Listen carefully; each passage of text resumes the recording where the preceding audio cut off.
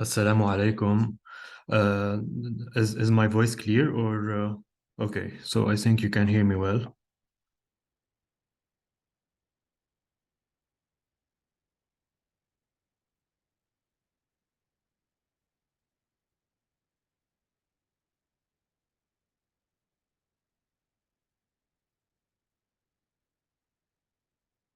You can see the screen.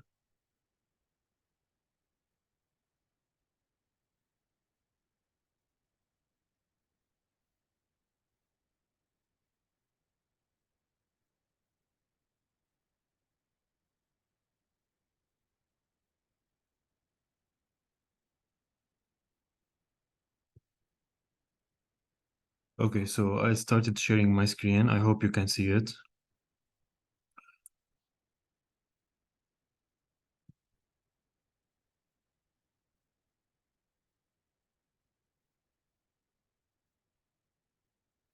So I think we can start. So I'll start by introducing myself. I'm Dr. Antoine El Khouri. I'm a cardiologist. I'm originally from Lebanon. I'm currently in France, working there. So today we will talk about how to improve healthcare qualities in hospitals. And our first topic is how to improve lifestyle for diabetes and stroke patients. So we'll start by discussing a real story of a patient named Sarah. She's a patient newly diagnosed with type 2 diabetes when she at the age of 45. So she initially found it very challenging to adjust to her new reality. As you know, at 45, she's considered young to have diabetes. So she found it difficult and she struggled with it often and she felt overwhelmed, but she was very determined to modify her life and in order to treat her condition. So what do you think is the most important next step to do for this patient? Should we start medications directly? Should we start insulin? Or should we tell her she needs to do aggressive lifestyle modifications first? What do you think? Please write in the chat. What do you think is the correct answer? Okay, Jana is saying lifestyle, Dalal as well. Yes, I agree with you because, as you know, treatment should always start to focus on lifestyle modifications even before initiating therapy. Because if we start therapy without modifying the lifestyle, as outcome will not be as good as if we started by lifestyle modification and aggressive lifestyle modifications.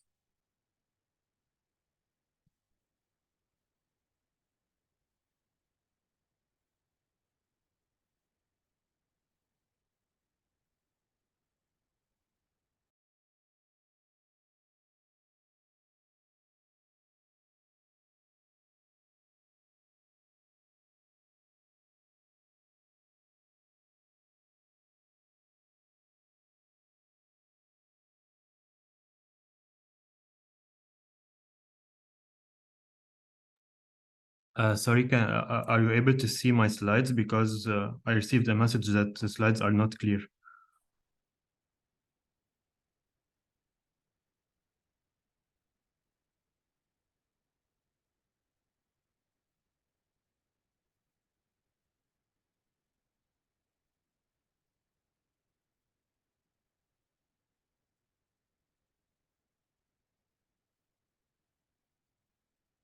You can see now? Okay, great.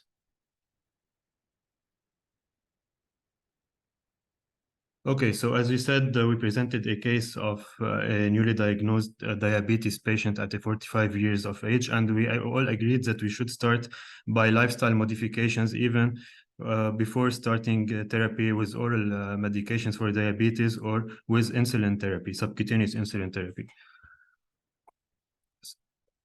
So, sorry. So this patient, Sarah, began by revamping her diet. So she changed her diet completely. She incorporated more vegetables, whole grains, and lean proteins while reducing processed food and sugary snacks. Her meals became balanced and protein controlled. So she decreased her carbohydrates intake, her sugar intake, in order to control her blood glucose level.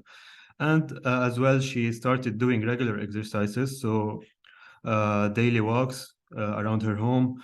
And over time, she started increased her intensity. So she started slow, but over time, she started increasing the intensity of the exercise. So now it's a source of joy for her and a stress relief, the exercise. So it's not a duty, it's a stress relief for her. As for her blood sugar monitoring, she monitored her blood sugar levels daily. She had the machine in order to measure her glucose, and especially after meals and after physical activities, because a lot of patients can develop hyperglycemia after meals or hypoglycemia sometimes before, if they are on insulin therapy. So this helped her make informed decisions about her diet and exercise. It's very important for every diabetic patient to have a support system. So Sarah joined a local diabetes support group. We have a lot of these groups in different countries where she can discuss with patients like her, patients with diabetes at her age. This will help her overcome her condition, and it's considered as an emotional support for her. And as a result, due to all these consistent efforts, Sarah's blood sugar levels gradually improved. So now they are in the normal range after all of this. And her hemoglobin A1C level, it's like a measure of her glucose level in the last 3 months, also dropped significantly. And she was able to reduce her diabetes medications with these lifestyle modifications. Okay.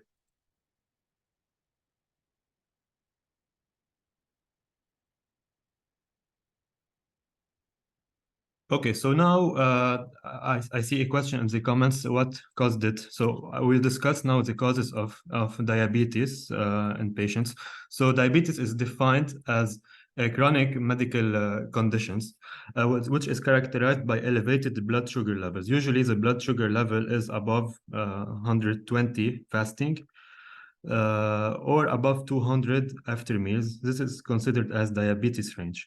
So why do we have diabetes? Because we doesn't produce enough insulin. So insulin is a hormone secreted by the pancreas, the beta cells of the pancreas. So everyone has beta cells and have insulin.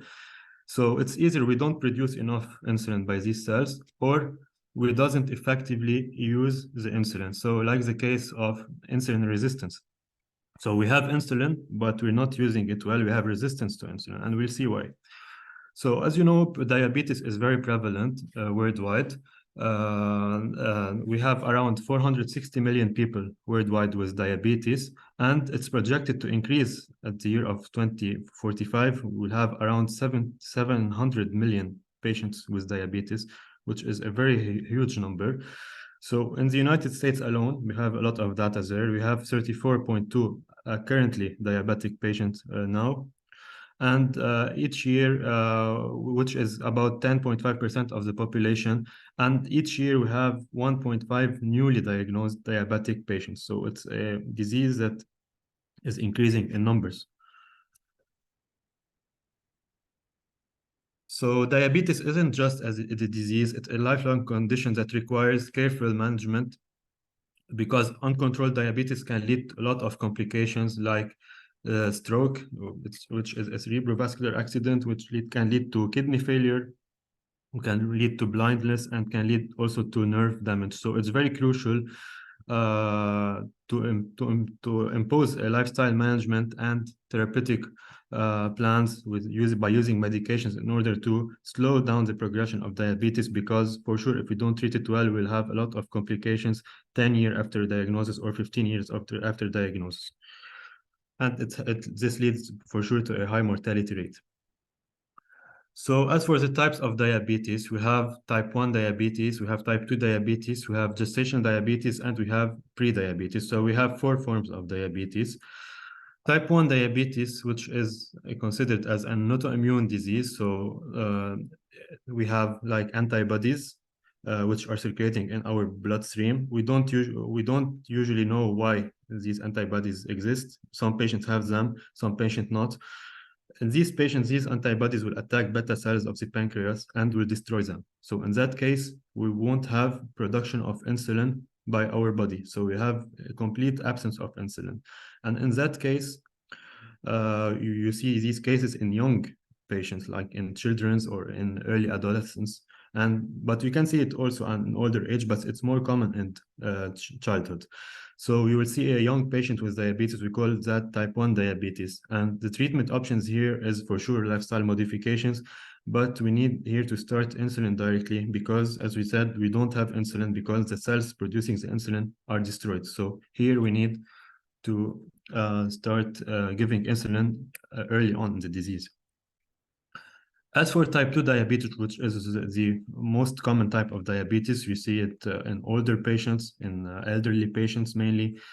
It's a disease related to age as well. So here we have insulin, we have beta cells that are producing insulin one, but because of a lot of factors, we'll have insulin resistance. So we have insulin, but this insulin is not effectively used. So we have insulin resistance, as we call it. So we said that it's more common in adults, and it's increasingly diagnosed in children nowadays because of the lifestyle of the bad diet. So we see more in young as well. So here the treatment is aggressive lifestyle modifications, and in some patients we need to start early by giving oral medications with lifestyle modifications, and if it doesn't respond to a combination of oral therapy, we can use insulin in that case in order to lower blood glucose. The third type of diabetes is diabetes that we see in pregnant patients. So it's called gestational diabetes. It occurs only during pregnancy. And here as well, the body can produce enough insulin. So we have insulin, but as you know, during pregnancy, you will have increased metabolism. So we need more insulin in order to reduce the glucose level. So in that case, the body sometimes can't produce enough insulin to meet the increased needs.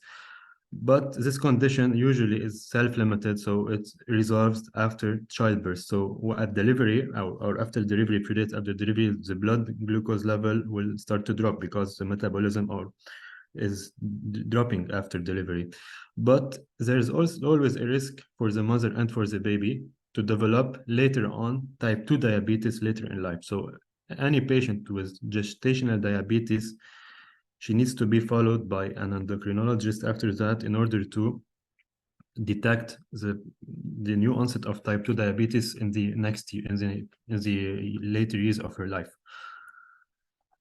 So the last type of diabetes is not really a established diabetes, but it's a pre-diabetes. So here in that case, we have blood sugar levels that are higher than normal, but are not yet in the range of diabetic range. So the glucose level, the fasting blood glucose level here is less than 120, but it's above normal.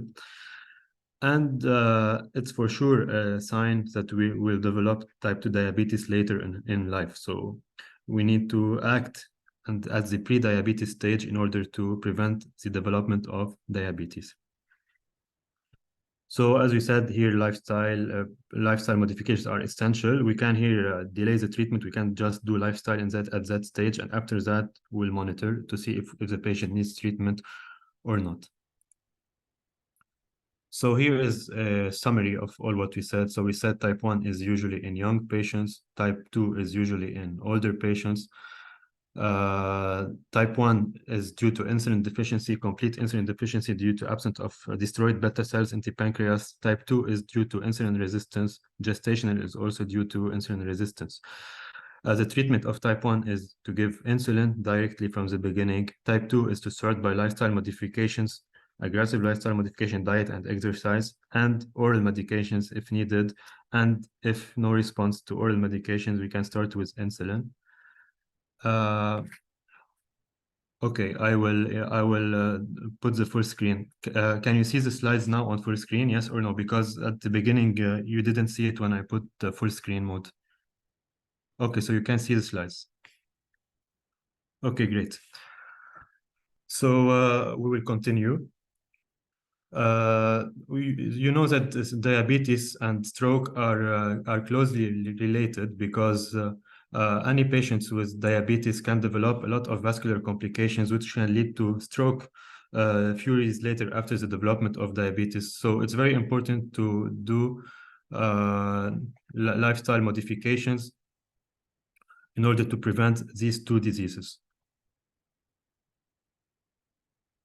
Can you hear me? Muhammad said that he doesn't have a voice. I think the problem is with Muhammad, so everyone is okay, hearing well. Great. Okay. So the lifestyle diabetes connection. So the diet is very important because diet plays a critical role in diabetes. As you know, that carbohydrate significantly impact the blood sugar level, so they increase the blood sugar level a lot. So we need to know how to manage a carbohydrate intake in our patients. So we need to encourage our patient to do a diet rich in whole grain and lean proteins, healthy fats, and fruits and vegetables. But you need to be careful with fruits and vegetables because fruits and vegetables contain carbohydrate as well. So can sometimes increase blood glucose levels. So we need to tell the patient and we need to see a dietitian in order to implement an essential diet program for him to control his diabetes. So physical activity is very important as well because it will improve insulin sensitivity. So it allows the body to more effectively lower blood sugar levels. So physical activity will cause decrease in insulin resistance. So our body can now use insulin in a better way. So it will drop our blood sugar more than as compared to a patient that doesn't exercise. And we need to ask the patient to do around 150 minutes of moderate intensity aerobic exercise like walking outside or running outside or using a bike, for example, per week, or 75 minutes of vigorous intensity aerobic exercise activity per week. So it depends on every patient. So we need to stress on this, or we can say it's more simply to do 30 minutes, for example, exercise 3 times per week or 4 times per week. It's better. Okay, so now as for stress management, you know that stress also has a lot of effect on glucose control because stress can lead to elevated blood sugar level, and this is due to increase in cortisol secretion because stress will cause increase in cortisol secretion, and cortisol and as well will cause increase in blood glucose level. So we need to show the patient how to manage stress through relaxation techniques, mindfulness, and stress reduction activities. And if we think that the patient is not controlled, we need to send him to a psychologist or to a psychiatrist. So it's very important to focus on stress because stress can influence his blood glucose level and his diabetes and his also compliance to therapy and to lifestyle modifications. Sleep is also very important. We need to stress on every patient that this patient should have on average 7 to 9 hours of good quality sleep every night. And we need to develop a regular sleeping schedule, create comfortable sleep environment, and limit screen time before bedtime. So we need to tell patient to limit seeing the TV or his smartphone before sleep because, as you know, blue light in the eyes before sleep will cause decrease in sleep quality and will make sleeping harder than if we, for example, stayed 1 hour without looking at our phone screen before sleeping.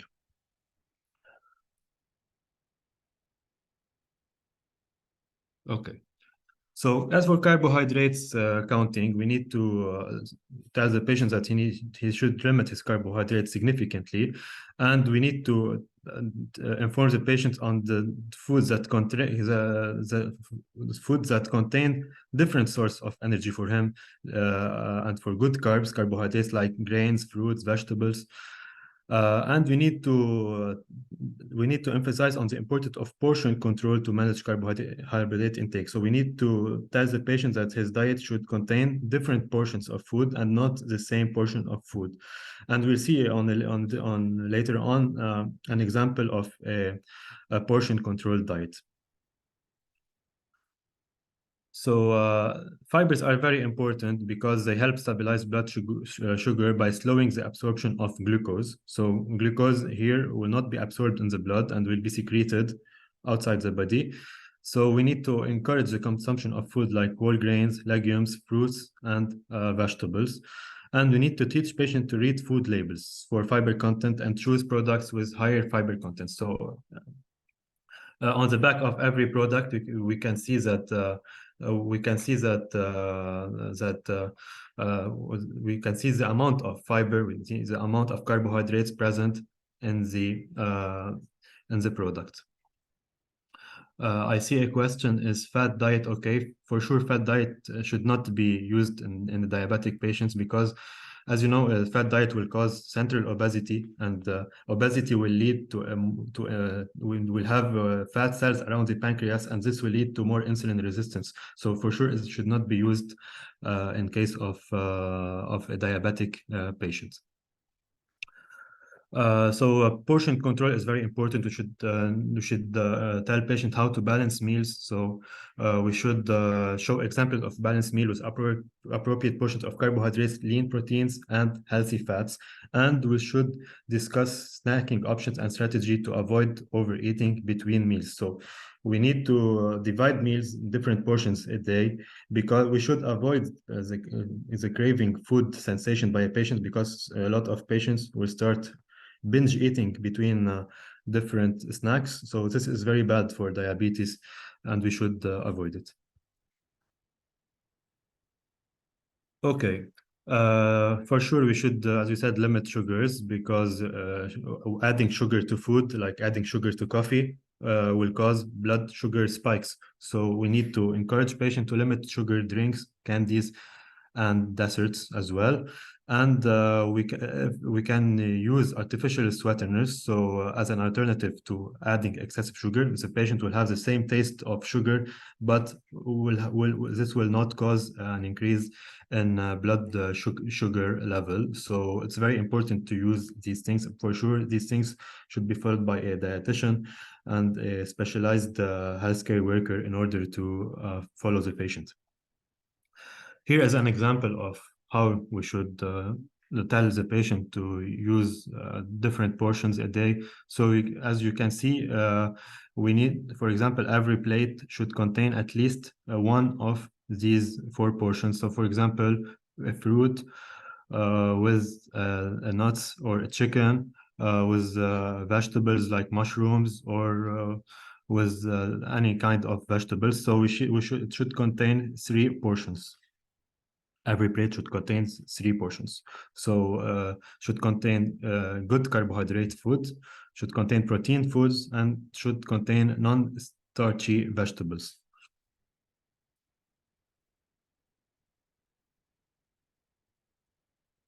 Okay. So it's very important that the patient should be consistent. So we should if we start a diet today, the patient should follow this diet every day, not just a few days a week. So it should be consistent. We should use balanced meals. So should, as we said, use proteins in the diet more than carbohydrates, healthy fats, and vegetables in each meal. So we can use healthy fats. And we should tell patients to count his carbohydrates, because in every product you can see on the back of the products the amount of carbohydrates and the amount of calories. So we should tell the patient to count these carbohydrates and calories, and we should not go above this limit every day. So an example of a sample meal plan, for example, a breakfast should contain oatmeal with berries and almonds, and lunch we can tell the patient that he can have turkey and avocado wrap with a side salad, and for dinner he can have grilled chicken, for example, quinoa and steamed broccoli. So it's very important to give example for patients, because patients will be lost if we don't give them instructions. So it's very important for patient to read food labels because food labels contain important information like serving size, carbohydrate contents, and added sugar. We should avoid all these products, and we should highlight the presence of hidden sugar in processed food. So all processed food contain amount of sugars, so we should limit them as well. So cooking at home is very important. We should tell patient to do it if he can for sure, and because it has a lot of advantages, such as better control over ingredients. Because products that we get from outside, we don't know exactly how much ingredients we have inside, and we can't control portion size. But if the patient start cooking at home on his own, this will have a better control over ingredients. And we can give patients a lot of resources to find diabetes-friendly recipes and meal planning tools. So here is an example of a healthy diet for a diabetic patient. So insulin sensitivity, we should explain to the patients that enhance that exercise will enhance insulin sensitivity. As we said, exercise is very important, so it will allow the body to use insulin more effectively to decrease insulin resistance, and this helps lower blood sugar levels. And we should inform patients that even after exercise, so we call it this the afterburn, so after burning all this calorie, the blood sugar continue to be regulated effectively even after physical exercise. So it's not just during the exercise. The blood glucose will be regulated even in hours after the exercise. So insulin resistance will decrease not just during exercise, but also after exercise. And the types of physical activities, the patient should do aerobic exercise like walking, swimming, cycling, dancing, and this will improve cardiovascular health and fitness. Strength training like going to the gym, weightlifting, and body weight exercise also build muscles and increase metabolism. So here we decrease also insulin resistance. And we can also use flexibility and balance exercises like yoga and meditation exercises. So we should set a realistic goal. We should tell the patient that he should start slowly. So we begin with manageable goals like walking, for example, 20 minutes, because not every patient can walk 30 minutes a day, for example. So we need to start slow and we need to gradually increase. So first month, for example, he starts walking 20 minutes a day. Second month, he starts walking 30 minutes a day. So we need to gradually increase the intensity of the daily exercise. And we need to tell the patient he needs to track his progression. So he needs to keep a record of his exercise routine and write them down on a paper. This will keep him motivated and will increase his willingness to improve his condition. For sure, exercise is very important. So we need also to stress the patient in order to take the stairs instead of using the elevator. For example, going to work with a bike instead of going to the work with a car if the work is close to his house. We need to tell him to take breaks at work, perform simple exercises at work, and not sit all day in front of his computer or in front of his desk. So he need to find time to do in order to do small exercises even at work. So for sure, exercise need to be monitored. So the patient needs to consult someone that can monitor his exercise before starting his exercise, because as you know, a lot of patients especially with cardiac conditions or with different conditions cannot do exercise. So we need to be these patients should see a specialist before starting exercise, and we should tell patients that they always should be hydrated and monitored, because diabetic patients are at very risk of dehydration. So it's very important that patients with diabetes to stay hydrated, and they should check their blood sugar levels before and after doing physical exercise. Okay. So stress as we said, stress is also very important because it's a factor that affecting blood sugar levels. When you're not stressed, your body releases hormone. When you're stressed, your body will secrete hormones like cortisol, as we said, which will cause blood sugar to rise. So diabetes patients should understand that stress is very harmful for their conditions. So stress reduction methods, we have a lot of stress reduction methods like deep breathing. The patient should practice deep, slow breaths to calm his body stress response. And this can be done anywhere, anytime, and is a quick to de-stress. So even at work, everywhere, the patient can use this technique. Meditations, it can significantly reduce stress. So like looking at a good environment, trees at the beach, for example, this is considered as a meditation. And it will decrease stress level, and this will also cause decrease in blood glucose level. So exercise, as we said, is a natural stress reliever. So stress is not just treated by pain, by medications. It can be treated also by exercise, because exercise will cause motivation and will improve mood. So as we said, 30 minutes of moderate exercise most day is very recommended.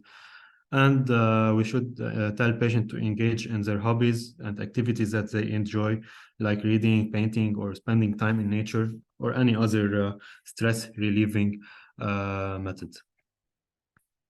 So consistency is very important. So incorporated stress management technique into your daily routine is very important to maintain blood sugar level, and we should be consistent in this practice, because sudden spike in glucose can occur during stress events, and this is very dangerous for diabetes patients. So they should stay in a state without stress or with limited stress in order to avoid these spikes of blood sugar during the day.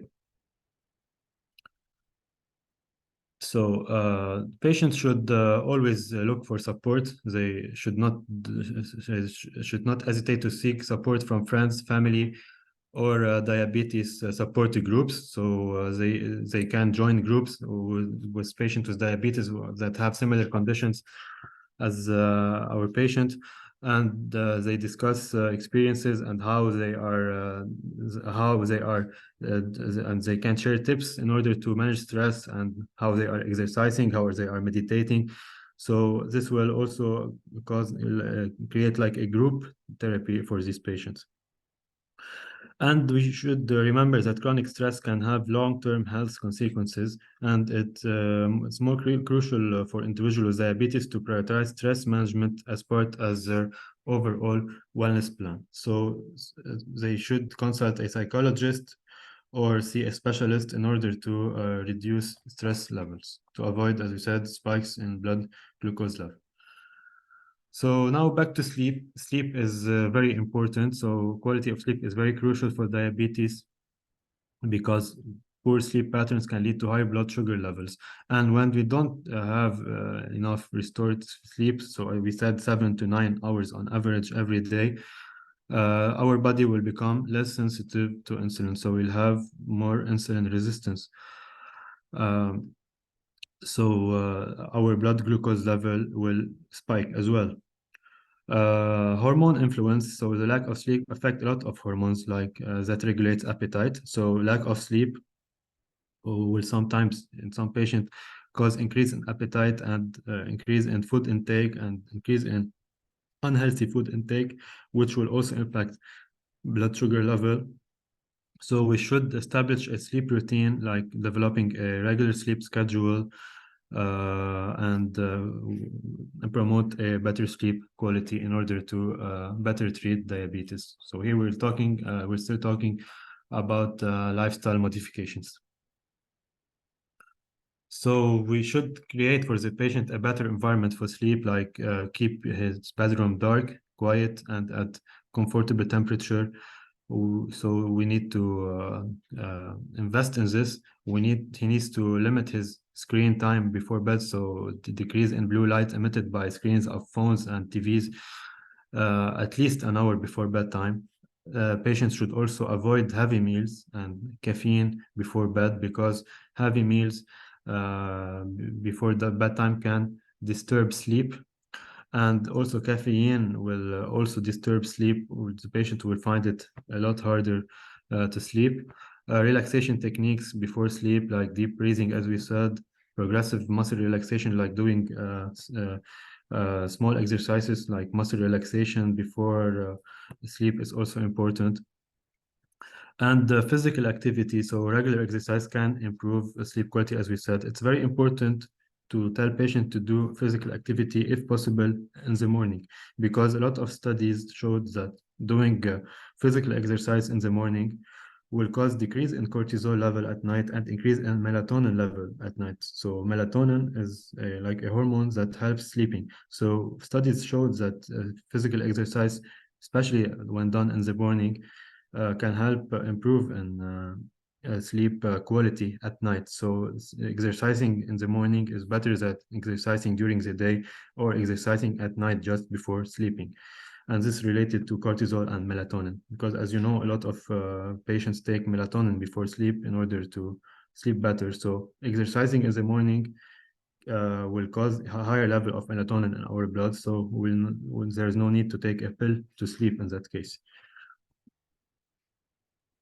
So when to seek help in patients with poor quality of sleep. So as patient having a lot of trouble sleeping and can't sleep 7 to 9 hours in a night, the patient should seek help from a specialist. And a lot of patients with these conditions will have sleep apnea. So sleep apnea is a condition that's caused by like apnea episodes at sleep. So patient cannot breathe for a few seconds and will start snoring at night. So this is a sign of poor sleep quality as well, and will cause excessive daytime sleepiness during the day and decrease in physical activity, because the patient will feel tired during the day. So we need to check for sleep apnea in all diabetic patients and treat it. We can put oxygen at night or put a CPAP, a machine that offers the patient continuous positive pressure at night in order to avoid airway collapse and avoid sleep apnea. So it's very essential sleep quality, and it plays a significant role in diabetes management, because it will help patients stay motivated and drop his blood sugar levels. Okay. So now moving to the treatment, the real treatment of diabetes. So we said we should start first by doing lifestyle modifications. Then after that, we need to start oral medications like pills or insulin if the patient is not responsive to just lifestyle modifications and physical exercise, control of sleep. And if we find that the patient is still not controlled, we should implement medical therapy. So for the treatment of diabetes, we said that we have type 1 and type 2 diabetes. We said that type 1 diabetes, we don't have insulin at all. So in that case, we need to use insulin therapy from the start. As for type 2 diabetes, so here we have a lot of medications, but here we start with oral medications or subcutaneous medications. And if the patient does not respond to oral medications and to lifestyle modifications, in that case, we can use insulin as well. So it's very important to stress on the adherence of medications, because patients should take medication as prescribed, and consistent medication is very vital for blood sugar control. And the patient should have regular checkup with his doctor or his healthcare provider in order to adjust medication dose based on the blood sugar level measurements. So we should tell the patient to write his blood sugar level in the morning, at noon, and at night. And when he comes to his healthcare provider, he should bring these readings with him in order to adjust medications dosages. So you can see in this slide, we have all types of insulins that we currently have in the market. The most commonly used insulins are the rapid-acting insulin. So these insulin are taking 3 times a day after meals or before meals. We have insulin aspart, insulin glulisine, and insulin lispro. So these are present in the market, and they start acting 15 minutes after injection. So it's very rapid acting, and they stay for they have a peak at 30 to 90 minutes, so peak of action at 30 to 90 minutes, and the duration of action is for 5 hours, but for sure at 5 hours the effect will be a lot lower.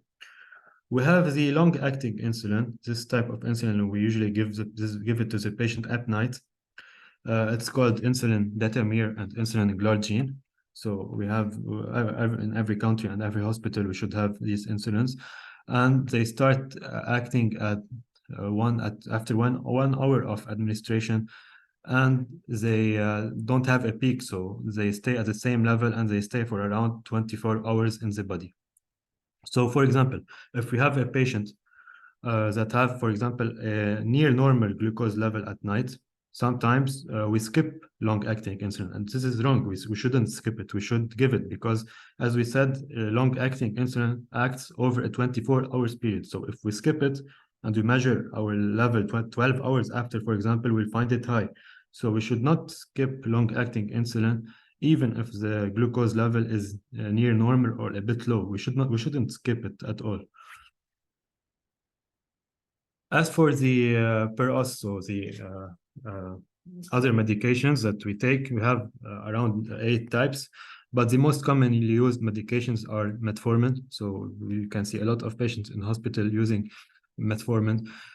This drug will act on increased insulin sensitivity. So it's very important to start with this drug, but we have a lot of side effects and contraindication. You can see it on this slide.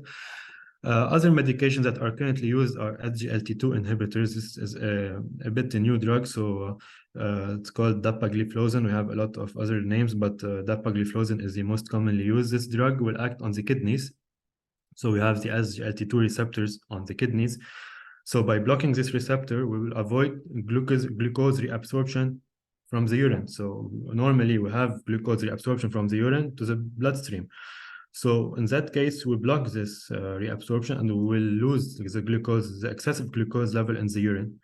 So by that we can drop our blood glucose level. So we should know, but we can't use this drug for sure if we have a renal impairment it increases the risk of UTIs, so urinary tract infections, and acute kidney injury. And this drug can sometimes help us in diabetes patients, especially diabetes that are obese, because it can cause weight loss as well. So we should teach patient how to self-monitor his blood sugar level, and we should set targets for our patients in order to, for example, tell him that his blood glucose should be below this number. And we can use continuous glucose monitor. So this is a device that we put that will give us real-time blood sugar data, so continuous blood sugar measurements. This is very important in order to adjust medication dosages and adjust insulin dosages. So patients should have regular checkups. So it's very essential to have regular checkups. And during these appointments, healthcare can assess the overall health. The doctor will review the blood sugar levels. So we said the patient should note every day his blood sugar level, and he should discuss with the patients if needed medications adjustments, because diabetes is a progressive disease, and most of the times the patient will need to increase the dose of the medications in order to have a better control of his glucose level, or sometimes to add medications. And regular checkups is very important for prevention. So for sure, we know that diabetes is associated with a lot of complications. So regular checkups will help us in detecting these complications early on. So we can avoid them, or we can delay the onset of these complications. So we should encourage our individual to always consult their healthcare providers as planned, and do not skip consultations. So here are the complications of diabetes. So you know that diabetes can cause macrovascular and microvascular complications. The microvascular complication is the complication affecting the large vessels. As for the microvascular complications are the complication affecting the small to medium-sized vessel. So the patient can have stroke, can have heart disease or hypertension. The arteries will be stiff, so it will increase the risk of hypertension. Peripheral vascular disease, so the patient will start decrease ability in walking, will have foot problems like have foot ulcers, and sometimes the patient can be amputated due to infection in these foot ulcers. Or as for the microvascular complications, the patient can have retinopathy, and cataract, so will have decrease in vision. It can have renal failure, so increase in creatinine level and increase in filtration rate by the kidneys. Can have cause neuropathy, so pain in the extremities. This is very common. Patients with diabetes will also complain about pain in their extremities, and they can have foot problems, as we said. So heart disease is very frequent in diabetes. It can be due to coronary heart disease, coronary artery disease, to high blood pressure, kidney disease, as we said, chronic kidney disease is a complication of diabetes, and this can lead to dialysis. So most of our dialysis patients are diabetic, and we call it diabetic nephropathy, inducing dialysis. Eye problems, so as we said, we can have retinopathy or we can have cataracts, and neuropathy, so we have nerve damage, so known as neuropathy, with the patient will start complain of numbness, tingling, and pain in the extremities. Diabetes also can affect the digestive system, so we'll have increase in bloating, so and it can also affect the cause sexual dysfunction in a lot of patients due to decrease in due to okay. So now we move to in order to prevent all these complications, we should have a stable blood sugar level throughout the day. We should avoid spikes of glucose, and this is done, as you said, by lifestyle modifications and plus or minus medications. We should prioritize healthy eating, a balanced diet. We should prioritize a regular exercise daily if we can, and we should inform patients that they should measure at least his blood pressure once daily or 3 times a week, because we said that diabetes associated with microvascular complications, it can cause the vessels to become stiff and calcified, and this will lead to high blood pressure on the long term. So as we said, we're repeating this because it's very important. We should stress on the importance of regular healthcare visits in order to early detect these complications, because these complications appear years after the diagnosis of diabetes. So the patient should see his doctor frequently, every year or every 6 months if possible, to do this early detection of complications. You can see here a coronary angiogram. So this is we injected iodine contrast in the coronary arteries of his heart. And you can see the picture on the left. We have a very stenotic artery. So the artery lumen is very narrow as compared to the picture on the right. You can see the artery have a normal diameter. So a lot of diabetes patients have coronary artery disease. So we have narrowing of the coronary arteries. We can have myocardial infarction due to absent decreased blood flow reaching the myocardium. This will lead to a lot of complications and heart failure on the long term. So to protect our heart, we should stress on blood sugar control. So blood sugar should always be in the target range. Healthy eating, as we said, we should adopt a diet which is rich in fruit, vegetables, grains, lean proteins, and healthy fats. We should avoid carbohydrates and unhealthy fats. Regular exercise, as we said, though, so daily, if possible, 30 minutes a day or 150 minutes a week.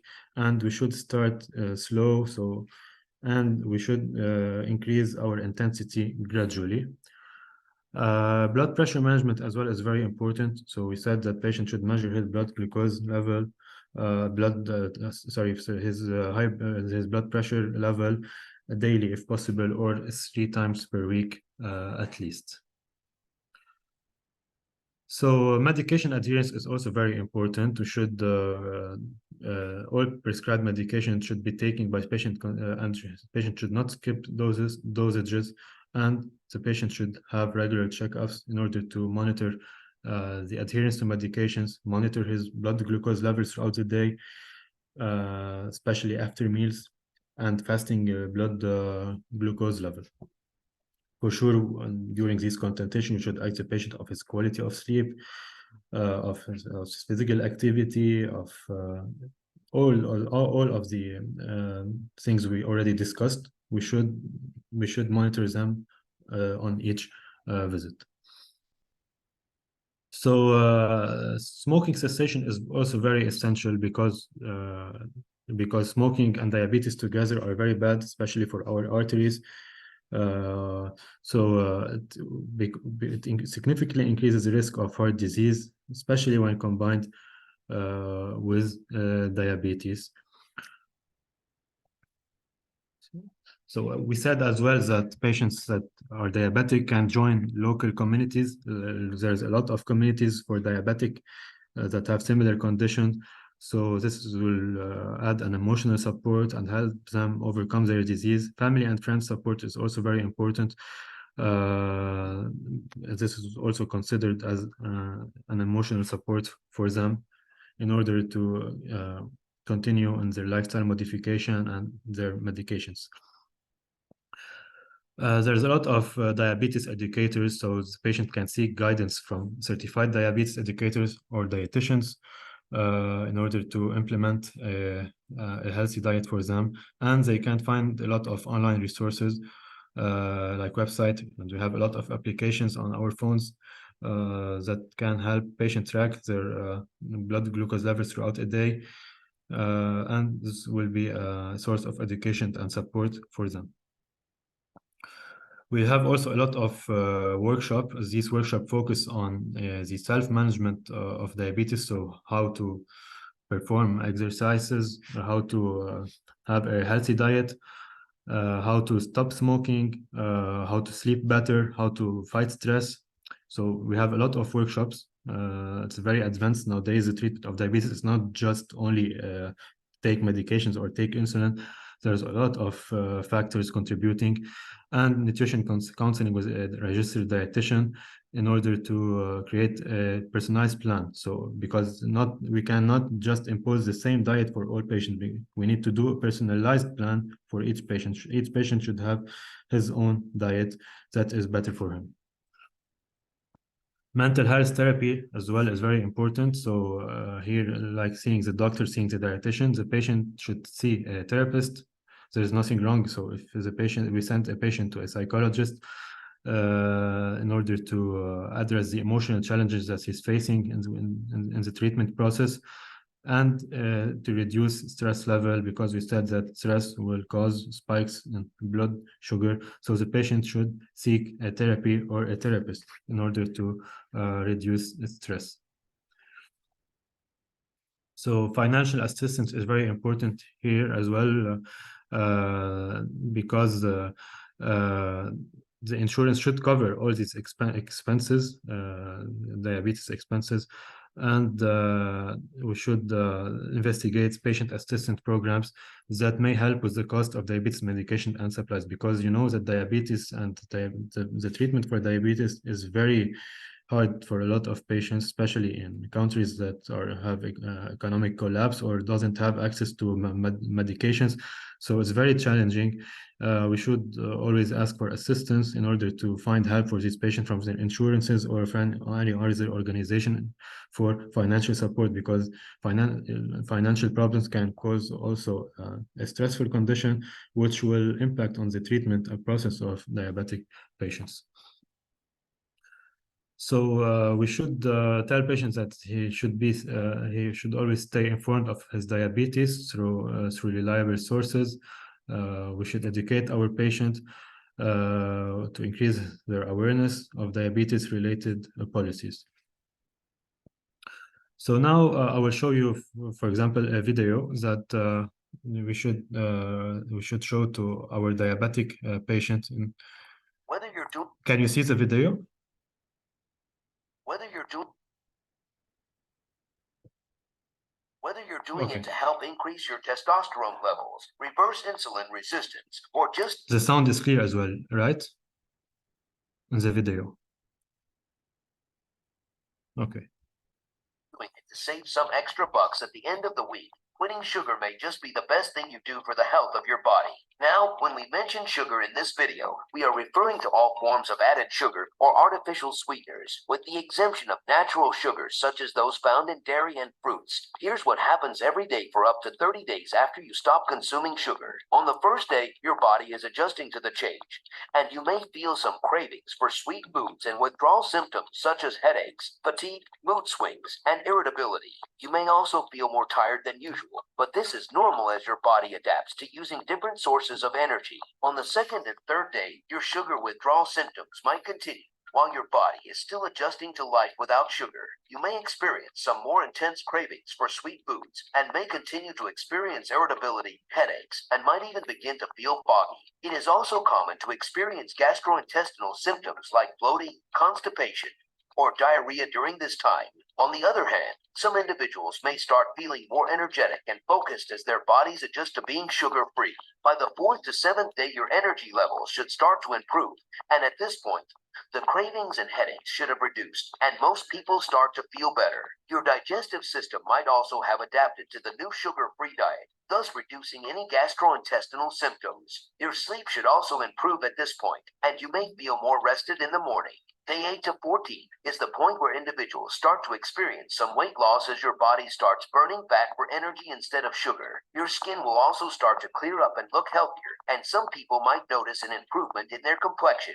In this second week, your taste buds will start to adjust, and you may find that foods that didn't taste sweet before now taste sweeter. Your energy levels will continue to improve, and you might find that you're able to focus better throughout the day. By day 15 to 21, you're over halfway through your sugar-free month, and you're really starting to reap the benefits of quitting sugar. You may notice that your mood has improved, and you're feeling more positive overall. You may also find that you're sleeping more soundly and waking up feeling more refreshed. In this third week, most people report feeling more energetic, focused, and alert. Your immune system might also get a boost, reducing the frequency of colds and infections. However, some people might still experience cravings and might need to be more vigilant about avoiding sugary foods. Day 22 to 30 marks the last week of your sugar-free month. That is if you decide to stop after 30 days. In this week, the benefits of quitting sugar become more pronounced, and you will begin to experience improved mental clarity, better sleep, reduced inflammation, increased metabolic health, and your body will become more sensitive to insulin.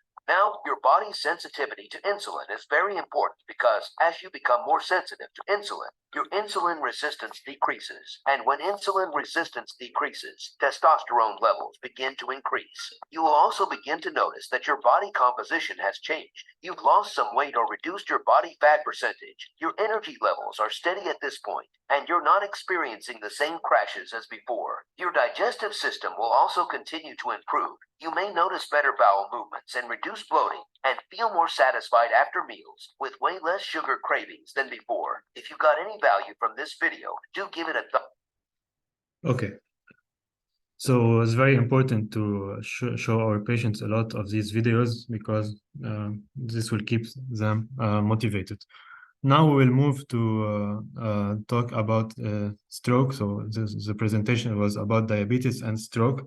So we talk briefly about stroke. So stroke, we can have stroke is we can have 3 types of stroke, like the ischemic stroke and the hemorrhagic stroke and the transient ischemic attack. So we'll have a blood clot, for example, occluding a cerebral artery. So we'll have decreased blood supply to the brain in cases of ischemic stroke. So we'll have an area of infarction in the brain. As for the hemorrhagic stroke, it's caused by bleeding in the brain. So the ischemic stroke is caused by a blocked blood vessel. So we have a clot obstructing a vessel. The treatment in that case is to try to remove this clot by giving a lot of medications like aspirin, clopidogrel, or doing a thrombectomy technique. So we go inside the artery by a catheter and try to remove the clot. As for the hemorrhagic type of stroke is due to burst or leaking blood vessel. So a rupture on a blood vessel inside the brain will cause hemorrhage inside the brain. So here the treatment usually is surgical interventions in most cases. Transient ischemic attack is like ischemic stroke. It's caused by a blood vessel, but in that case, the symptoms will improve even without treatment. So the patient will go back to normal in less than 24 hours. So it's just a transient event that goes by its own. So all strokes will have similar symptoms. So these three types can cause all these symptoms. So we have balance will be affected. So we should always check if there is a sudden loss of balance or coordination in our patients. We should always check their eyes if they can see normally. Sometimes the stroke affects the occipital lobe of the brain, so the vision will be affected. We should see if there's signs on the face like drooping. We should tell the patient to smile in order to see if he can perform all these motor activities. Arm or leg movement, most strokes will cause decreased ability to move a unilateral side of the body. So it's either the right side of the body if the stroke occurs on the left side of the brain. So we can't move a right side of the body. So it's the opposite to the stroke location. We should check the speech.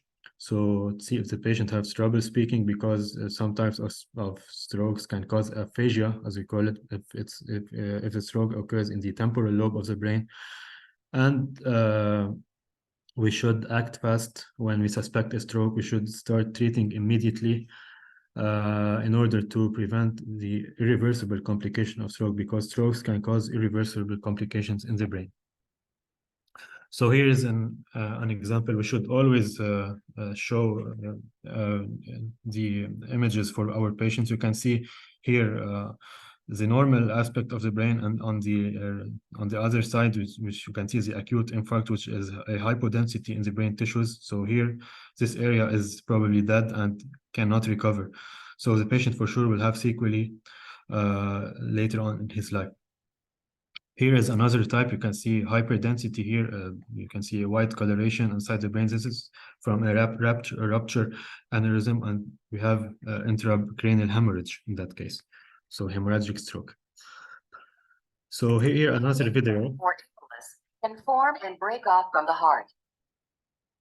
The clot travels through the bloodstream, where it can lodge in an artery of the brain, blocking the flow of blood. The lack of oxygen results in damage, destruction, or even tissue death of the brain beyond the affected area. The result is a stroke. So as you can see here, the clot that occluded the brain artery can sometimes originate elsewhere in the body, in the heart, for example, and we call it here embolic stroke. So we should act very fast when we suspect a stroke. So we only have 4.5 hours in order to give the thrombolytic treatment, which is treatment we give intravenously in order to dissolve the clot that is already formed. And we have 8 hours in order to do medical thrombectomy. So we enter the artery using a catheter and we remove the clot. After 8 hours, the damage will most likely be irreversible. So we should act very fast when we suspect a stroke, and it should be considered as an alert or a medical emergency in that case. So we'll end this lecture by seeing this last video on how to improve the quality of life in our stroke patients, and we'll end this lecture after this video. Do you know stroke is the #1 cause of disability in the world? Today, 40% of stroke patients arrive too late for treatment, and that's due to delays in patient care. Valuable time gets lost, often due to slowdowns in communication, or inefficient handoffs, or even a lack of information. And let's not forget, time is brain. Seconds count. You lose 2 million neurons or brain cells every minute a stroke is in progress. But together, we can make a difference in stroke care. We're connecting all the steps in stroke care together to help doctors save time, save neurons, and ultimately save lives. We're using technology to get the right patient data more rapidly to the right people and bridging the gaps that slow doctors down. It's all about smartly connecting these dots across the entire patient journey, from the home to the ambulance, from the emergency room to the procedure room, and back to recovery. Connecting each step, because that's what will improve stroke care. So let me show you an example. Meet Caroline. She's at home with her husband when he notices her words are coming out slurred when she speaks, and he sees that her face is drooping.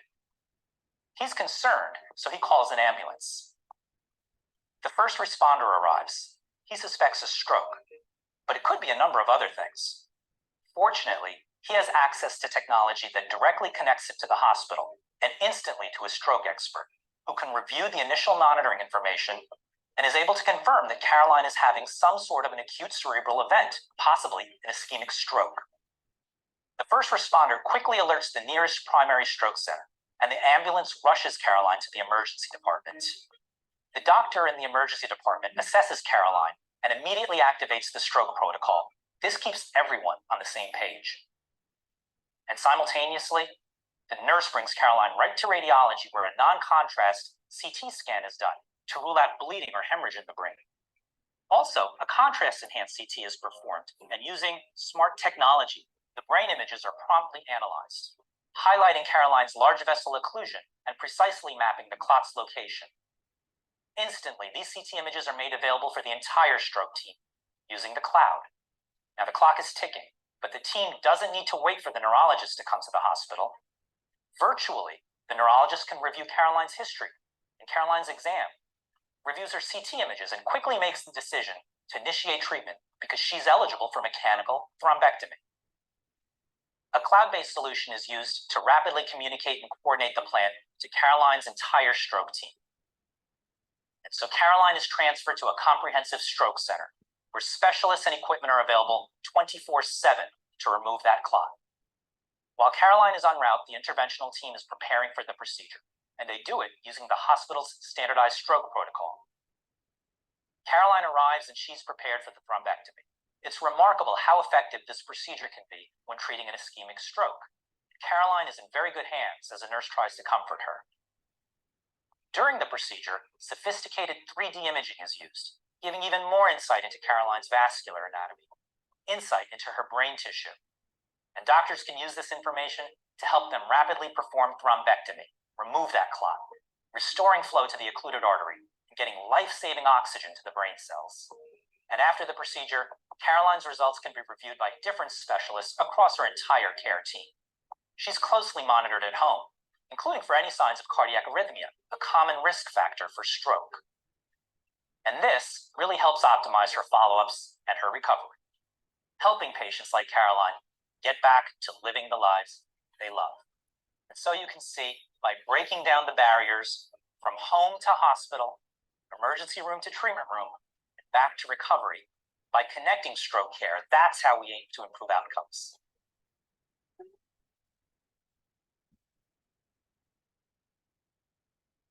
Okay, so that was our first lecture. If you have any questions, please write them in the comments below.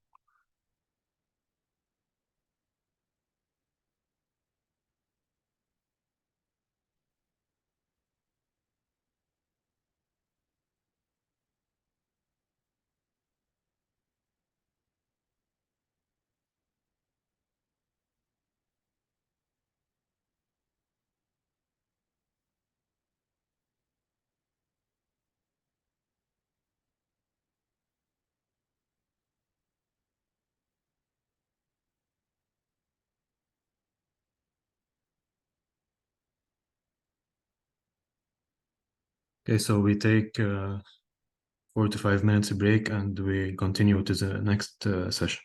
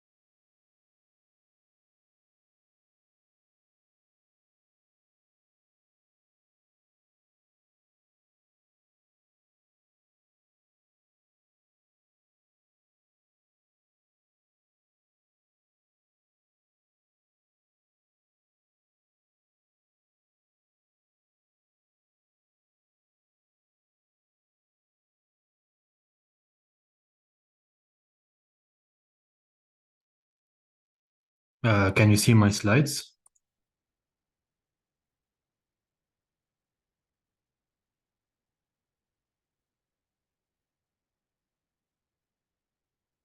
Okay, great. So we'll start our next session.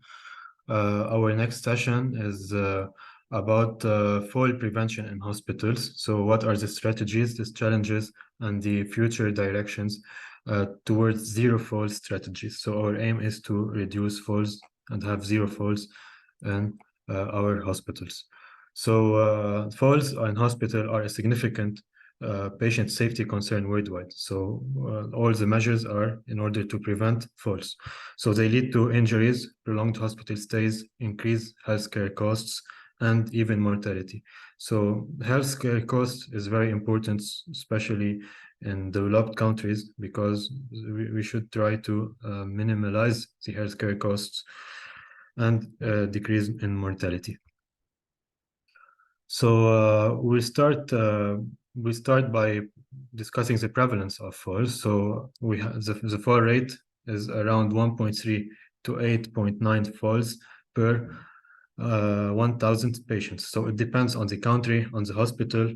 So but usually it's between 1.3 to 8.9 falls for every 1,000 patients in the hospital. So the elderly population is particularly at risk for sure, because higher age is associated with a lot of comorbidities, and these comorbidities will cause fall risk. And the falls occur usually inside the room or near the bed. When the patient is going out of bed, he can fall in the bathroom, in the corridors. So it's an important issues inside all hospitals. So you can see here the falls by age. So you can see that patients with lower age have around 10 to 14% risk of fall, while as we go up by age, like between ages 80 to 89, we have a 24% risk of fall if we are hospitalized. Patients between 90 to 99% surprisingly have a lower fall rate, because these patients cannot move. Most of them are bedridden, so the risk of fall in these patients is lower because they cannot move out of bed. So falls most commonly occurs in patients between ages 80 to 89 years. So here you can see a study done in a hospital in the United States. They have 1,000 occupied beds. The goal should be here, like in the green curve. So we should have less than 3 falls per 1,000 occupied beds. They started at the rate of 7. So in March, they started at the rate of 7 falls per 1,000 patients, but they start implementing measures, and you can see that the blue curve has dropped significantly in December, and now they are at goals. So we have a lot of prevention techniques in order to reduce fall rates in hospitals. You can see that deaths related to falls are increasing year after year. So in 2004, it was around 4, it was low, but in 2013, you can see it has increased significantly. We're talking here about adults age 65 or more. So deaths is related to falls are increasing. So that's why we should have a lot of measures to minimize falls. Can we do a systematic approach to see which patients are at risk of fall? So all patients with central nervous system diseases, like diseases in reduced cognition, like for example, dementia or Parkinson's disease or Alzheimer's disease or depression, all of these patients are at increased risk of fall automatically. Patients with disturbed vision, like patients that wear glasses, old patients that wear glasses, that have cataract, that have glaucoma, all these patients are at increased risks of fall. Patients with heart disease, like patients with aortic stenosis or heart arrhythmias, because heart arrhythmias are a very important risk factor for falls. When the heart starts beating very rapidly or very low, this is a risk of fall. So kidneys can also, as a patient is dehydrated, it's a risk of hypotension, and hypotension, low blood pressure will cause a risk of fall as well. Any problems with joints, any joint pain, any surgeries in the joints is an increase for falls. Spinal diseases as well, spinal stenosis, which can be seen in the elderly, is also a risk for falls. Urinary urgency, because you know that old patients, especially at night, they go to the toilet a lot, so 2 to 3 times because of her bladder dysfunction. So these patients are at increased risk of falling in the hospital. So what are the risk factors associated with falls? So for every patient, we have intrinsic and extrinsic risk factors. So intrinsic risk factors are factors that are patient related. So we cannot sometimes change it, like age. For example, age is a patient characteristic that we cannot modify. So it's an intrinsic risk factors. Medications, we have a lot of medications that can cause hypotension, for example, and can increase the risk of falls. We'll see in a later slides what are these medications. Comorbidities like central nervous system disease, like bladder dysfunction, like joint pain, all of these can cause falls. But the extrinsic factors are the factors that are not related directly to our patients. These factors, we can modify them, like environment, so the room lighting, or the hospital facilities, we can modify all of these. So we'll discuss these things in details in the next slides. So the intrinsic factors, we have the general intrinsic factors, like a patient with a history of falls. So if a patient falls today, this patient will be always at risk of falling another time. So this is an intrinsic risk of fall. Old age, as we said, extreme ages between 80 to 90 years old, great care dependency, loss of functional status, all of these are general intrinsic risk factors. So we can have also mental health issues like cognitive problems, delirium, confusion, all of these are also an intrinsic risk of falls. Urinary issues like urgency, frequency, nighttime frequency. This is a very, very common cause of falls in hospitals when a patient go to the toilet, so they can fall. Mobility issues like decreased mobility in older age, joint problems, they cannot move like usual, dizziness.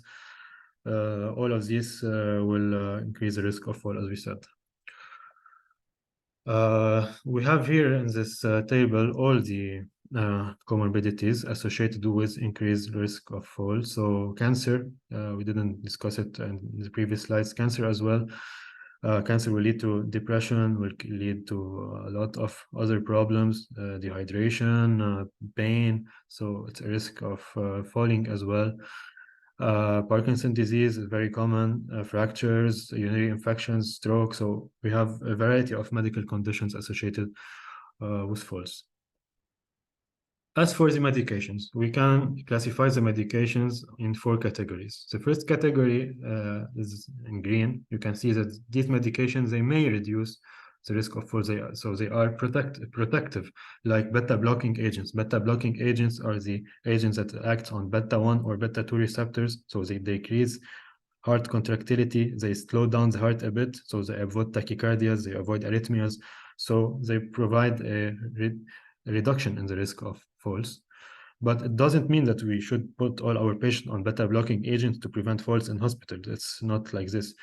Statins as well, medications that reduce blood lipid level, they found in various studies. We don't know exactly what is the direct link, but patients on statins have a bit lower risk of falls as compared to patients that are not taking lipid-lowering medications.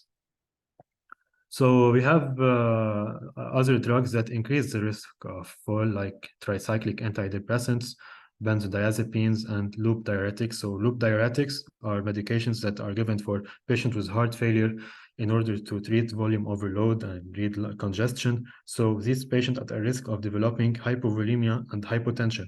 And when our blood pressure drops, there is increased risk of falling in hospitals.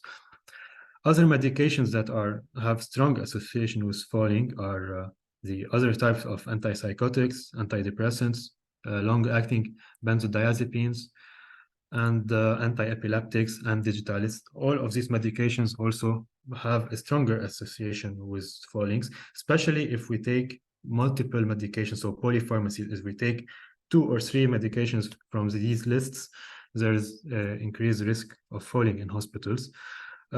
Medication with very strong association of falling are digoxin. Digoxin is a medication used to treat atrial fibrillation, or heart failure.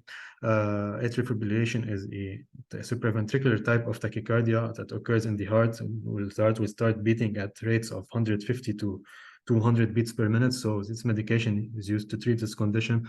Sometimes we found a lot of studies, an association between digoxin and risk of falls. There is no established correlation, but we have numbers. We have numbers as indicating that it increases the risk of falls. Selective serotonin reuptake inhibitors are medications that are used for anxiety, the type of depressions, and they also cause increased risk of falls. So extrinsic factor, we said that these factors are modifiable factors because are not associated directly to the patient. So environmental factors such as building design, floor conditioning, and lighting in the hospital. Number of staff working in the hospital, because as you know, if there is a lack of staff, there is lack of nurses or doctors for each patient, so the risk of falling will be higher. And socioeconomic factors such as poor income, poor education, poor social interaction, all of these also are associated with increased risk of falls. Okay. So we'll start by developing all of these factors. So advanced age, when we grow up in life, it's a significant risk for falls because with age we'll have decline in balance, muscle strength, and proprioception, which will make patients susceptible to falls. Patients with higher age usually have osteoporosis, so have bony breakdown of their. We have breakdown of bones related to osteoporosis, which can lead to fractures and which can make bone more fragile, and this will lead to falls, and the injuries related to these falls will be a lot worse and are associated with mortality. Older adults as well have a lot of comorbidities, so they are on multiple medications, so they are on polymedications, and this combination of medication can cause drug interactions leading to falls. So we're putting here again the same slide that we showed before. We said that patients between 80 to 89 years of age have 24% chance to fall when they are hospitalized.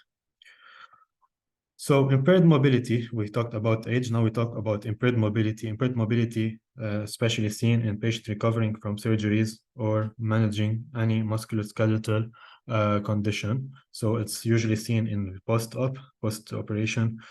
Surgical procedure, you know, will cause reduce in strength and mobility, especially in the days after surgery, because the patient will start walking on the hospital on day 1 or on day 2, depending on the severity of the surgery. So these patients should always require assistance. There should always be a healthcare staff assisting them when they start to walk after the operation in order to avoid falls. So they did a study. It was a study done in the United States. So they took around 300 patients, and they followed these patients for about 6 months as follow-up. So they found out that patients with mild mobility impairment, so patients that can walk but cannot walk normally, but they can walk, these patients are at the most risk of falling. You can see here the spike is for patients with mild mobility impairment, so they can walk, but they cannot walk normally. Unlike patients that are fully dependent, we said patients that are dependent, so they cannot move from bed. So these patients are at lower risk of falling because they are always inside the bed. So the risk of fall will decrease in these patients. So now moving to medications, we discussed already a few of the medications. We said that most of these medications are associated with risk of falls, depending on the type of the drug and the dosage. The dosage is very important because sometimes you need to decrease the dose if the patient starts having episodes of falls. Okay, so most commonly medications associated with fall are benzodiazepines like diazepam or lorazepam. These medications are called sedative hypnotics, so they are used to treat anxiety or to calm down patients with a lot of conditions like poor sleep, or especially for anxious patients in the hospital, we prescribe diazepam or lorazepam. These medications can also be prescribed to treat seizures, but we can also prescribe them to cases of severe anxiety. So they can lead to drowsiness, especially the hours after taking the drug, dizziness, and reduced alertness. So they impaired coordination, and they are a risk factor for falling. So another type of, are you hearing me well? It's the sound is good.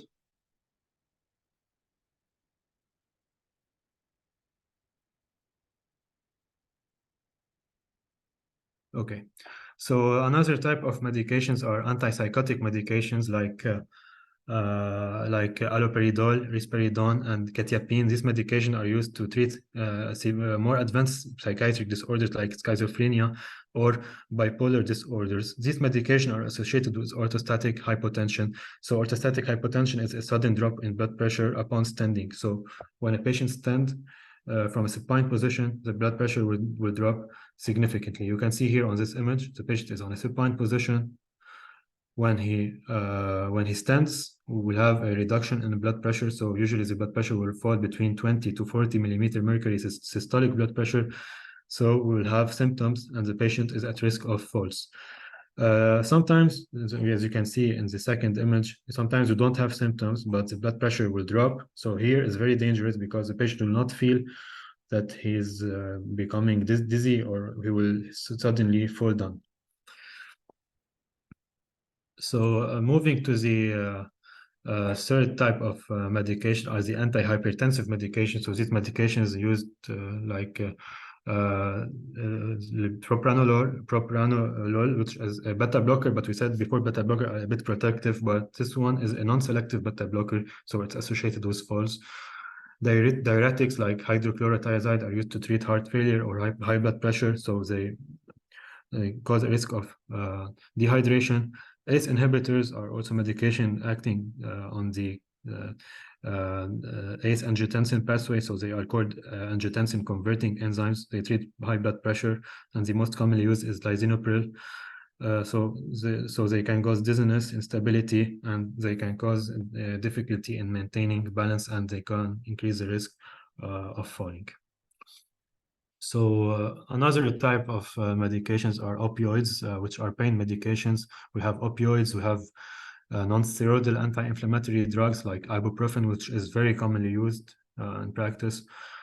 So these medications are mainly used for post-operative pain or other painful conditions, and they can cause drowsiness and alerted. They can decrease mental status as well, so they can increase the risk of fall as a result.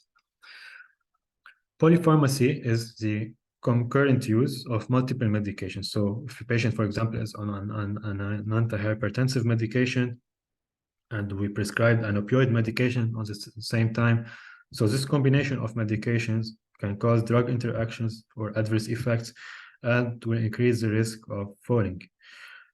So we have a lot of major causes associated with medications. Underlying health conditions. So some patients have significantly increased risk of falls because we said that they have balance issues, mobility issues, cognitive dysfunction, and sensory perceptions. This occurs in diabetic patients and old patients, so also as well at risk of falling down. So dementia is a disease. We all know what is dementia. It's the most common type is the Alzheimer's disease. We have other types like vascular dementia and Lewy body dementia. They are less frequent. We have cognitive impairment in that case, memory loss, and difficulty with decision making. So this will cause the patient to have struggle with spatial awareness, so they will not know where he is exactly, what is next to him, so they can misjudge distances and balance, and they can fall as a result, especially in the hospital settings. Parkinson's disease is also a common disease. We see it a lot.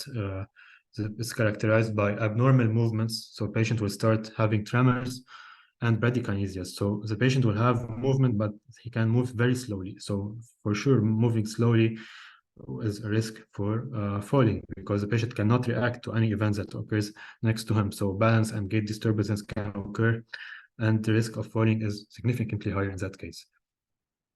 You can see here a video, I will show you the video, of a patient with Parkinson. This is the tremor that a Parkinson patient can have. So the patient will constantly have this tremor even when walking. So for sure, you can imagine this patient will not be able to work properly. So he's at increased risk of falling. So we talked about orthostatic hypotension. It's a drop in blood pressure when transitioning from a lying or seated position to standing. This most commonly occurs when the patient is sleeping at night and he moves up suddenly at night to go to the toilet. And suddenly the patient will fall in the toilet because he had a drop in his blood pressure, and a sudden drop in his blood pressure because of the gravity effect. Because when we're sleeping, the blood is distributed equally in all parts of our body. But when you stand up, the blood, because of gravity, will fall down. So will be concentrated more in the lower extremities. So the blood pressure in the aorta will drop. So we can have hypotension and increase in falls in that case.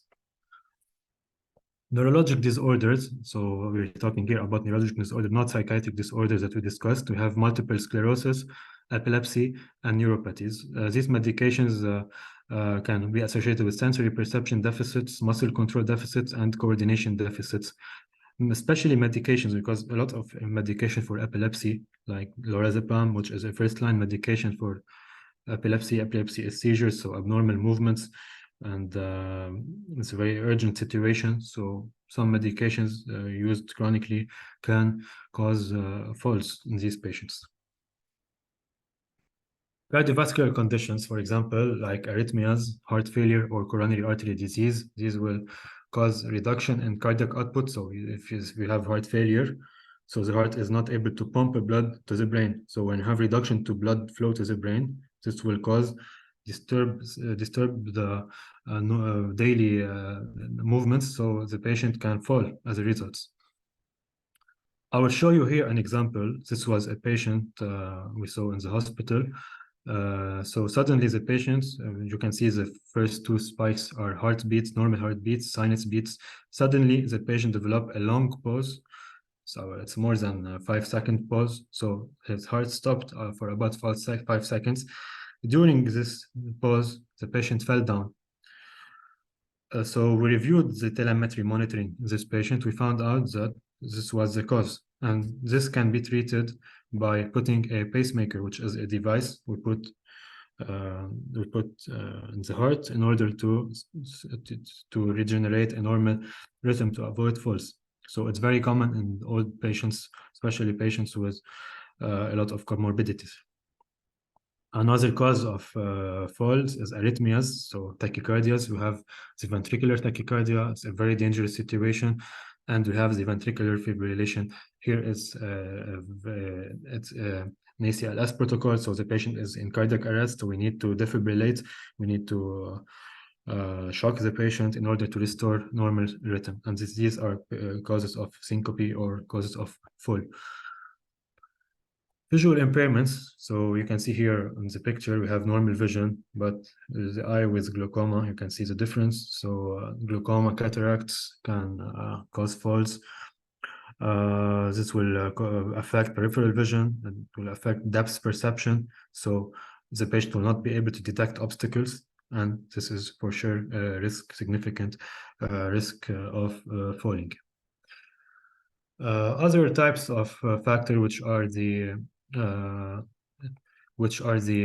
environmental factors associated with fall. So we said that these are extrinsic factors that we can control associated with hospital settings. So are the physical surroundings, and we'll discuss them in the next slides. So one of the most cause of falls, especially at nighttime in the hospital. Sometimes healthcare workers at night prefer to turn off lights in the hospital.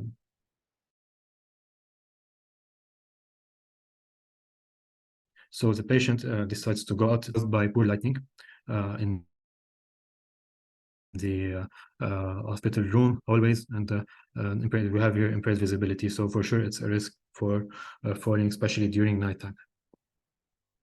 So sometimes, as you can see in the picture, we have a lot of clutter. So we have a lot of machines, a lot of things that we're not using, but they are present in the hallways. So this can obstruct pathways and create tripping hazards. So when the patients walk here with his perfusion, and so he can touch any of these devices and fall. So it's very important to avoid these types of environment in our hospitals. Wet floors, for example, the wet floors after cleaning, or if we have leaks, sometimes especially in rural areas, so hospitals that are not well equipped, they can have slippery surfaces, so patients, they can walk on these slippery surfaces, and this will lead to falls. So we need to prompt clean up, proper signage and preventive measures can reduce the risk associated with wet floors. Another cause is inadequate handrails, so or poorly positioned handrails. So patients, when he is in the toilet, every toilet in the hospital should have these types of handrails, because this patient can use them as a support in order to prevent falls. So the patient can rely on these aids to balance himself, and in order to move properly. Uneven surfaces is also a risk factor. So uneven flooring or transition. So when you have a lot of floors, so we have a lot of patient should go up or go down in order to move. So this impaired mobility, this is patients, especially with impaired mobility, find this very difficult, and they are at risk of falling for sure as a result. So now move to lack of non-slip surfaces. So surfaces without adequate traction, so such as polished floor without non-slip backing, they can increase the risk of slipping. So patients, they may lose their footing, especially when navigating areas with smooth surfaces. So we should implement non-slip flooring and ensuring the use of non-slip mats in key locations, which can reduce the risk of falls due to slippery surfaces. So now, how to prevent all these? What are the strategies that we can implement in order to prevent these types of falls? So it's a multifactorial approach, and we should use various strategies in order to decrease this risk. So we said that we need to do a comprehensive assessment. We need to know for every patient the risk assessment of falling. So we said we have a lot of factors like age, impaired mobility, cognitive impairment, and medication use, and underlying health conditions. We need to stratify every patient in our hospital. Every patient should be classified as a low risk for fall, moderate risk for fall, or high risk for fall. So it's very important to classify every patient. It should be noted and documented inside of this chart. So here is a score that we can use in order to have a score in order to classify the risk. So every question in this, we have 5 questions. Every one, if we said yes, we have 1 point. If we said no, we have 0 points. So if there is a recent history of falls, we give the patient a score of 1. As a patient agitated, we give it a score of 1 as well. As a patient have visual impairment, we give a score of 1. If the patient needs to go frequently to the toilet, especially at night, also a score of 1. So here, if we have at the end a score of 0, so this patient is at low risk of falling. If the combination of these scores is 1, this is a moderate risk of falling. If the score is 2 or above, so this is a very high risk of falling, and we should here implement a lot of measures in order to prevent falls. So we should have multidisciplinary teams. So we should have nurses, physician, physical therapist, and occupational therapist acting at the same times for every patient. We should have this team, especially for this patient with scores of 2 or above. So each team member will contribute to their expertise to assess patients, identify risk factor, and design intervention, especially nurses and doctors, because nurses and doctors are in contact 2 or 3 or maybe more with the patient per day. So they know exactly if the patient is at risk of falling or not. So we need to do a personalized fall prevention plan for each patient. You can see here in this image, so we have an interaction between patient, his physician, his nurse, his occupational therapist, his physical therapist. So it's like a complex system that should be established in all healthcare settings in order to prevent falls. So we should educate our patients, but not only our patients, we should educate their families also about the risk of falls. We should tell the families that they should be careful, especially when the patient moves out of bed, especially for patients with increased risk of falls. They should understand the risks. We should tell them that falling is associated with a lot of comorbidities, fractures, and we should tell them that falling in the hospital is also associated with mortality. The role of families is very essential because they reinforce safety measures and helping patients stay vigilant, especially in old patients. So other things we can do. So we said that poor lighting is a risk. So we should equip our hospital with well-lit patient rooms and hallways, enhance the lighting, enhance the visibility. We should reduce and clear clutter. So we need to avoid the machines or things that are not used to be in the hallways when the patient is walking. We should prevent do wet floor prevention. So we should do good cleanup, remove all the water from the floors. We should put handrails and grab bars in the toilets, in the hallways, in order to patient be able to use them as a support. Even surfaces, so we should not have a lot of uneven surfaces, so it should be on the same level. The patient should not go up or go down. And for sure, non-slip surfaces, so using non-slip flooring and mats in order to avoid slippery conditions and falls. So we can use a lot of assistive devices. We have mobility aids such as walkers, canes, and wheelchairs. So we can use them, especially when we have lack of nurses or lack of healthcare workers. So we need to use more of these machines in order to help the healthcare system and healthcare staff. You can use also what we call a wireless sensor. So we put a sensor below the patient or on the wheelchair, and this sensor will cause an alarm. So when a patient moves out of bed or when a patient moves out of a wheelchair, the wireless signal will give an alarm to the nurse. So the nurse comes directly to the patient room in order to prevent him from falling. So this is very, very important and should be found in all our hospitals. We should do a complete medication review because we said a lot of medications are associated with the risk of falling. So we need to adjust dosages or sometimes remove medications that are not useful for a patient. A lot of patients take a lot of medications that are not needed. So we need to reduce the medication as much as we can to avoid the medication interactions, to avoid polymedications. And this is very important to have communication between healthcare providers, or between nurses, between doctors, between nurse and doctors, in order to do a better medication counseling and to avoid medical errors. So we should also implement exercise programs. So exercise is very important in all aspects of healthcare. Exercise will help improve strength, especially for the lower extremity, improve balance, and improve mobility.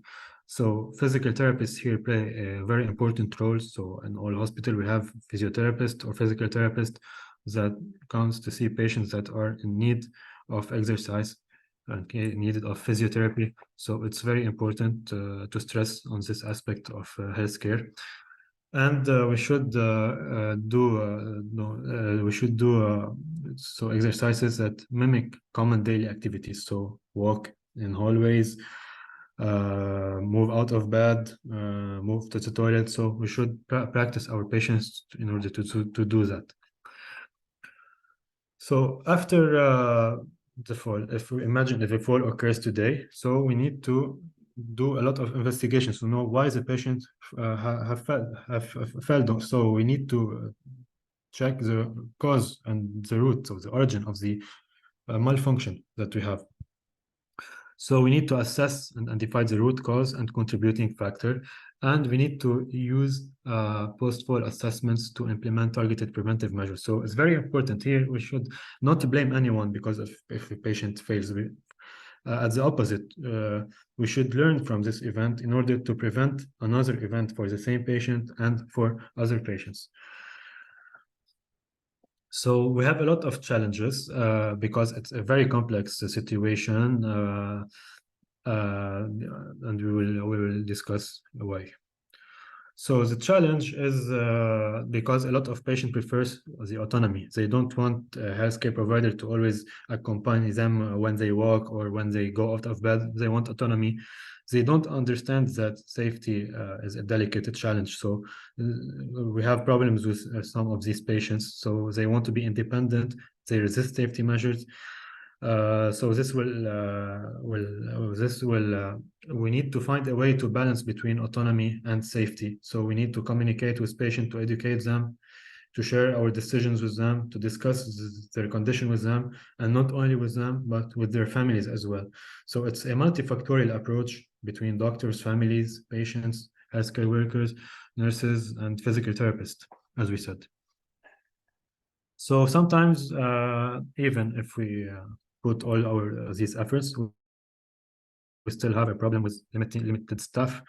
So there's not enough nurses, there's no enough practical nurses, there's not enough budget, there's not enough resources. So there's or the staff level is not adequate. So the staff are not trained to accompany these patients.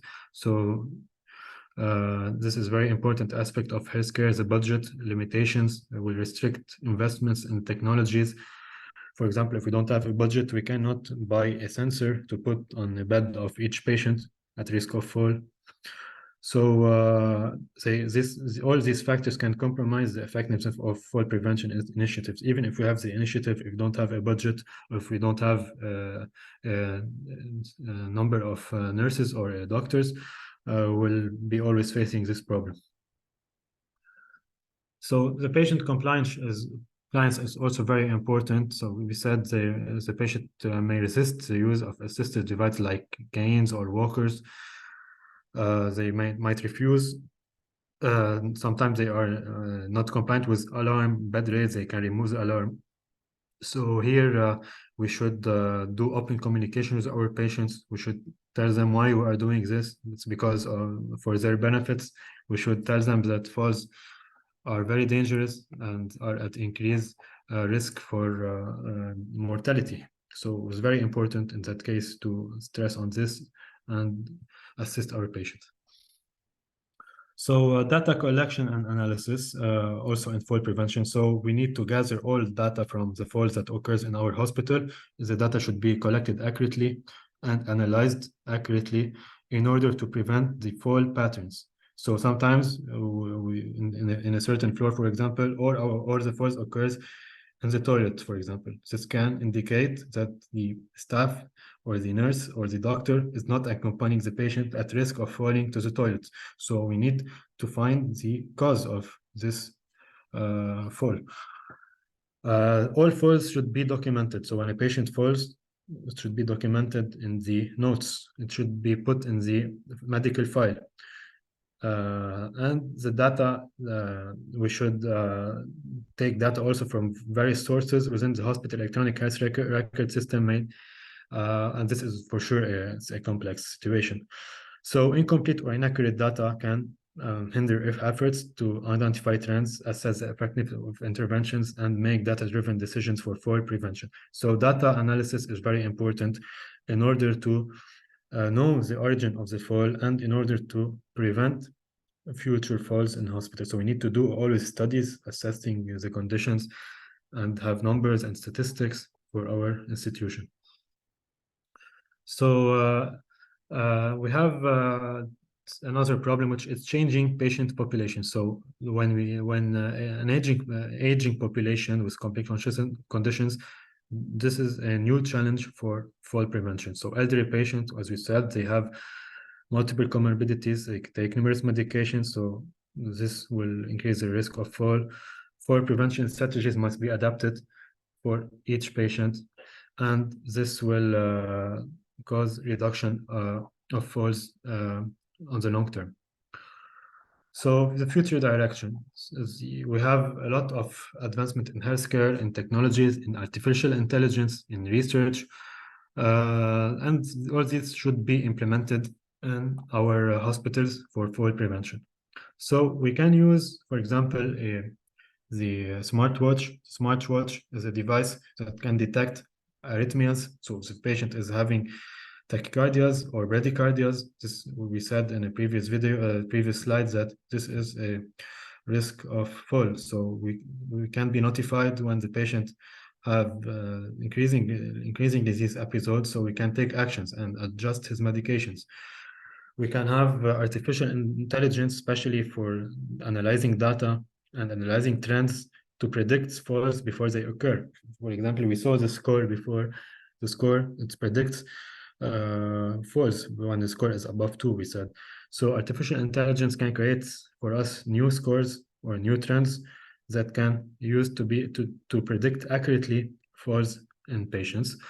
And we said we can use also other technologies like sensors on hospital beds or on wheelchairs, and these also can notify healthcare workers that the patient is moving and is at risk of falling. So future fall prevention strategies, they increasingly evolved. So they are now, we have a lot of tools, as you said, we have the watches, we have the sensors, we have the AI, we have new scores to predict. And we have something called telehealth. So telehealth can be used to remotely monitor patients. So we should not necessarily be with the patient in the room. We can monitor the patient with a camera, for example, or every patient room should have a camera, and the healthcare provider should be monitoring all these cameras in order to detect abnormal movements or patients that are at risk of falling. Okay. So we need to engage patient in everything that we do. We need to explain the patient about his condition, about all these measures that we are doing.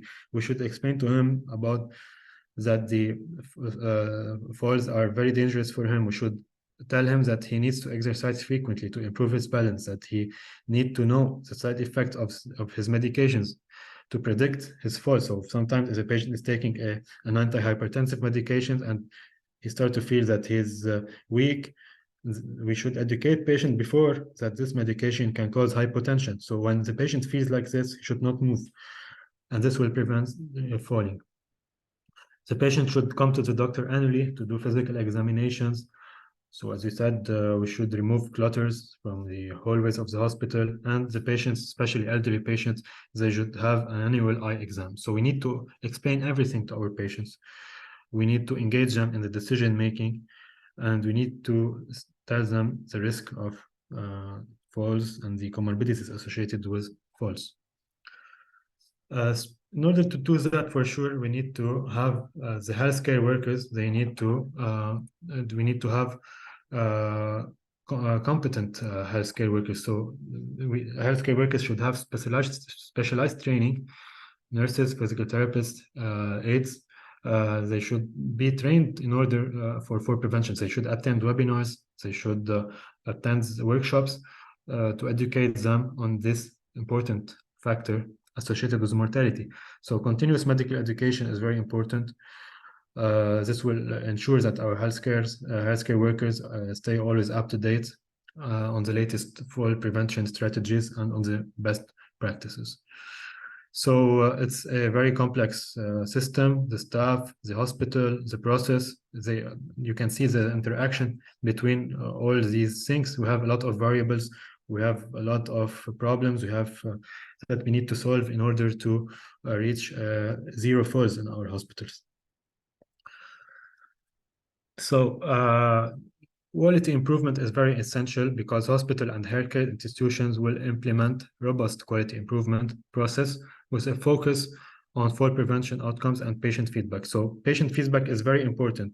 Every patient that comes to the hospital and when he leaves, he should do a feedback on his stay in the hospital. And there should be someone that evaluates all of this to see if the patient was well treated, was well accompanied when he moves, when he goes to the toilet, when he do a lot of his activities in the hospital. And we should do regular assessment. So for prevention programs, this will lead to refinements, optimization of the effectiveness of these initiatives over time. So as a conclusion, fall prevention in hospital is a very complex situation, but has very severe consequences of our patients. We saw in a previous slide that the mortality rate associated with fall is significantly higher and is increasingly year after year, and especially in patients between 80 to 89 years of age, because these patients have a lot of comorbidities. They take a lot of medications, so they have osteoporosis, they have weak bones, so they can fracture their bones very easily. So it's very dangerous for them. We need to understand the prevalence. So every hospital should have a number for example, five patients falls in every 1,000 patients, and we should try to minimize this number to reach the three per 1,000 or zero even per 1,000. And we need to check the risk factor, why the patient is falling. We need to do studies in order to create new strategies for fall preventions. But even with all of this, the challenge sometimes persists because of lack of funding, lack of budget, the lack of healthcare workers, lack of doctors, lack of nurses. So we have a lot of patients, for example, a floor containing 20 patients with just 2 or 3 nurses. This will be a difficult situation. So there is for sure a risk of increased risk of falling in this situation. Okay, so I will just put 2 questions at the end, if you can answer this question. So what do you think is the primary risk factor for falls? So between these factors, what do you think is the most important factor for falling? Please write down in the comments section.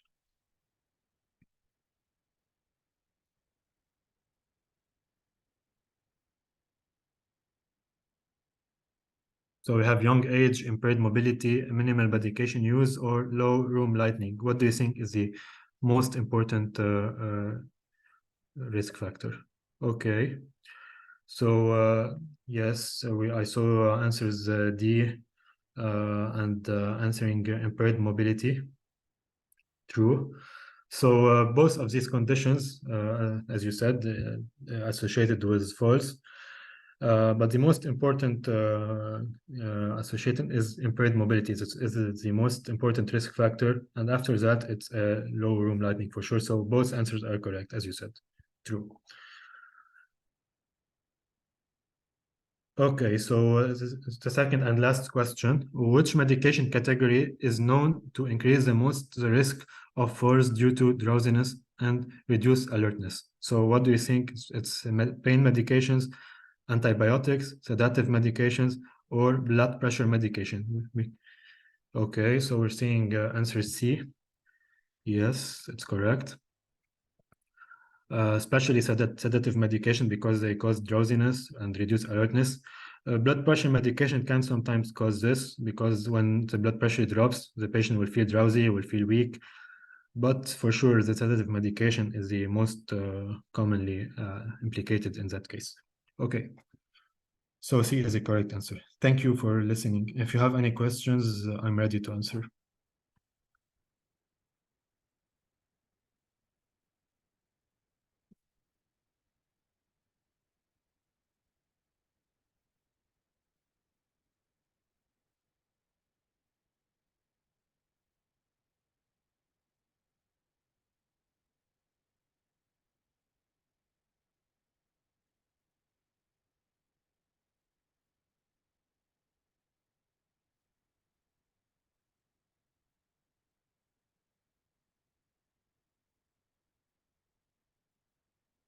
So any questions?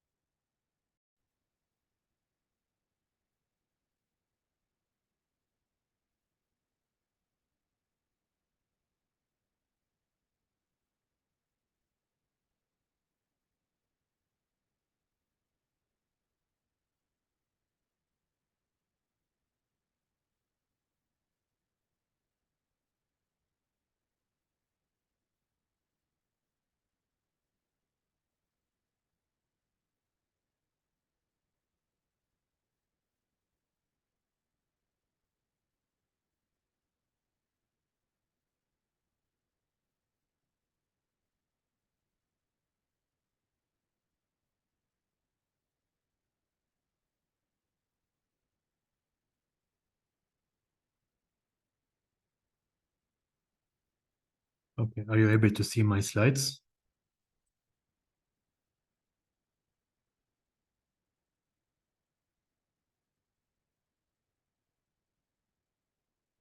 Okay, I will put full screen. And now you're seeing the slides as well. I showed it in full screen mode.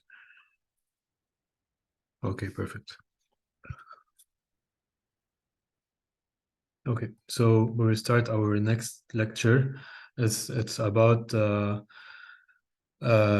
person and family-centered care. So we need to try to make the patient and the family an essential part in deciding about their treatment and all of the related health conditions related to them. So we'll discuss this topic on the next slides. So how do we find person and family-centered care? So person and family-centered care, we call it PFCC, is an approach to healthcare that recognizes patients and their families as a vital members of the care team. So the healthcare team does not contain just doctors, nurses, physical therapists, or any other healthcare provider. They should include patients and their families in the decision-making process.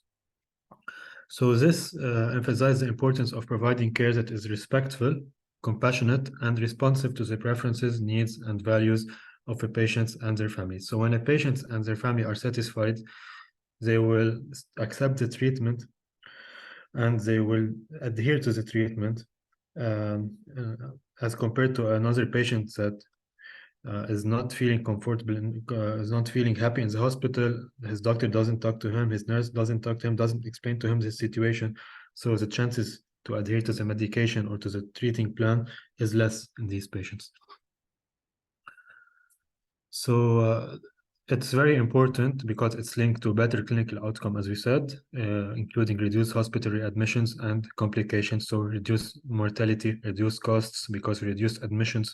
So we have reduced costs on the hospitals.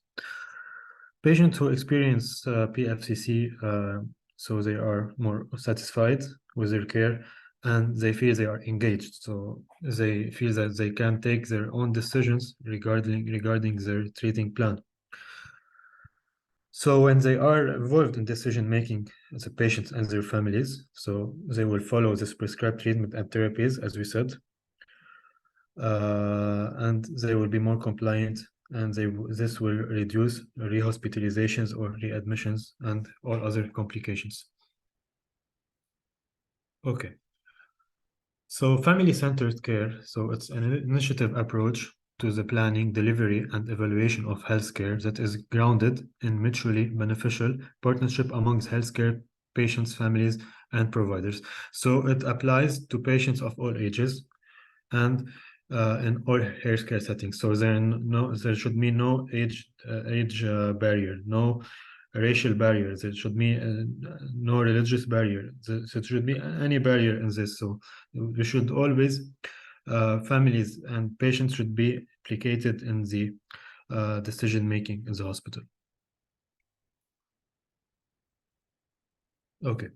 So the definition of family in general, so it's a basic social unit consisting of parents and their children. So they are considered as a group Even if they do not live together, we still consider them as a group.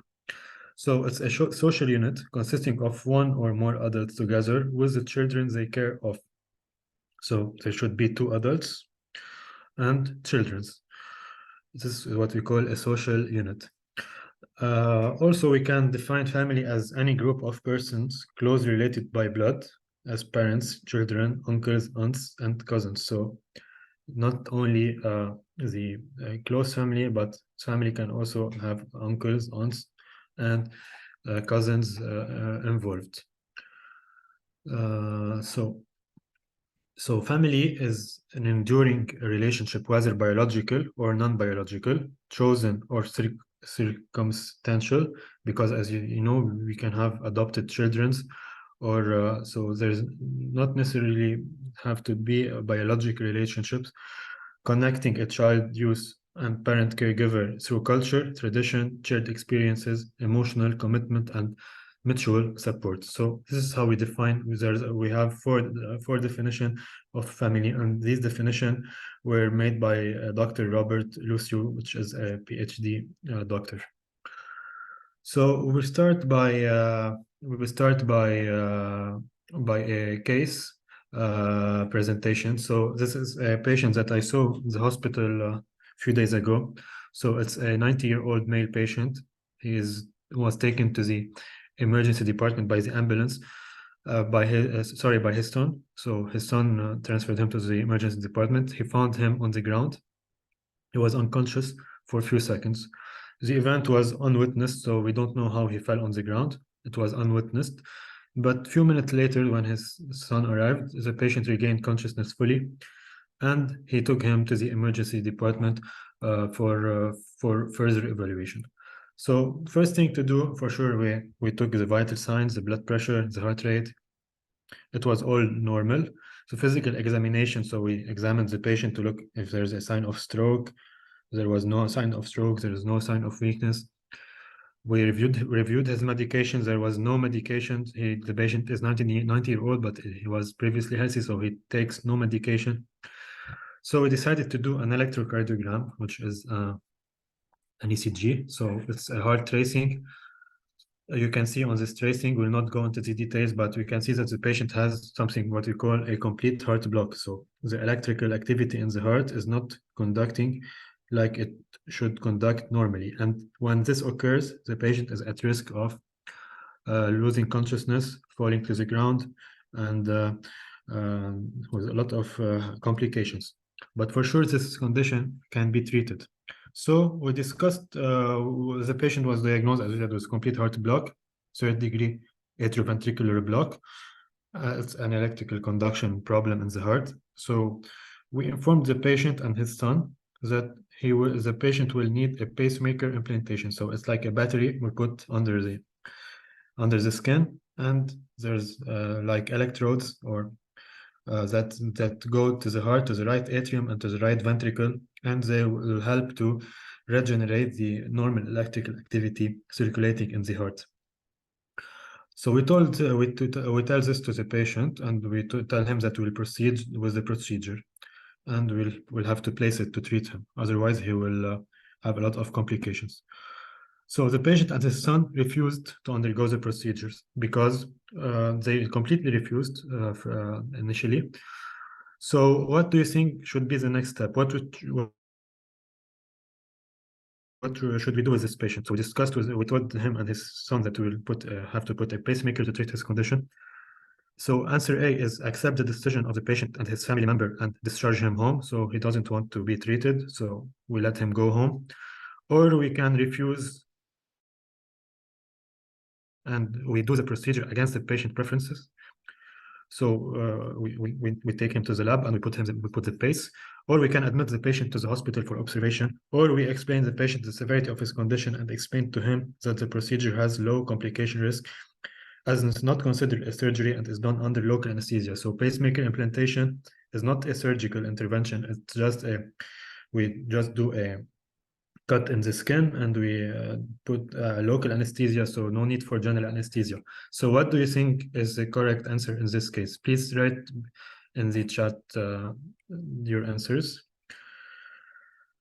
Okay, so answer D. I saw many answers D. So yes, answer D is the correct answer. So it's what we were discussing before. So patients and family should be informed about the condition in details. We should inform them in details, not just tell them that we'll have to put the pacemaker to treat them. We need to tell him why we will put it, how we will put it. We need to explain them the procedure in details.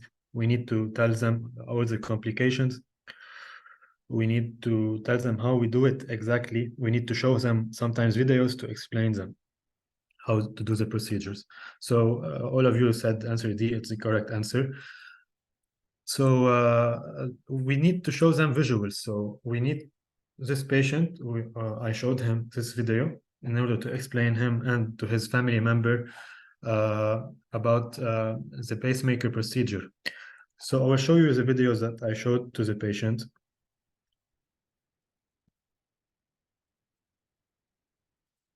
In the heart. Can you hear it? If this electrical activity is delayed, a slow heart rhythm may occur. People who have slow heart rhythms may feel tired. Okay, I will restart it. Electrical activity within the heart determines heart rate. If this electrical activity is delayed, a slow heart rhythm may occur. People who have slow heart rhythms may feel tired, dizzy, lightheaded, or even pass out. A pacemaker is a small medical device that is placed under the skin, below the collarbone, and is used to treat symptoms related to slow heart rate. A pacemaker is composed of two parts, a pulse generator and a wire or lead. The lead is passed through a vein and makes contact with the heart muscle. The pulse generator constantly monitors the heart rate. When it detects that a heart rate falls below a certain level, it sends an impulse down the lead to the heart, which causes it to beat.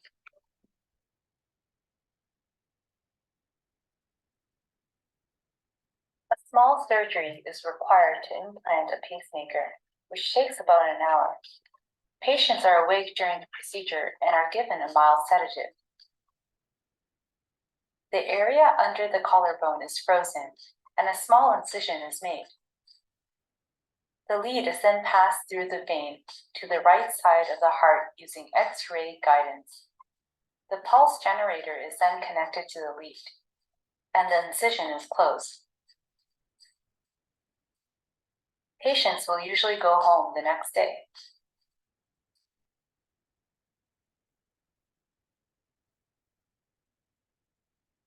Pacemaker surgery is safe.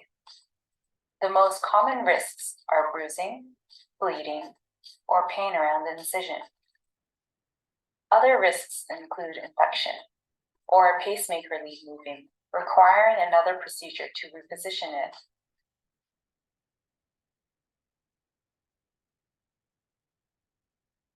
After your operation, you will be given instructions on how to care for your incision and will be given an appointment to come back to the pacemaker clinic in a few days. You may not drive for 1 week and should not lift your arm on the pacemaker side above the shoulder for 1 month. If you have any questions, speak to your doctor or call the pacemaker clinic.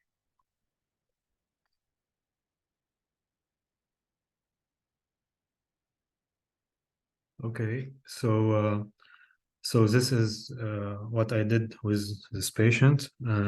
We showed them this video, we explained all the steps, we explained how to do the procedure, what are the potential complications.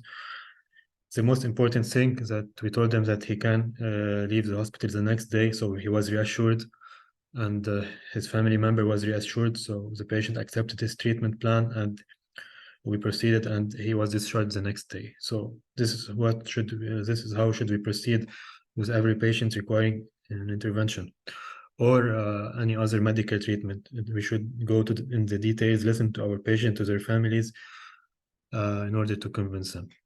So it's patient and family-centered care is a combination of healthcare providers, patients, and family caregivers. So we have interactions between these three categories. So when did this entity of family-centered care started? It started after the Second World War. So it was at the late 1940s because of all what happened during the war. So after the war, there was a lot of discussions of family-centered care, patient and family-centered care in order to involve family in the decision-making. So you can see this is a nice article if you're interested.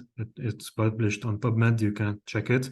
It's called The Evolution of Family-Centered Care, and it's discussing the post-World War II events that happened.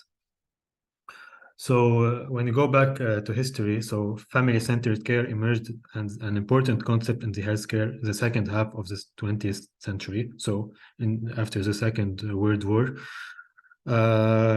we should understanding the importance of meeting the psychological and development needs of children. So it started with involving parents in the treatment of their children.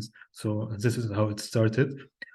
So family are essential components in promoting the health and well-being of their children. It's very logical.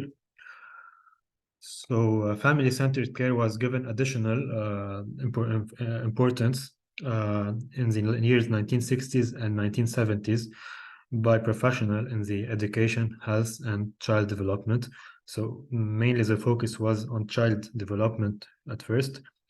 So support for families and active participation of parents in their children's education and health care gained momentum. So year after year, this entity, we're hearing a lot about it year after year. In 1975, so they decided that each child would have individual education plan, and parents of children who are disabled began to speak out about their concerns. So before disabled children, so families did prefer not to speak because they think it's something wrong with their children. But after this year, the families are now open to discuss these things in public in order to seek for help. Okay, so in 1990s there was the Institute of Family-Centered Care was established in the year 1992, and this institution it's always increasing funding to support families-centered efforts in the hospitals, especially for patients with HIV affected children or parents and youth, as well as other children with special needs. So it's mainly focused on these categories. And this is the logo of this institution responsible for the topic we're discussing today. So what are the core principles of patient and family-centered care? So PFCC starts with recognizing the inherent worth of each patient. So each patient and their families are important. So we should stress on this. We should treat them with dignity, respect, and sensitivity to their culture and personal values, because as you know, in university hospitals, you can see patients coming from different countries, from different cultures, from different aspects of life. So we need to treat them equally. We should not treat a patient different than we treat another patient just based on his culture or of his origin. So it's very important to implement this in our healthcare. And we should create an environment where patients and families, they feel valued and they don't feel judged based on their culture. Okay, so why so what are the principles of PFCC? So we should have information transparency. So the patient and the family, the close family members, surely not his far family members, but the close family members and the patient should have access to all the information of the patient, should have access to the clear information about his condition, about the details, about his medical file, about the treatment he's taking. So we should always involve patients in this details, and we should communicate effectively with them to ensure that they make informed decisions about their care. So they should decide about their treatment plan, not doctors. Patients should decide about their treatment plan. Doctor and nurses or other healthcare provider can provide them with many options, but the patient is the one that should choose what is the best plan for him. Okay, so participation. So PFCC it promotes active participation of patient and their family, as they said, in the decision making. It involves them in care planning, decision making, and treatment decision. So collaboration is very essential between patient, families, healthcare providers. So it should be always a continuous collaboration.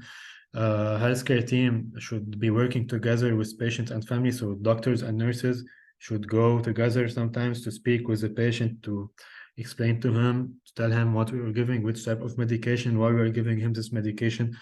And we need to do a lot of efforts to improve care coordination and the overall healthcare experience. So coordination between patient, family, healthcare workers.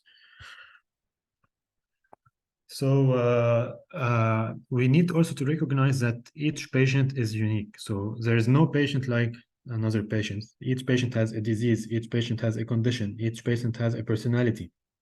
Each patient has a culture. Each patient has an origin. So we need to understand that each patient is unique, and all our care plans should be individualized to every patient. We should not just do a care plan and apply it to all patients in our hospital. Each patient is unique, so we need to individualize the care plan in order to reach better outcome for sure. So here is the interaction that we talked about. So we have families, we have patients, which are clients. I prefer to call them patients, but we have also the healthcare providers. So we have interaction between these three aspects. So the interaction is based on participation, on information sharing, dignity and respect, collaboration. So patient should respect his doctor, his nurse, but nurses and the doctors and healthcare workers should also respect the patient and their family. So it's a mutual situation based on respect. So patient family care, centered care led to better clinical outcomes for sure.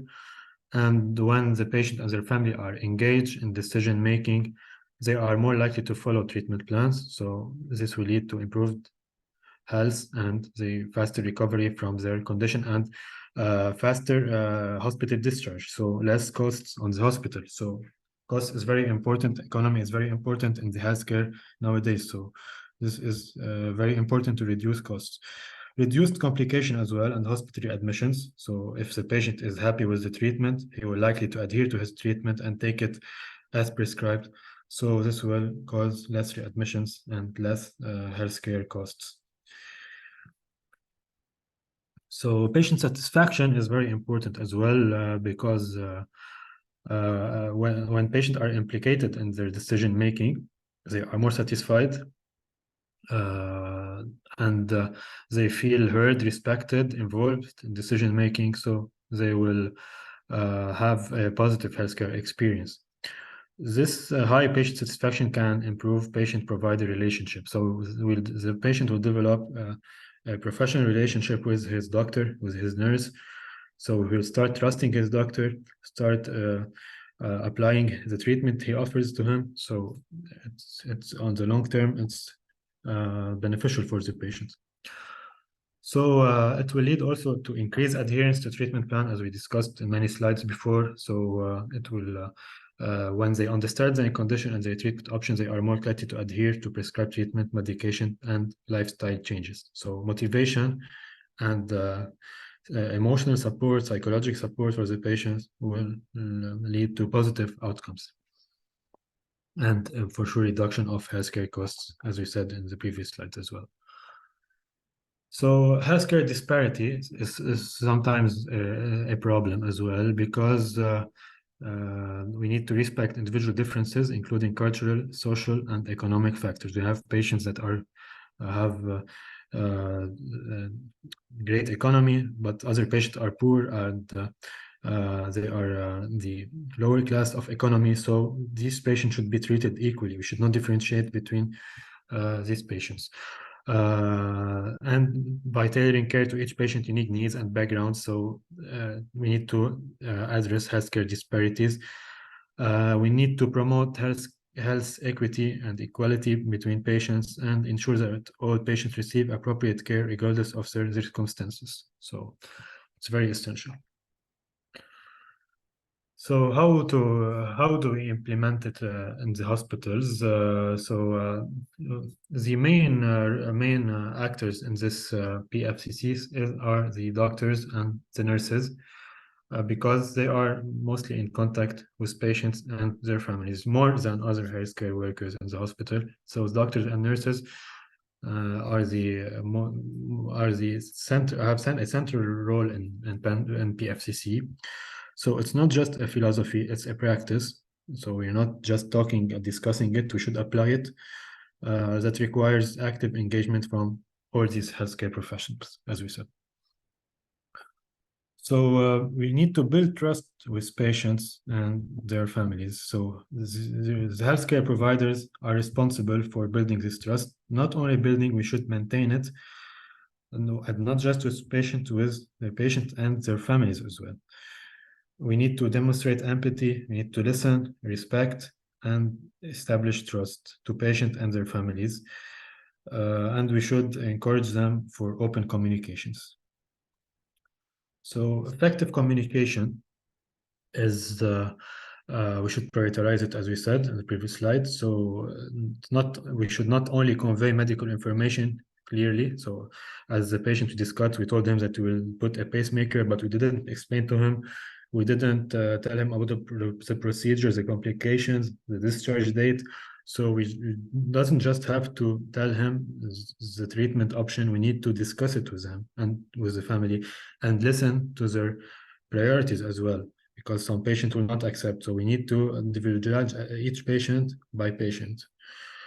And patient and family should feel comfortable expressing their concern by asking questions. So we should allow them to ask them questions. And if they didn't ask, we should ask them at the end of the visit if they have questions to ask us. So it's very important to tell them, if you have any questions, feel free to ask me or call me, even at night. So we need to make the patient feel safe.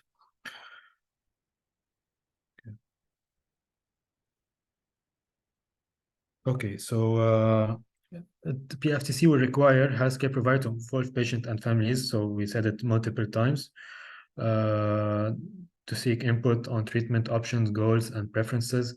And so we're repeating this. We've already said that, so we'll not. We'll move to the next one. So we need to respect diverse needs and beliefs. So here it's very important, because healthcare providers, they must respect the diversity of patients and their families. In every country, we have international patients, we have patients coming from abroad, we have patients coming from different cultures. So we need to respect their culture, and personal beliefs should be considered in care planning. So as we said, we need to tailor care to individual values, ensure a more patient-centric approach. So individualized, each patient by patient, because each patient is different than another patient. So sometimes we have something we call resistant to change within the healthcare. Not all healthcare system can change easily. We know hospitals that are using systems that are created like 50 years ago. So it's not easy to change a system that was used daily for around years and years. So it's sometimes hard. The system will resist, because everyone is used to an old system. So it's not easy to change it completely. And this is considered a primary challenge in implementing PFCC in these days. So traditional healthcare system may have deeply ingrained practices that do not prioritize patient and family engagement. We saw in the previous slides that year after year, as the PFCC is being integrated more and more. So it takes years to implement it, not just days. So we need to plan it in advance in order to be able to use it in our hospitals. So what are the challenges in implementing patient family-centered care? We have different challenges. So we need to balance patient preferences with evidence-based. So we know that the patient discussed he needs a pacemaker. But for example, the patient didn't accept to put a pacemaker. So I need to find a balance between the patient refusal and the evidence-based medicine. So the books and the guidelines tell us that the patient needs to have a pacemaker. The patient refuses. So what to do? We need to discuss with him. We need to try to convince him that this is the best option for him. So patient preferences are crucial. It's very important to ensure that care remains within safe and effective medical guidelines. So we always need to follow guidelines. If the patient refuses the guidelines, we can do a treatment that does not have a guidelines to back it up. So we need always, the most essential part is safety and following medical guidelines, and to find a balance between the patient preferences and the guidelines. So we will do this every time. We need also to overcome communication barriers, because sometimes we have communication barriers, especially in big hospitals. Sometimes patient comes, doesn't speak Arabic, doesn't speak English or French, depends on the country. So the patient will have a language barrier. This is a big issue because the patient and the family will not understand what we are telling him. So we need to always have interpreter services in the hospital. We need to have someone that can translate to the patient, or in case this person does not exist in the hospital, we can use programs like Google Translation or any other tool that allows translation and voice translation. So we can let the application speak, so the patient will not just read, he will just hear the voice and understand. So communication barriers can be treated with different tools. We have also, like all other aspects of healthcare, we have issues with resources, we have issues with time. So we have very busy healthcare settings, we have busy doctors, busy nurses. We doesn't have enough nurses, we doesn't have enough doctors in most hospitals. So this is a problem to implement person family-centered care. So it requires additional training also for healthcare provider, because sometimes we have the healthcare provider, but the healthcare provider is not trained to explain to the patient, to discuss with the family. So we need to do webinars, or do trainings in order to educate these healthcare workers about PFCC. And we need to allocate time for patient and family engagement. Can also be challenging in the environment where healthcare professionals are stretched thin. So sometimes we have lack of healthcare workers, as we said, so we can't implement it as we wished. Okay, so how can we measure and demonstrate outcomes? So to demonstrate the impact of PFCC on outcomes, it's challenging, as we said. We need to collect data to showcase the improvements. So we need to ask patients if they are satisfied or not with the treatment, with the doctors, with the nurses, with the discussion with the nurses, with the doctors. So we need to always ask patients, collect data, do studies, and try to improve. We need to quantify the benefits to justify investments. So we can't just do. We need to make it better. We need data to back up our plans. So if you don't have data, we can't advance. So sometimes we have patient decision aids. We have patients that cannot decide,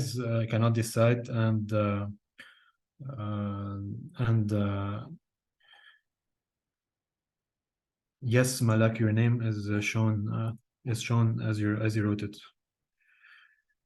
Okay, so we need sometimes the decision aids. We need to explain what patient decision aids are. We have a lot of online tools, as we said, translation, Google Translation, or any other application. We need to highlight the role in helping patients make informed choices about their care and provide example of decision aids to different medical scenarios. So we have a lot of online tools, online patient portals, we call them, to discuss the significance of online patient portals, explain how these portals empower patients to access their medical records, communicate with their healthcare team, and engage in their healthcare. So we have a lot of platforms that allows patient to view the medical file. For example, if a patient goes to the hospital and do a medical lab or medical test, he doesn't need to go back to the hospital to check it. He just can view it on its phone. And sometimes there's an option to communicate with a healthcare provider, a nurse, or a doctor in order to have a response to an urgent case or an advice. So there's a lot of online telemedicine that are currently being developed, and I think it's will be the future of hospitals and medical care to have online consultations and telehealth. So cultural competency training also is should emphasize on the importance of cultural competency training for healthcare provider. We need to train the healthcare workers that they should respect the diverse patients. So we said that patients have different backgrounds, they come from different countries, they think differently. So we need to respect their decisions. We need to mention organization or courses that offer such training. So there's a lot of organizations or courses that healthcare workers can follow in order to better understand this issue. So we have also education materials for patients and their families. We need to highlight their role in enhancing healthy literacy and supporting informed decision-making, and provide example of reliable source of such material. I will show you the materials in the next slide. So we need to integrate technology. So we have a lot of smartwatches, we have a lot of devices that the patient can use at home. We need to explain for him and for his family how to use these devices. These devices will facilitate real-time interaction between patient families and providers, because providers will receive information online of his blood sugar level, his heart rate. So it's a complete system. This will reduce geographic barriers and improving access to care, because a lot of patients live in mountains or in rural areas, so they don't have access to care like patients living in big cities. So technology like this will help to reduce these geographic barriers between our patients and their families. So what are the future of person and family-centered care? So we need to, artificial intelligence is being is invading a lot of organization, hospitals, and a lot of daily life things. So we need to implement AI as well in the hospital in order to follow the technology. Artificial intelligence will help us collect data and do predictive analytics, anticipating patient needs. So artificial intelligence can sometimes predicts events, predicts patient satisfaction. Tools, it can give us tools on how to anticipate these things in order for a better patient satisfaction, and it can give us insight also on individualized intervention based on each patient data. So each patient data, the AI, for example, if well developed, will give us, for example, a care plan in order to use it for our patients. So cultural competency, we said it's very important. We need to train our provider. We need to understand diverse backgrounds and beliefs. We need to enhance patient-provider relationship and satisfaction. So this is a book, for example. It's a person and family-centered care. If someone is interested in this topic, for sure you have this book. You can read it. You can read it here. So we have a lot of, we can also advise the patient to read it. we can advise the healthcare doctors, nurses to read it in order to be updated with the recent guidelines. So where to start? So we'll finish the next few slides. So where to start? We need to implement a process for all seniors leaders. Seniors leaders are hospital administration, doctors, nurses, and healthcare workers to learn about patient and family-centered care. So we need to, this process need to include patients, family, and staff. So we have the three components of PFCC that should be included. We need to appoint a family and a patient and family center steering committee.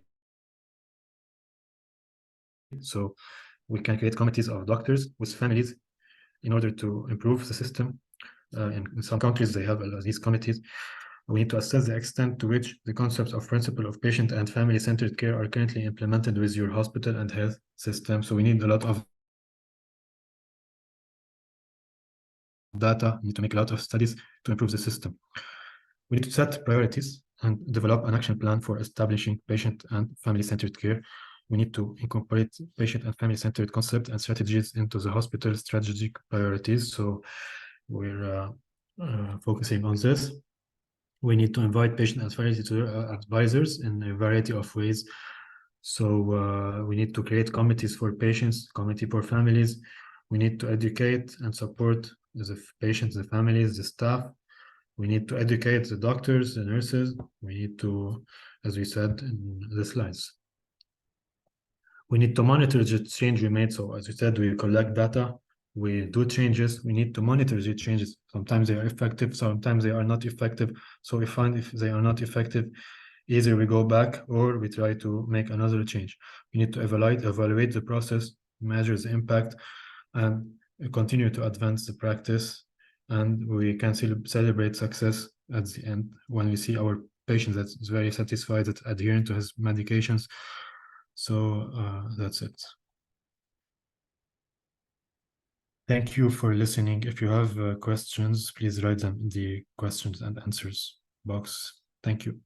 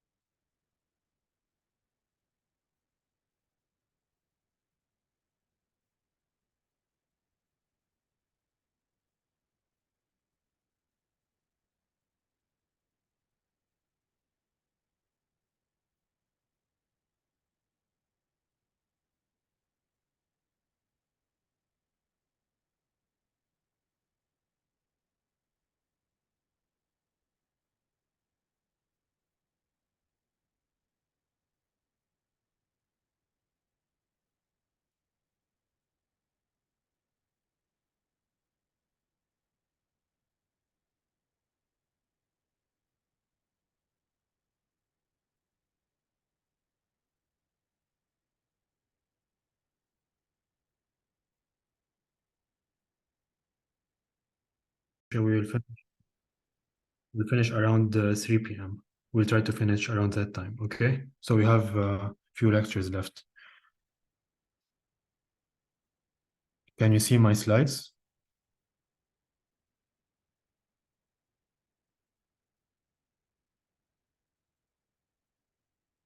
Okay, great. And now I put the slides on full screen. Can you see them? Okay, great. So we can start. Okay. So now we will talk about patient outcome measurements in special conditions like ventilator-associated pneumonia.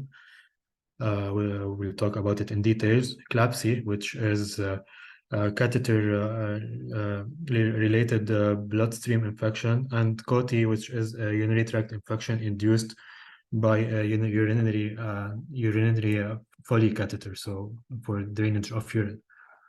So we'll talk about acquired hospital infection, what we call nowadays nosocomial infection. So hospital infections acquired in the hospital settings.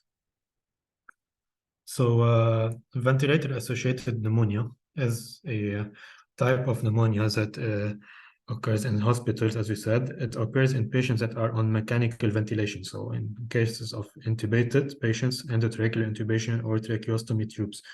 So it occurs just in these patients.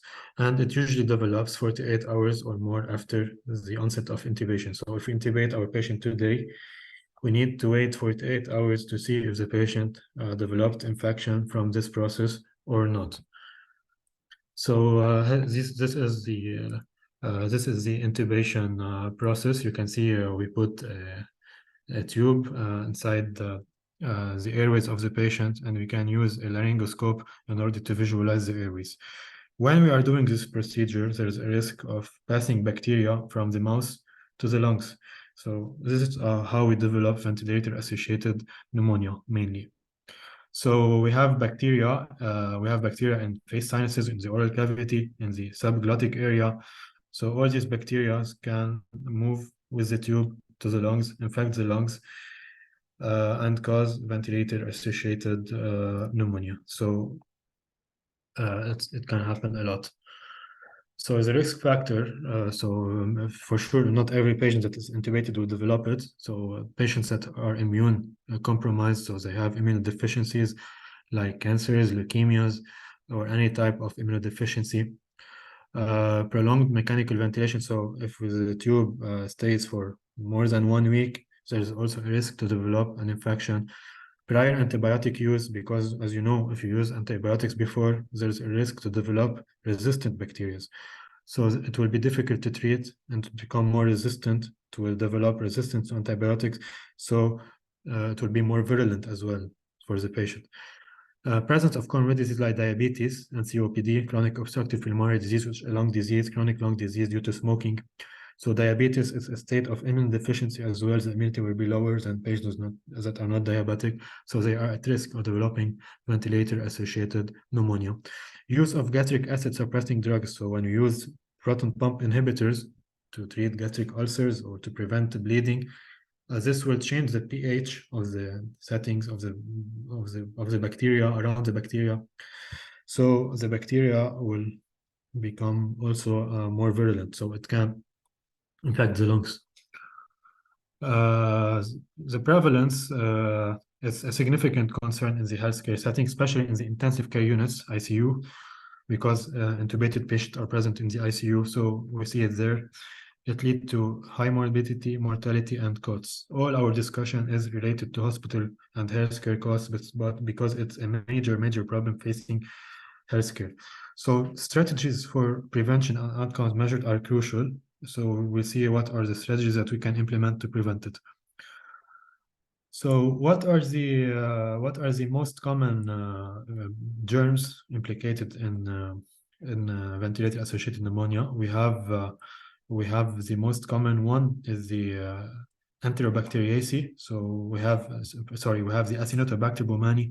This is a very virulent bacteria. It's almost resistant to all antibiotics except for a drug we call colistin.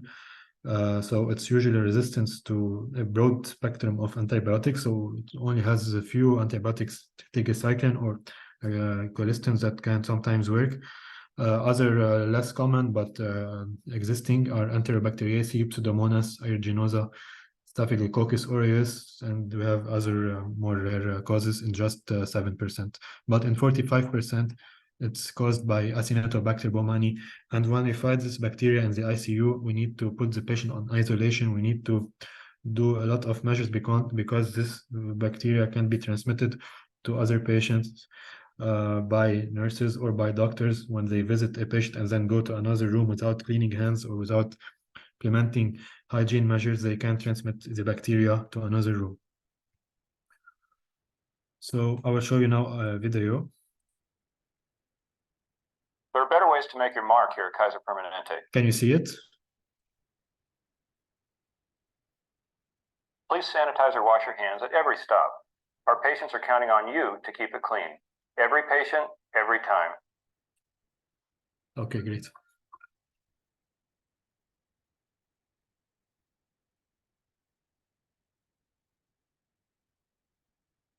Morning. Who do we have here? This is Laura Ketterman, 35. She was admitted to the medical surgical unit a week ago with the flu. She did not receive the flu vaccine. 3 days ago, she was transferred here and intubated. Yesterday, she became febrile, and chest x-ray indicates right lower lobe pneumonia. The culture's pending, and PCR indicates it's probably Staph aureus. We're concerned that it's MRSA. So our patient developed this infection in our ICU after she was admitted and intubated? Definitely, this developed post-intubation, which makes it absolutely a hospital-acquired pneumonia. Does anybody have any idea how this happened? What about poor hand hygiene? Staph aureus, including MRSA, is most commonly transmitted by contaminated hands. I agree. Hand hygiene is the best place to start. Or it could have been an omission of any of the things that we do every day in the ICU to prevent ventilator-associated pneumonia. We could have missed oral care with chlorhexidine. We could have missed elevating the head of the bed from 30 to 45 degrees. We could have missed the daily sedation vacation or an assessment of the readiness to extubate. So what do we need to do to make sure that we do these things with every ventilated patient in the ICU every day?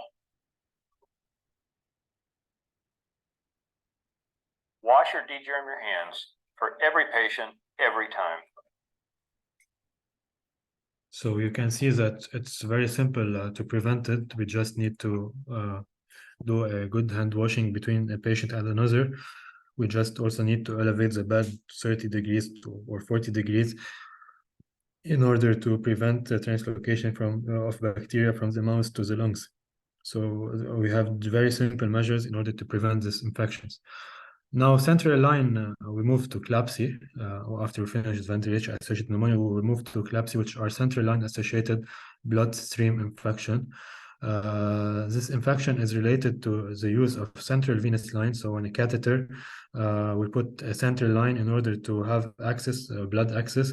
So we put a catheter either in the external jugular vein or in the subclavian vein, right or left. Or we can sometimes put a catheter in the radial and humeral artery, and that we call it a PICC line. So this catheter will reach the superior vena cava, so we'll call it also a central line. So these lines are at risk of infection and causing bloodstream infection and bacteremia and sepsis. So it's a very serious condition if this line got infected. So central line placement, when you place it, 48 hours later, there's a risk of developing bloodstream infections related to the central line placement.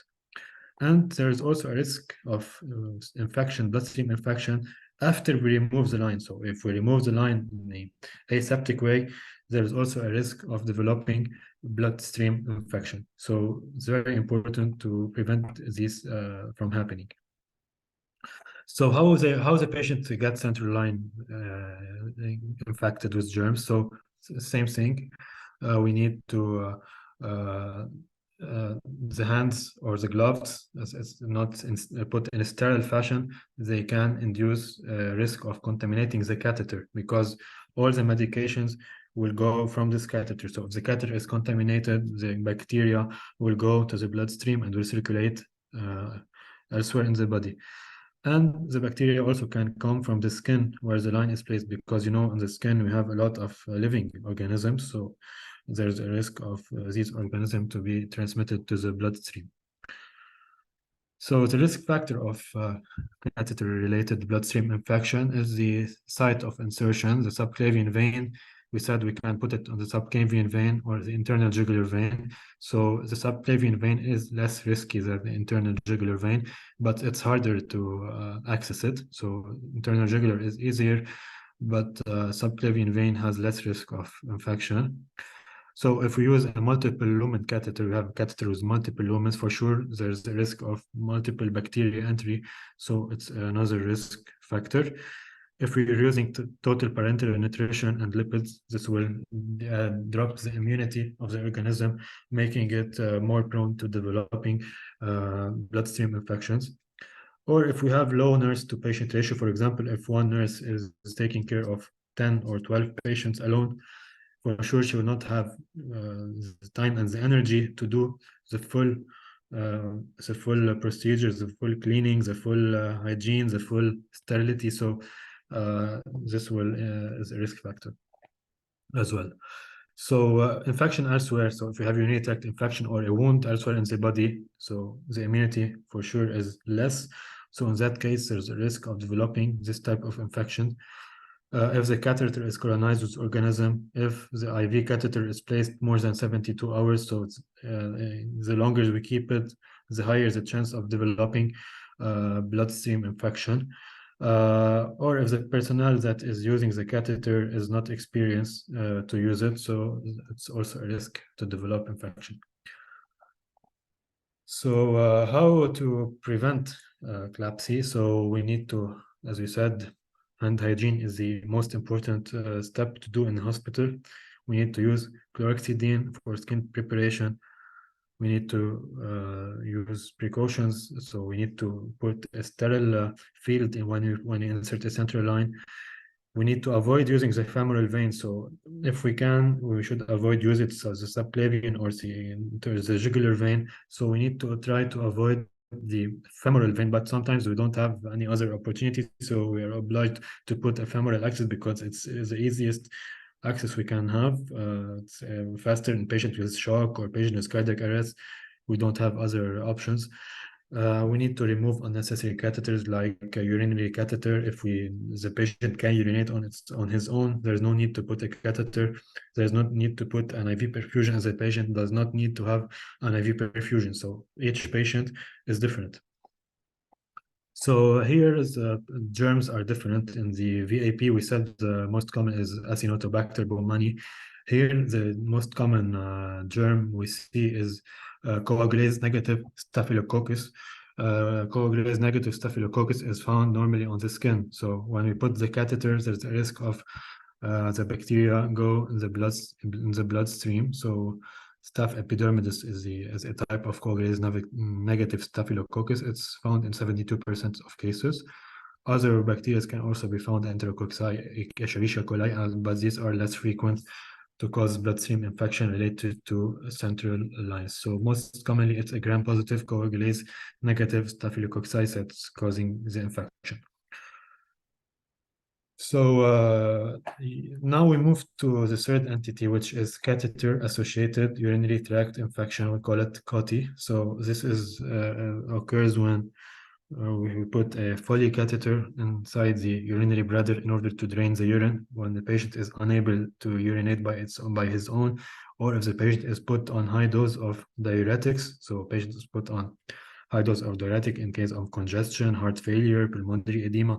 So we need to quantify the urine to know exactly how much the patient is urinating. So in these cases, we put a Foley catheter, urinary drainage catheter. In other cases, there's no indication to put a catheter just to put it, because when we put a catheter, we increase the risk of infection. So there should be absolute indication to put it. And we should remove it as soon as possible when the patient does not need it. So you have numbers here that are high numbers. So about 15 to 25% of hospitalized patients get Foley catheter. So it's a lot. And the morbidity and mortality from the infection they get is not high, but we have around 560,000 infections, annual infection per year, which is the highest worldwide. We have 17% of bacteria that reach the blood. It's originating from the urine. So it's a risk of bacteremia, 17%. We have 13,000 deaths from these 560,000. So it's 2.3% mortality rate, which is not a low number. The hospital stay will increase by 2 to 4 days if the patient developed infection, and the cost is huge. We have $500 million annually just to treat the urinary infection caused by inappropriate use of Foley catheters. So around 17 to 69% of COTI are preventable. So it depends on the hospital, and so it's preventable. And how to prevent it? So we need to remove the catheter when not needed. We need to use aseptic insertion. So we need to be sterile when inserting the catheter. We need to do regular assessment to see if the patient really needs it or not. We need to train for catheter care. and we need to and all these measures will lead to a decrease in risk of infection from 6.4 to 3.3 ratio. So we have 54% reduction if we implement the 4 steps I already discussed, and we can decrease the positivity of urinary culture by 15% as well. And this study was published in JAMA Internal Medicine and was done in the University of Michigan. So why inappropriate catheters? Because they did a survey. They found that the doctors sometimes are not aware that the patient have a catheter. In the emergency department, they put a catheter, the patient is transferred to the floor. They did a survey. They found that interns and residents and attendings, around 22% of interns are not aware that the patient have a Foley catheter, 27% of residents are not aware, and attending 38% are not aware that the patient have a Foley catheter. So we're using a lot of urinary catheters, and hospital staff are forgetting about these catheters, and the catheter is kept for weeks. And after that, the patient will develop an infection, will stay in the hospital for additional days, will increase the cost of its hospitalization. So it's like a cycle that's not ending. So bacteria here are a bit different than skin infection and than bloodstream infection and then ventilation-associated pneumonia infection. Here, the most common germ is Escherichia coli. It's E. coli. It's found in 31% of cases, followed by Enterococcus, so in 29% of cases, and other are less frequent causes. Okay, so I have a question why they are not aware. So why residents, interns, and attendings are sometimes not aware? Because sometimes we forget to ask the patient, or we forget to ask the nurse if the patient has a catheter or not, or we don't get the transmission that the patient has a Foley catheter. So it's a big number. Around 40% of doctors are not aware, so they are not asking the healthcare workers to remove it. So the risk of infection is getting higher. Okay. So why measuring patient outcomes? So we see patient outcomes in all these conditions. So the quality improvement, outcome measurement drive improvement in the quality of care provided to all these patients with these infections. So by tracking outcomes, healthcare teams can identify areas of enhancement and implement evidence-based practices. So when we track all these errors or all these conditions, we can implement evidence-based practice in order to prevent them, like removing the urinary catheter earlier.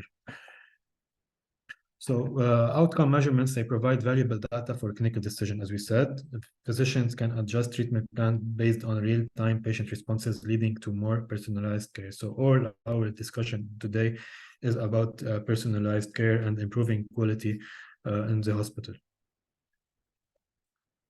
So sometimes we have already established standards, and but when we measure outcomes, we see the number of patients getting infected, which is increasing. This will be a new benchmark for us. So we need to change things in the hospital in order to have better care. And we need to we need a lot of data, as we said, in order to optimize our resources. And the hospital can just have staff, can allocate staff, equipment, and medication more efficiently to improve outcome and reduces cost. So the hospital can create a team, for example, that can follow these patients with this infection and to check the outcome, to check the causes. So even if the staff will cost, the equipment will cost a lot, but on the long term, if we prevent this infection from happening, we will have a bigger reduction in cost as compared to the cost of the staff we are training to do these things. So we need to have transparency in healthcare. So if we have an infection, we need to report it. If we have an Acinetobacter baumannii infection, which is a severe infection, we need to report it. We need to make it public. We need to report it to the authorities in order to collect data, in order to prevent further events later on. So the patient outcomes are central to patient-centered care. So each patient has different outcomes. And collecting and considering patient-reported outcomes ensure care aligns with patient goals and values. So patient-centered care, as we discussed in the previous session about patient-centered care, is also used here. So we need to do research. We need to collect data from all the data we got. We need to do research efforts, and this data analysis will need us to develop new protocols. For example, protocols to treat ventilator-associated pneumonia, to treat catheter infection, to treat bloodstream infection, protocol to prevent transmission of hospital-acquired infections. So data is very important in the 21st century. So everything is based on data. Everything is based on numbers. So it's very important for every hospital to have a research team, to have a full team trained to collect these data. So okay. So now we go back also to patient and family satisfaction. So when we collect all this data and make new protocols, for sure the patient will be more satisfied because he will have better outcomes, and also the family will be satisfied. So family and patient satisfaction.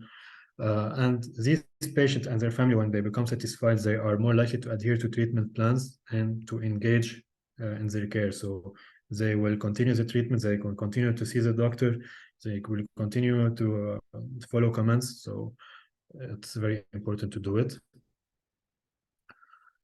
Okay, so now the outcomes of these infections, so ventilator-associated pneumonia, catheter, urinary catheter infection related, and bloodstream infection.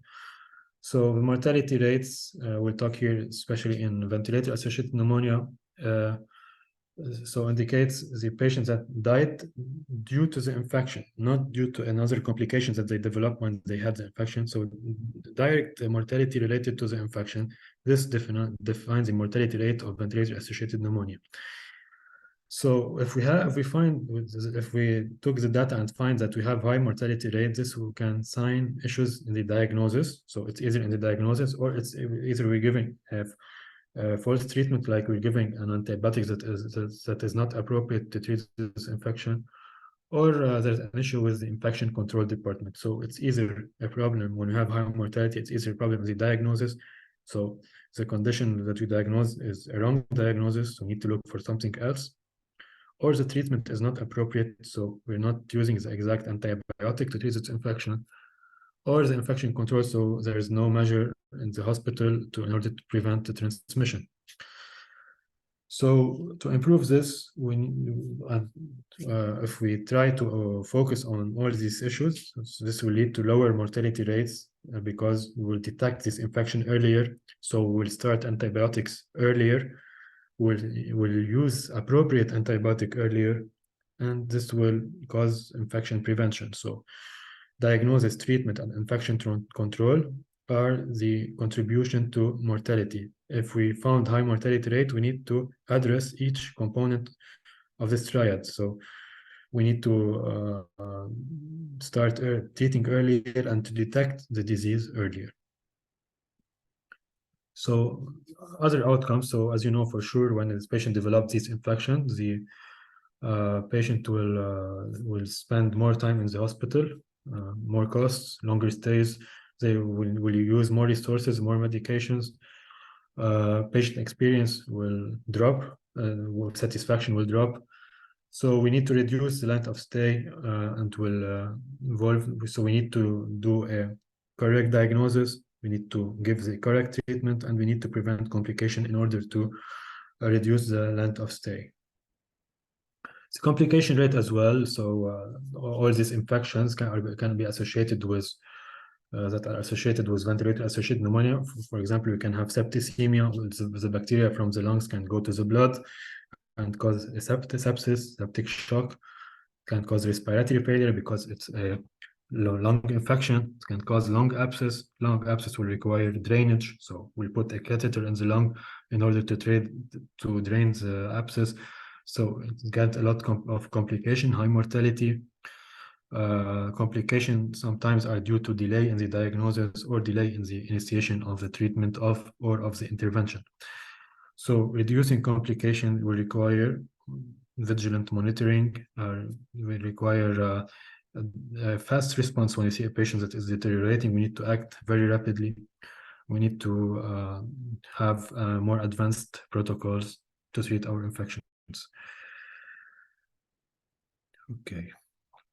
So when the resolution of the infection, we have complete resolution of symptoms. So sometimes if we do an imaging of the lungs, we can still find the infection, but what we care about is the symptoms. So if the patient is feeling that he is asymptomatic, so we can consider that he is cured from the infection. We can stop the antibiotics. So when we have resolution of infection, it means that our protocols that we used are correct, that the diagnosis that we had is correct, that antibiotics that we use is correct. So resolution of infection means a correct protocol we're using.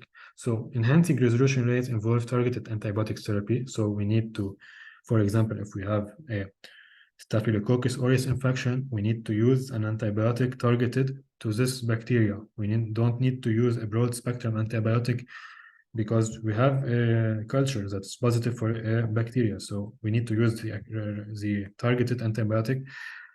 We need to address the underlying conditions as well. Okay.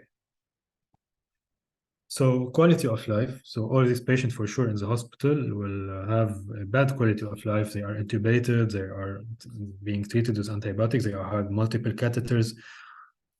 So quality of life assessment, the overall well-being and life satisfaction of patients during and after treatment. So we need to assess the difference between the quality of life before and after treatment to see if there is improvement or not. It will help. Monitoring the quality of life will help us understand the broader impact of this infection on the clinical parameters, and enhancing quality of life will involve holistic care, symptom management, and addressing psychological needs. So we always have to have in the hospital a team that is responsible for pain management, for anesthesia. Doctors can sometimes be responsible for pain management. We need to have psychologists with us in the ICU, in the intensive care unit, to follow our patients, because for sure these patients will have a bad psychological support. So we need to have psychologists, pain doctors. We need to have a full team in order to enhance the quality of life of our patients. So symptoms relief is also a measure of outcome. So we need to measure the degree of which the VIP symptoms such as cough and fever, as you know, pneumonia will cause fever and cough. So it's a lung infection. We need to see how fast these symptoms are alleviated, because patient only cares about his symptoms. We need to stop his symptoms for him to feel better. So assessing symptom relief guides treatment, adjustment, and patient comfort. So we need to put symptomatic medication, not just antibiotics to treat the infection. We need to put antibiotics for cough, for fever. We need to put all this plan. Psychological well-being, as we said, so we need to evaluate every patient emotional state. There's also scores to evaluate anxiety, depression, and stress inside the hospital. This will also affect overall satisfaction for the family and for the patient and his family. So we need to address psychological well-being. We need to have psychologists with us, as we said, counseling and addressing emotional needs. So, okay. So now we move to a very important topic, which is antibiotic stewardship. So antibiotic stewardship will assess responsible antibiotic use. So antibiotic stewardship is the fact to use antibiotic effectively. So if we have, for example, a bacteria that two antibiotics can work on this bacteria. So in that case, we need to choose the antibiotic that is less broad spectrum. So we need to choose the antibiotic that is targeted to this bacteria only. This will reduce bacterial resistance, because if we use broad spectrum antibiotics for all patients, we will have in few years development of bacterial infection, and we will have a new pandemic, but this time it will be a bacterial pandemic, not like the COVID pandemic. It will be more severe. It will affect hospitalized patients. So it's going to be a bacterial pandemic if we keep using antibiotics for broad spectrum and for all patients without any indication. So antibiotic stewardship will have a lot of variables. So we need to educate staff. We need to have interdisciplinary meetings. We need to have infection control present in the hospital. We need to just prescribe antibiotics when they are truly needed. We need to use the shorter duration of antibiotics. So if to treat a pneumonia, for example, for 5 to 7 days, it's a ventilator-associated pneumonia. Sometimes we can go to 10 to 14 days. So it's based on the guidelines. We need to follow the guidelines in order to apply antibiotic stewardship. So it's a data, we have here data from the CDC. We have more than half of antibiotics prescribed in hospitals were not consistent with recommendations. So 50% of antibiotics we use are not being based on true recommendations. So this data published by the CDC, so it's very dangerous data for the bacterial resistance we'll have in the next few years. We have 79% of patients with community-acquired pneumonia. So they are not using the correct antibiotics. So we have a lot of urinary infection. We have a lot of patients being on fluoroquinolone treatment. We have 27% of patients prescribed intravenous vancomycin antibiotics. So it's these are big numbers. So we need to have pharmacists with us, clinical pharmacists, doctor of pharmacy. We need to have doctors to have meetings.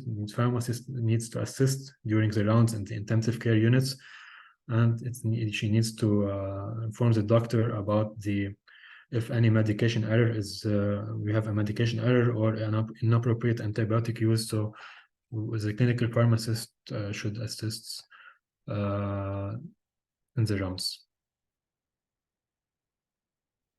Okay. So as we said, we need to do an early diagnosis, early initiation of treatment, because early diagnosis and early treatment will prevent disease progression, will decrease the symptom progression, and will improve patient satisfaction, and improve patients' family satisfaction, will decrease the length of stay in the hospital, will decrease costs. So it's a cycle that we should be careful when we address it.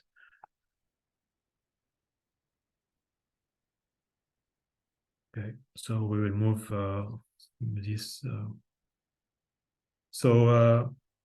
We need to, as we said, collect data and analyze data. We need to have interdisciplinary collaboration. So we need to have a team, including clinicians, data analysts, infection control specialists. They should be involved in the data collection and data analysis. So every hospital should have a statistician in order to analyze data, to make new protocols. And this team should have a good communication among members. So we should choose these members to create a coherent team. So we have a lot of challenges. Sometimes the data is collected in inaccurate way. So we need to make sure the data is being collected accurately, because inaccurate or incomplete data can lead to false conclusions. So sometimes we can, if we based our information on this data, we'll give the wrong treatment, so will cause harm to our patients. So we need to implement rigorous data validation process and staff training. It's very important to do this. So we need also to know that each patient responds to the treatment in a different fashion. So sometimes a patient that have two patients have a pneumonia, not the two patients who respond the same way. The first patient, for example, won't have symptoms on the second day or on the third day. Or the second one, for example, will continue to have fever for 5-6 days. So it's very important to know that there's variables in each patient, so which will make it challenging. So we should not generalize the conclusion for everyone. We should do individualized patient-to-patient outcomes. We have also limited resources, as we said in the previous discussions. So to do data collection, we need a full team, we need budget, we need so we have limited resources. So we need to know how to utilize efficiently our resources in order to prioritize data collection over other things that are not needed. Okay, so we're repeating the same thing here. So we need to encourage patients to actively participate in data collection. For example, if a patient reports a symptom, he should tell his doctor that he's having his symptoms, and this should be noted in the file, because as you know, low patient engagement can limit the availability of patient-reported outcomes. So everything should be noted in the medical file. Okay, so sometimes we need to balance the need of data with patient privacy and patient ethics. Sometimes patient doesn't want to share his data because of ethical background or because of any other personal issues. So ethical concerns can sometimes limit data collection and can prevent reaching good outcomes for the patients. So we need to obtain consent from the patient that we can collect data from his file. The patient should have a written or an oral consent that we can proceed to collect data. Okay, so we'll end this discussion here. If you have any questions, I am ready to answer you. Thank you.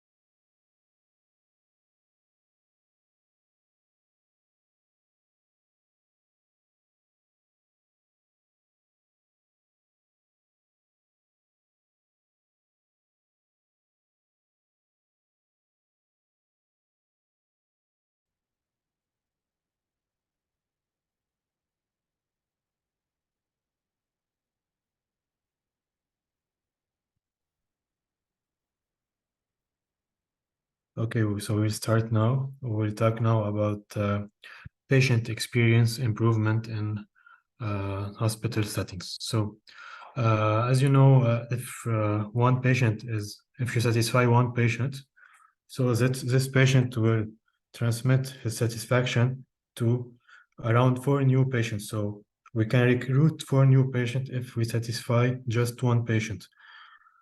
But if you disappoint one patient, this one patient will go and talk in a bad way about the hospital.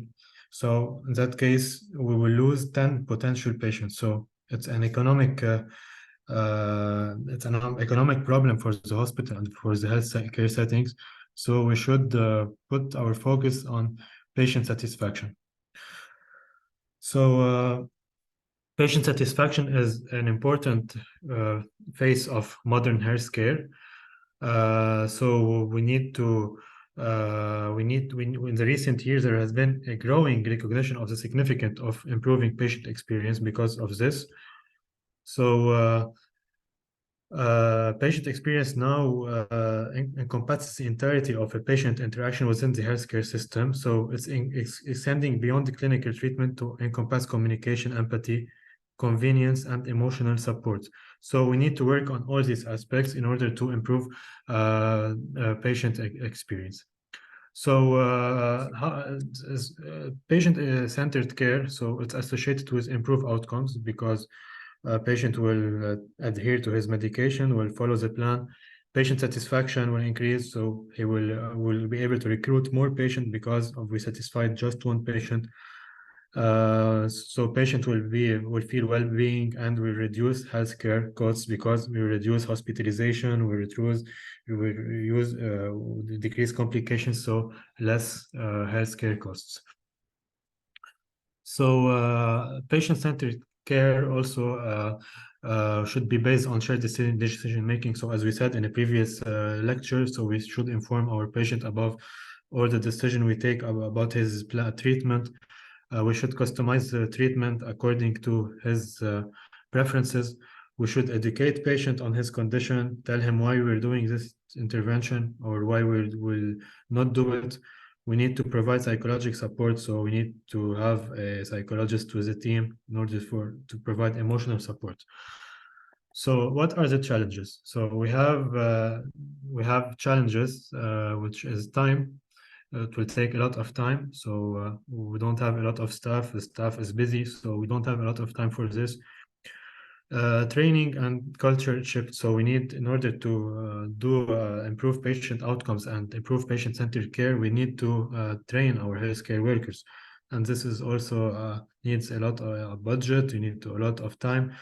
We need to integrate technology, so we need to integrate electronic health records so the patient will be able to access all his file just by entering the website of the hospital, for example.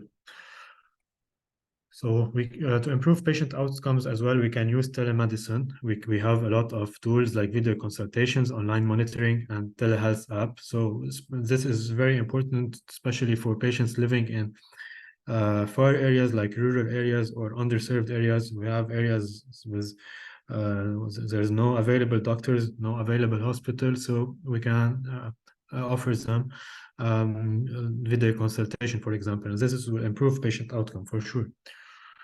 So an important aspect, as we said, you can use electronic records. So all patients should have access to their electronic records. This will improve data accuracy. This will improve information sharing among healthcare providers and with their patients. So patients should have access to the electronic health record as well as healthcare workers. So doctors, nurses should have access to the patient, are authorized to access the file. So in order to improve patient outcomes, we have a lot of technology. We have a lot of mobile health apps. These apps will take an active role in healthcare. So these are new resources to help patients in their conditions. We have remote monitoring device. We have the Apple Watch. We have the other types of watches. We have the telemetry, so the doctor will be able to access vital signs, access the heart rate, the blood pressure, the oxygen saturation, the glucose level without seeing the patient. So it's also it will improve patient outcomes, especially for patients that are living in rural areas. And this will allow the doctor to detect early health issues. For example, if a patient is tachycardic, so this will allow the doctor to search for a potential cause for tachycardia. So we can detect it earlier and we can start treating earlier. So by this way, we will improve patient outcomes. We have a lot of hospitals that are now implementing healthcare chatbots. So the user, the patient, when he's at home, he can enter this tool.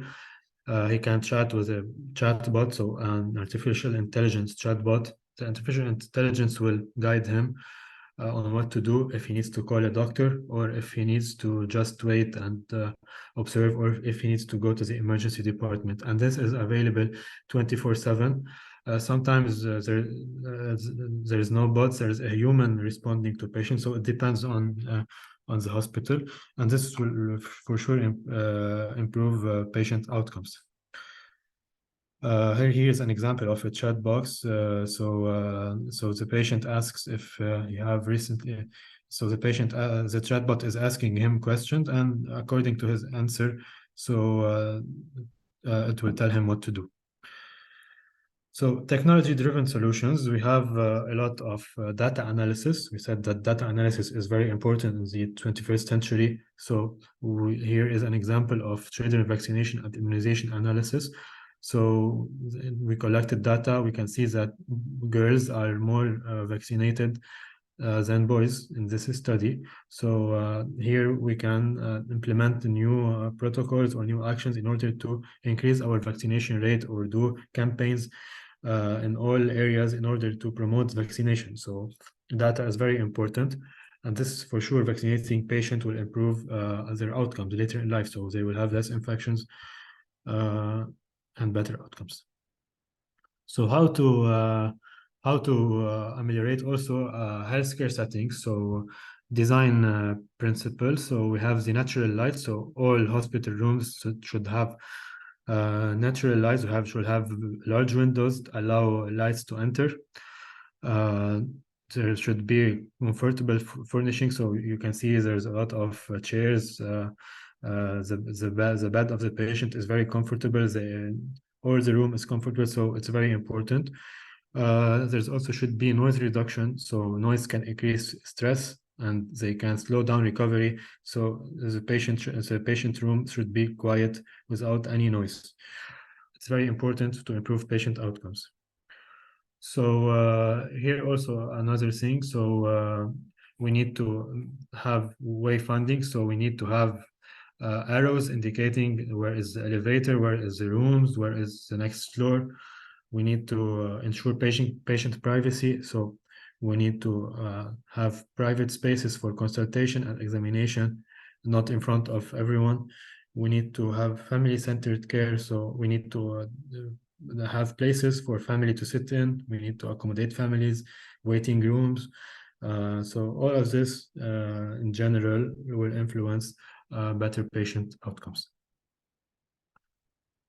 So the hospital, every hospital should have an infection control department, and this infection control department is responsible for the isolation rooms. We have isolation rooms, for example, if a patient have a transmissible disease, a virus, a bacteria that can be transmitted, should be placed in isolation rooms, and we should have hand hygiene stations. This will decrease the infection rate, hospital-acquired infections, and improve patient outcomes.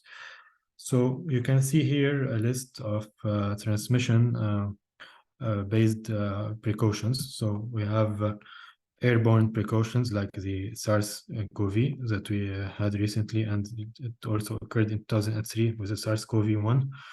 We have the MERS, the Middle East respiratory syncytial virus. So it looks like SARS, but it's more severe. We had it in the Middle East recently in the 10 years ago.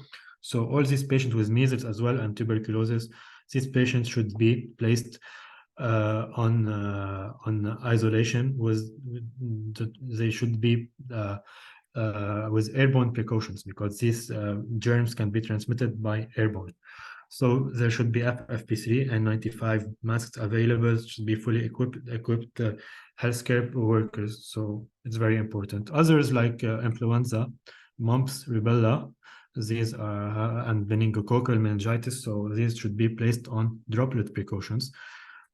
So here we should have a repellent surgical mask, FFP3 as well. And we have other diseases like MRSA, so it's a methicillin-resistant Staphylococcus aureus, which is a resistant virus, bacteria, sorry. So VRE, vancomycin-resistant Enterococcus as well. So these should be placed on contact precautions because these bacteria can be transmitted by contact, as well as Clostridium difficile infection, which is very high, has high transmission rate. So these patients should be placed on contact precautions. And burn patient, for example, should be placed on protective isolation in order to decrease the infection rate for these patients. Okay, So healthcare facility design should also be sustainable. So we should have a lot of trees, we should have a lot of green views. So it should be eco-friendly, non-toxic building, no pollution. We should try to use energy other than like solar energy in order to power our hospital, lightnings and everything. So it should be sustainable, green building. So the design also to help improve patient outcomes, especially after the recovery in the rehab settings. We need to have, for example, healing gardens. So one patient can go to the garden, not stay in the room.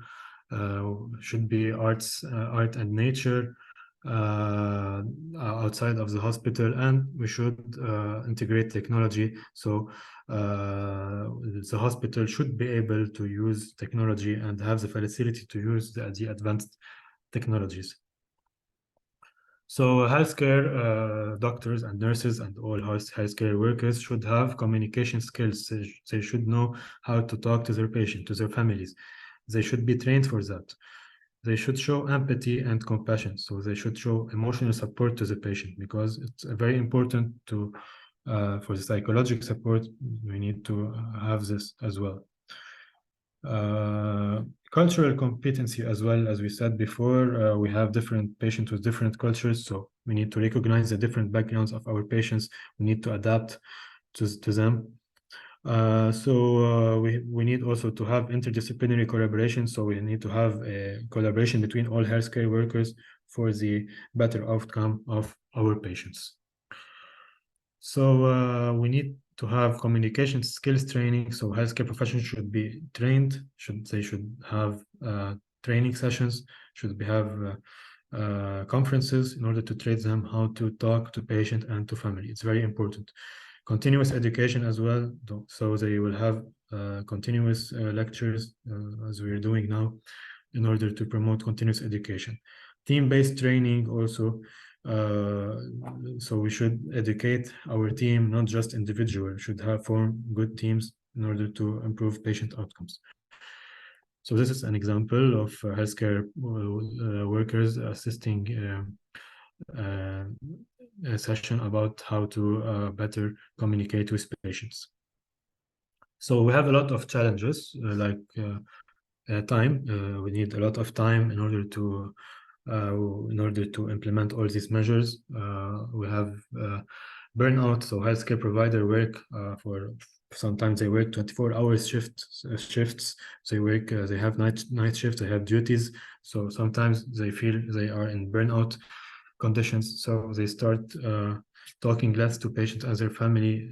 So this should be treated by increasing the number of staff working in the hospital. We have as well communication barriers, as we said before, the language or the cultural barrier. So we should organize and have an interpreter with us in order to talk to patients that can't talk our languages. So we should also have surveys. So we need to ask all patients if they are satisfied with their hospitalization, with the doctors, with the nurses, with how they are being treated. We should do gatherings for patients and their families with doctors. We need to check data from these surveys in order to see what can we improve after that. So when we analyze data, we need to do quantitative analysis.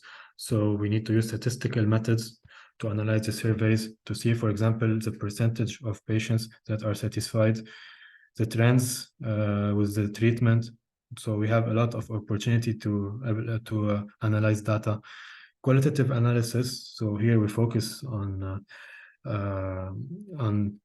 patient narratives and emotional responses. So it's not based on percentages on numbers. So it's more about quality. And so we need to analyze data quantitatively and qualitatively. So both. So when we analyze data and we find a problem, we need to find the root of the cause leading to this issue or this problem, and we should highlight it, and we should take actions. So data, we call this data-driven action. So when data-driven insight from patient feedback informs the development of action plan to address specific issues. So if we find, for example, an increased risk of fall in the hospital, we should do an action plan in order to try to reduce this risk.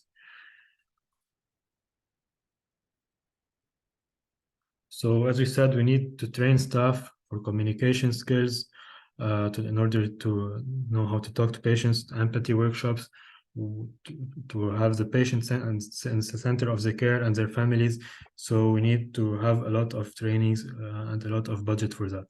So now we move to cultural competency and diversity. So cultural competency in healthcare, it involves understanding, respecting, and effectively responding to the culture, linguistic, and social needs. So every patient comes from a culture, and sometimes patients cannot talk Arabic or English, so they come from different backgrounds. So we need to understand that. We need to train our healthcare workers in order to know how to communicate and how to address these patients. And the training include understanding cultural norms, communication styles, and healthcare beliefs, because there's different healthcare beliefs. Some patients refuse to take this type of treatment. Some patients refuse to take blood transfusions. So we have a lot of variables here. Language severity, as we said, for the non-speaking patients, we should have an interpreter, someone that can translate. This will improve outcome of these patients for sure. So some patients, as you said, due to their cultures, they have dietary restrictions, they have healing practices, they have other variables. So we need to address that and educate our staff to do it. Okay. So we should not only focus on the medical condition, we should also focus on the psychological aspect and the emotional and mental well-being of the patient in order to improve his outcome. So we need to an interplay between physical health and mental health, so they are connected. Okay. So patients receive, all patients should receive initial psychological assessment, so to identify mental health concerns. So there's a lot of patients that have mental issues that are not diagnosed. When they come to the hospital, we need to evaluate these patients and try to detect these mental issues earlier. Screening, we need to screen for depression, anxiety, and for post-traumatic stress disorder. So we need to do that. We need to so we need to make it easier for the patient to access mental health support. We need to have psychologists available in the hospital. So we need to, for the emotional support, we can have group therapy. So for example, for a group of patients having the same issue, we can do a group therapy with a psychologist in order to improve their outcomes.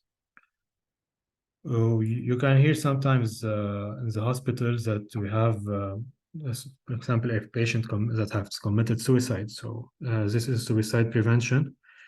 We need to have suicide prevention protocols, including risk assessment and safety planning. For example, if we suspect a patient that is suicidal, we need to close windows. We need to observe him. We don't have to let him stay alone. So we need to recognize warning signs and respond appropriately. So we need support group for mental health, as we said, group therapy with a psychologist.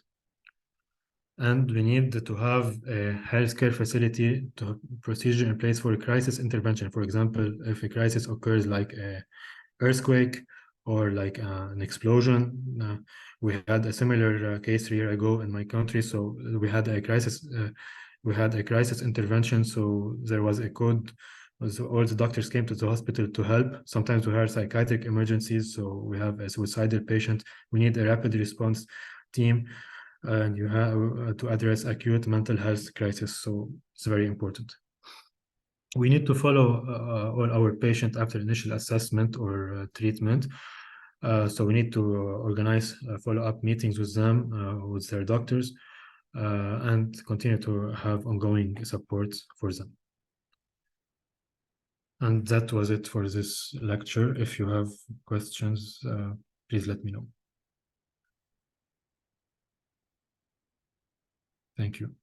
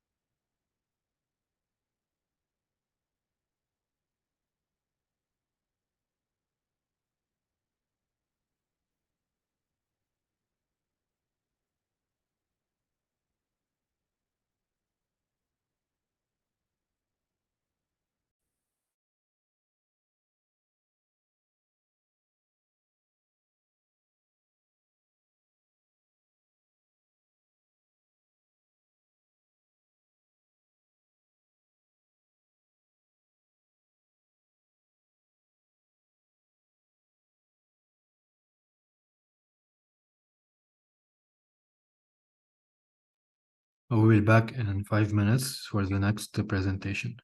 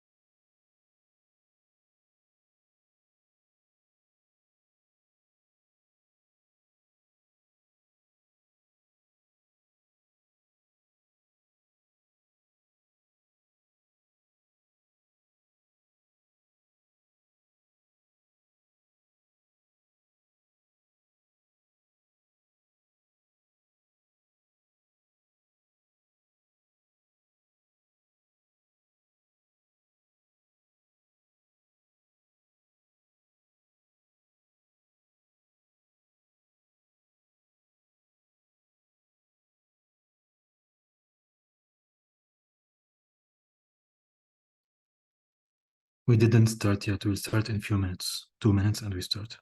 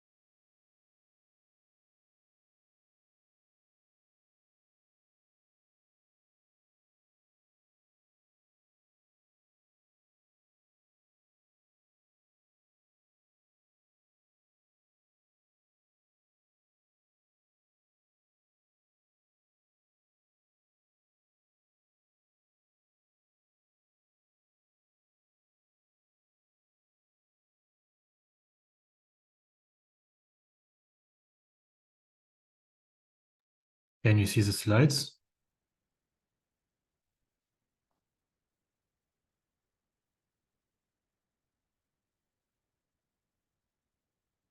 Okay, great.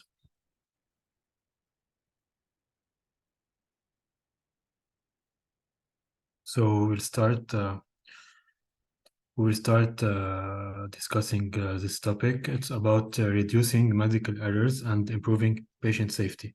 So when healthcare can kill you, so sometimes healthcare and medical errors can cause harmful condition to the patients and can lead to death. So we need to address all these issues in our presentation.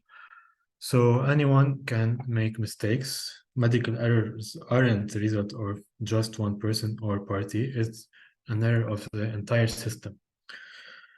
So medical errors refer to preventable adverse events or mistakes that occur in healthcare settings, which can result in harm to patients. So they are preventable. So and this error can take various forms, from medications mix-up. So sometimes we give the patient a wrong medication, or we do a wrong diagnosis, or we do, for example, a surgery, but we have complications, and we can have communication breakdowns. So we don't communicate well between us. So this will lead to a risk of medical error. So they are preventable adverse effects resulting from medical care rather than the patient condition. So preventable, we should focus on this word. So ensuring patient safety is important. It not only preserves lives, but also enhances the quality of care and builds trust between patient and healthcare provider. So every patient deserves a safe and an effective care. So you can see here in a survey. So nearly half of survey respondents that experience a medical error. So they said that the medical error was reported to them in only 45% of cases. In 31% of cases, the medical error was not reported to the patient. And in 24% of cases, the patient was not sure if the doctor or the nurse told him about the medical error that happened. So 45% were aware, but 31% were not informed that they experienced a medical error. So you can see here that around 60% of adults, so 6 in 10 adults with medical error experienced, say, a medical problem was misdiagnosed.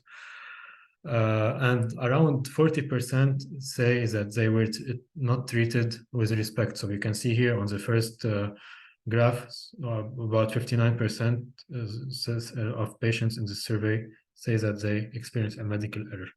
And around 40% say that they were not treated with respect from the healthcare provider. So when we talk about mortality, so causes of deaths in the US in 2013, you can see that heart disease is the most common cause of mortality, followed by cancer.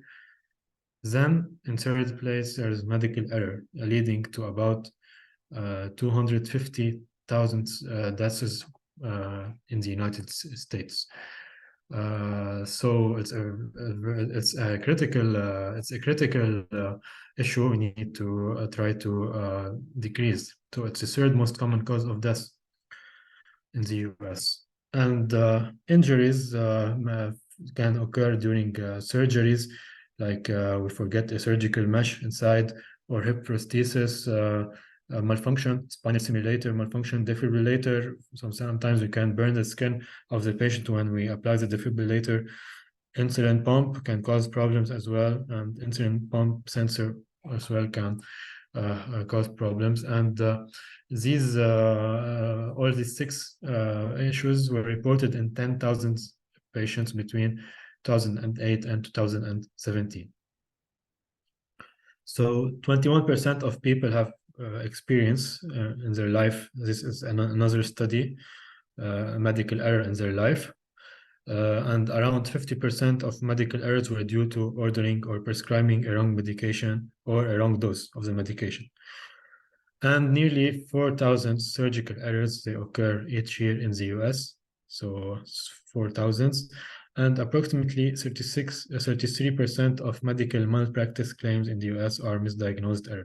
So medical malpractice is when you diagnose the patient in an incorrect diagnosis, and you had the tool to make the correct diagnosis, but you didn't do it. So this is considered a malpractice. And these data are from JAMA and from PubMed and Journal of Evaluation in Clinical Practice. So we have a lot of data on medical errors. So what are the consequences of medical errors? They can lead to a wide range of consequences like prolonged hospital stay, increase in medical expenses and costs because the patient will stay in the hospital, disability, and sometimes can lead to death. So we need to address this error to know why we still have medical errors in our hospital. So the cost of medical errors are significant, and we'll see numbers in the next slide. But they will cost around $1 billion each year due to healthcare expenses, legal costs. We need a lawyer. We need family. Sometimes will cause problems with the hospital, and this will decrease productivity in the hospital as well. Okay. So here are the numbers. So as you can see, this is from 2008, from the journal. So we have $19.5 billion due to medical errors. So we have mortality, short-term disability costs. So we have a lot of complications. The average cost per medical error. So for every patient that have a medical error, a single patient, the cost is $13,000. And the average cost for the patient's missing days of work due to a medical error is $10 billion per year for all the patients. And the death rate will be around 2,500 deaths, exceed in deaths due to medical error. So yes, the numbers are if we see, are quite high if we think of the economy and the costs, and we should address this issue very importantly. So medication errors, they involved, as we said, mistakes in prescribing. So prescribe a wrong medication or a wrong dose, or the medication administration. So we administer a medication in the intravenous route, while the medication should not be prescribed in the intravenous route, for example. So this error can result in incorrect dosages and drug interactions, or even allergic reactions. We have another type of error, which is diagnostic error. So this is when a healthcare provider or a doctor make a wrong diagnosis or misinterprets a test. So when we have, for example, we do a CT scan, abdominal CT scan, or a chest CT scan for a patient, and we have aortic dissection, for example, but the radiologist doesn't see it. So this is considered as a misinterpretation of the test and will lead to a lot of consequences on the patient. Surgical errors can sometimes occur due to a wide range of mistakes. So during the procedure, we can have a lot of complications. Sometimes complications can happen without a mistake. So we really need to study the file well to know where was the error exactly. So we have the third type of error is the communication error. So between healthcare, so for example, when we do transmission from the emergency department to the regular floor or the intensive care unit, sometimes the information is not transmitted accurately. So this also will lead to misunderstanding, lack of information, so will cause harm to our patient. This fourth type of errors is healthcare associated infection. So the patient comes to the hospital without an infection, and he catches an infection inside of the hospital. This is considered a nosocomial healthcare acquired infection. So this infection results usually, most of the cases, from improper hand hygiene, from contaminated equipment, or from poor infection control practices. So the patient should be in an isolation room. We put him in a room containing 2 beds, so the second patient will acquire the infection from the first patient. So this is considered as a medical error as well. So we have also human factor that plays a role. These are factors that due to stress, fatigue, distraction, and burnout. So this is very common in our practice. We have a lot of burnout in doctors, nurses, and other healthcare providers. So this can lead also to medical errors. We have a sixth problem that can lead to medical errors. It's a system factor. So we have a problem. We have a problem in the organization of the system. So we need to create better system. We need to create better organization. We need to create better protocols in order to prevent these types of errors. So as we said, the communication breakdown between healthcare workers also can lead to errors. We already discussed that on the previous slide. Lack of standardization. So when we don't follow the protocols or the guidelines that are being implemented worldwide, and we had a medical, we had a problem with the patient, so this is considered a malpractice because we didn't follow the guidelines. So it's a medical error for sure. So open communication and reporting is very essential. We need to communicate with our patients, with our colleagues, to identify the systemic issue and to implement corrective actions. So communication is key here.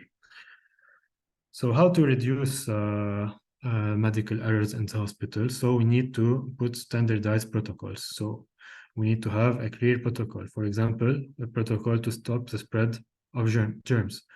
And this was specially implemented during the coronavirus pandemic that we had in the previous years. So we need to put a protocol to avoid contact with people who are sick. So we need to put the sick patient in complete isolation. We need to cover the mouth when we sneeze. We need to clean, disinfect, and equipment, phones in the hospitals, every equipment that a lot of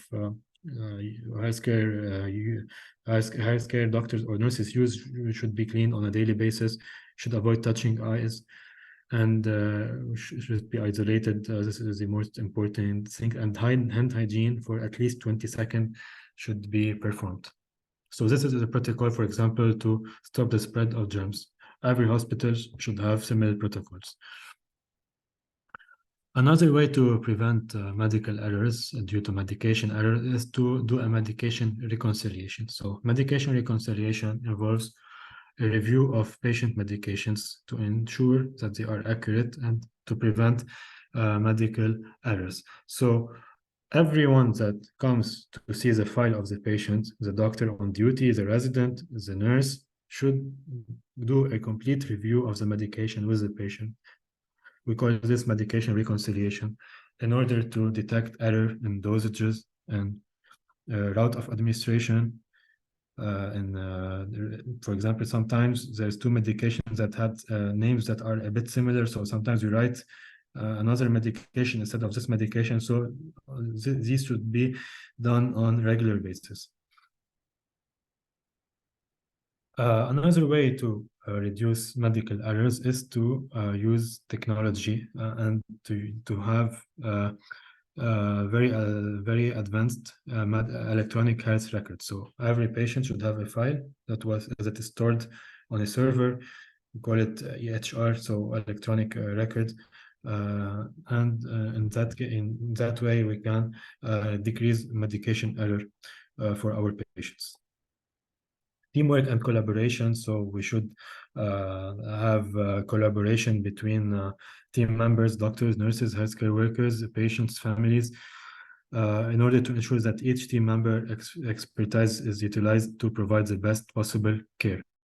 So we need to work together in order to reduce medical errors, because we said that medical errors are not just responsibility for one person, it's more like the responsibility of the entire system. So we need to educate our healthcare workers and train them in order to improve their skills, in order to stay up to date on all the medical conditions, all the new treatment, the new guidelines, and this will lead to better safety principles. As we said, we need to use evidence-based guidelines.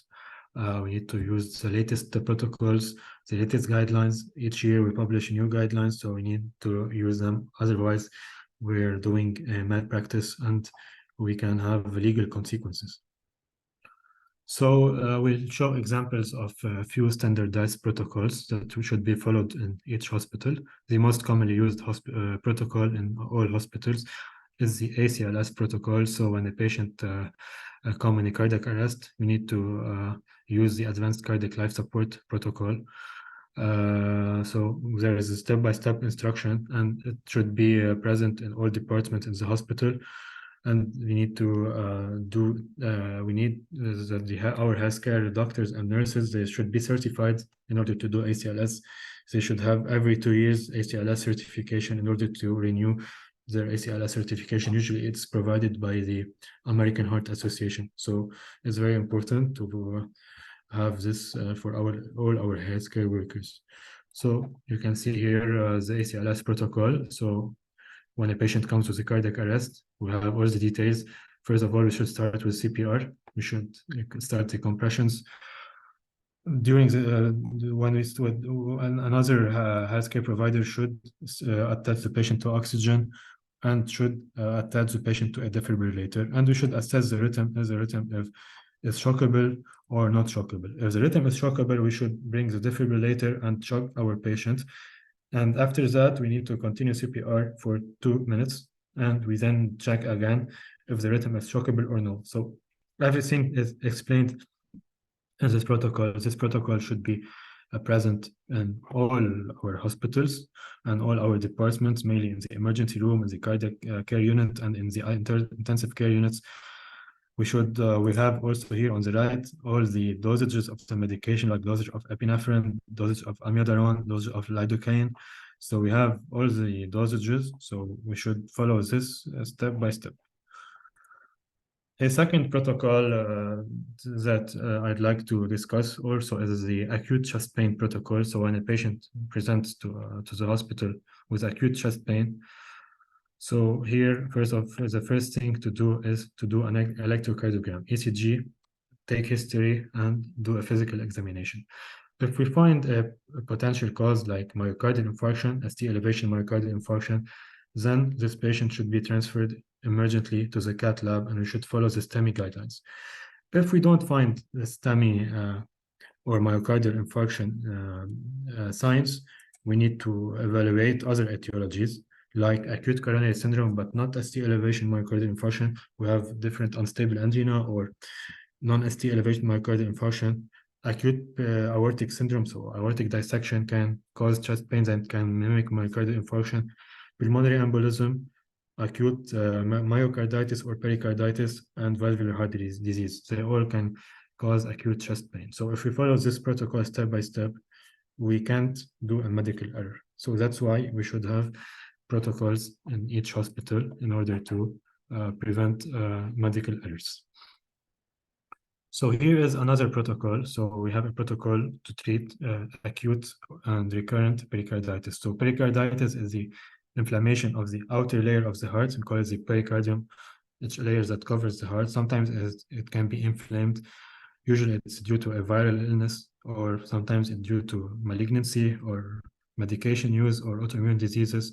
Most of the time, we don't know the exact etiology, so we consider it as an idiopathic origin. So we don't know exactly the cause, but in all cases, the treatment is similar. So to diagnose it, we need 2 of the 4 criteria. We need to have at least 2 of either pericardial chest pain, pericardial rubs, auscultation. So when you auscultate, the patient can hear rubs, ECG changes, and pericardial effusion. If you have 2 of those 4, we need to continue with this protocol. So we need to diagnose the patient with acute pericarditis. So the first line treatment is to use high-dose aspirin or use anti-inflammatory medication plus colchicine. And we should tell the patient he should not exercise for a few weeks. The second line is the patient is not responsive and he had recurrent pericarditis, you can use low-dose corticosteroids. So we have a protocol for everything. Here is a protocol for pericarditis. This is another protocol for patients admitted for pneumonia, so lung infection. we have a score. So if the patient is confused, he has a score of 1. If the urea level is above 7, score of 1. If the respiratory rate above 30, we also have a score of 1. As you have drop in blood pressure, systolic and diastolic, we get a score of 1. And if the age is above 65, we also get a score of 1. So if the score is less as 0 to 1, so here is low risk, so we can discharge the patient home and we give him antibiotics at home. No need to hospitalize him. But if the score is 2, so in that case, we need to admit the patient to a regular floor. So no need to intensive care unit in that case, because here the mortality rate at 30 days is 9.2%. So the patient cannot leave the hospital. If the patient has a score of 3 to 5, so in that case, the mortality rate is 22% on 30 days. So we need to admit the patient in intensive care unit and use broader spectrum antibiotics. Another protocol is when we suspect pulmonary embolism. So we have, we will not go to the details, but we have another score called the PESI score, which will classify the patient on low risk, intermediate risk, and high risk to detect pulmonary embolism, which is a clot obstructing the pulmonary artery. So depending on the risk, we decide if we hospitalize our patient or if we discharge our patient and we give him anticoagulation at home.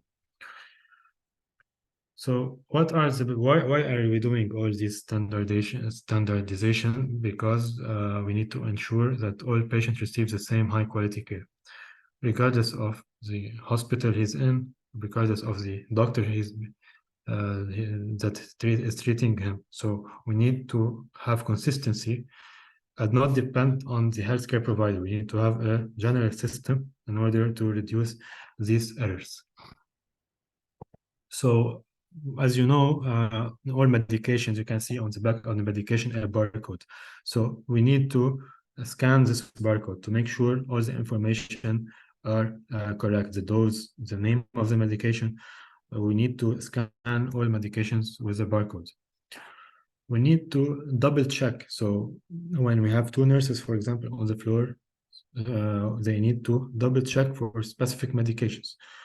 And how to do this double checking procedure. So sometimes for the calculation of the dose of the drug, for example, if they want to dilute a drug, they can do it independently. So the first nurse calculates separately, then the second nurse calculates. We see if the 2 nurses give the same number, or they can do it together verbally, or they can watch. So one nurse calculates, the second will watch her, or the nurse 1 will show the nurse 2 how to do it, and 2 checks if that is correct. So in that case, some drugs require double checking. So we will see which drugs in the next slide, but we do it in this way. Same for preparation of the drug, same for administration of the drug. So for administration, for example, 1 nurse is at the bedside, or we can have 2 nurses at the bedside to check if the patient will develop reactions, because some medications are dangerous and can cause immediate complications. So which medications need which medication need the double checking procedure? We have the some antimicrobials or antibiotics like gentamicin, tobramycin, amikacin, and vancomycin. These are broad spectrum antibiotics. We don't use them every day, but when we use them, it's very important to make double checking, because it's very difficult to calculate the dosages and make dilutions. Another one is amphotericin B. It's an antifungal infection that is used to treat severe fungal infection, especially in transplant patients or immunocompromised patients. This medication can cause a lot of chills, so the patient will start doing chills directly after administering the medication. That can cause a lot of side effects. Also, when administering potassium and electrolyte in the perfusion, we need to have 2 nurses double checking the procedure. Insulin, narcotics like opioids, morphine, chemotherapy agent like vincristine, methotrexate, etoposide, azathioprine, and oral chemotherapy also should be double checked. Heparin and anticoagulant also should be checked, especially if given continuously, like if we give them in a syringe pump. So all these medications should be checked by two healthcare workers. We need, as we said, to have an updated electronic health record that stores all the information of the patient. You can access the previous admission, the previous examination that he had, the laboratory test that we had now, the medication that he's on, the medication that he's taking at home, the social history, the past medical history, past surgical history, smoking, all should be stored in this medical record in order to prevent medical records. And we should focus on allergies. We need to note it in the file because it will give us an alert if a patient comes with an allergy. The system will alert us to make sure we don't give him the medications that caused him the allergy. So another way to prevent or decrease medical error is telemedicine. So telemedicine will allow patient to receive timely care and expert consultation, particularly, as we said, in underserved or remote areas. So we have areas without hospitals. So in order to prevent medical errors, we need this patient to see, for example, a specialist. So the specialist is not available, so he can consult him online. So online consultation. So we can have, for example, in our system, alerts and alarms that can tell us when we do malpractice or when we don't follow the guidelines, especially with the dosages of the medication or the route of the medication. So we will get alarms from the hospital, or for allergies, as we said. Teamwork is very important, so we should have interdisciplinary rounds. So doctors, nurses, surgeons, residents, all kinds of healthcare workers should do ICU rounds with the pharmacist for sure in order to detect medication errors.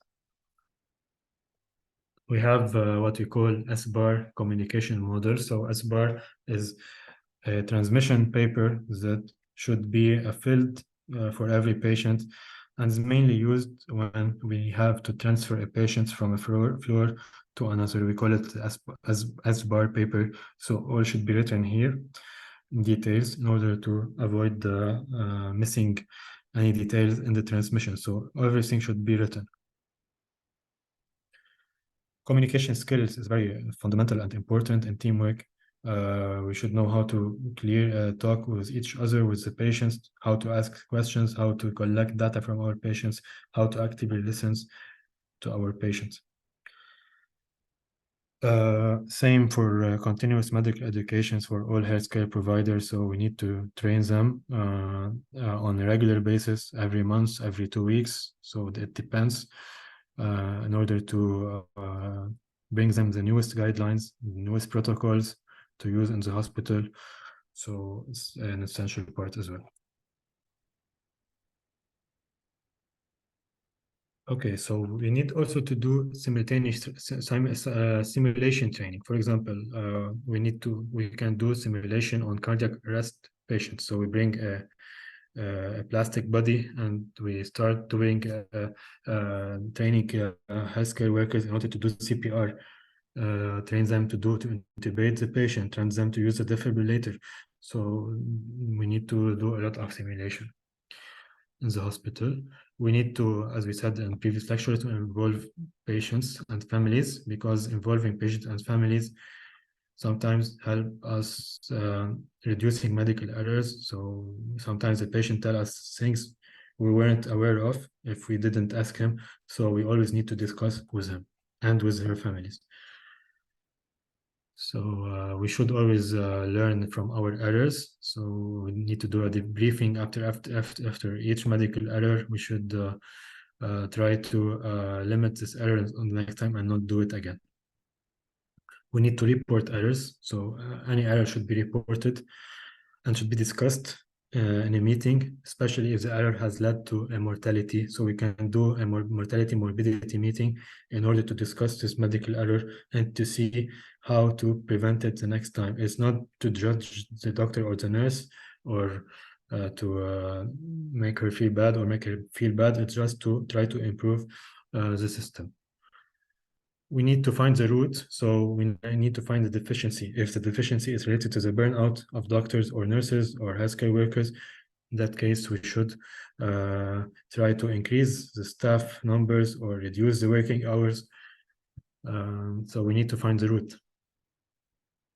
So learning from errors should lead to quality improvement initiatives, and healthcare organization can use the information gathered from near-miss reporting and root cause analysis. So when we find the origin of the data, when we collect the data of all the medical errors, we can have statistics, and in that case we make a study and we have numbers and percentages. This will help us to prevent similar errors and help us to implement measures in order to reduce such errors in the future. That was it for this presentation. If you have any questions, you can ask me for sure in the question and answer box. And thank you for listening.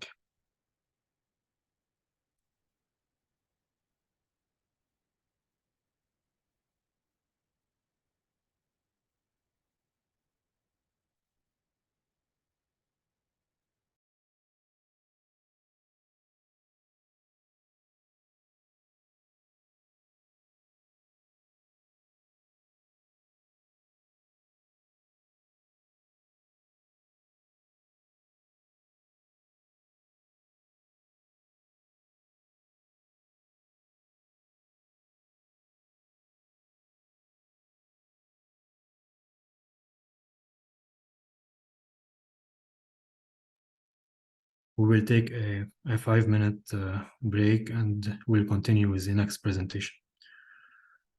So we'll be back at 1:35 p.m.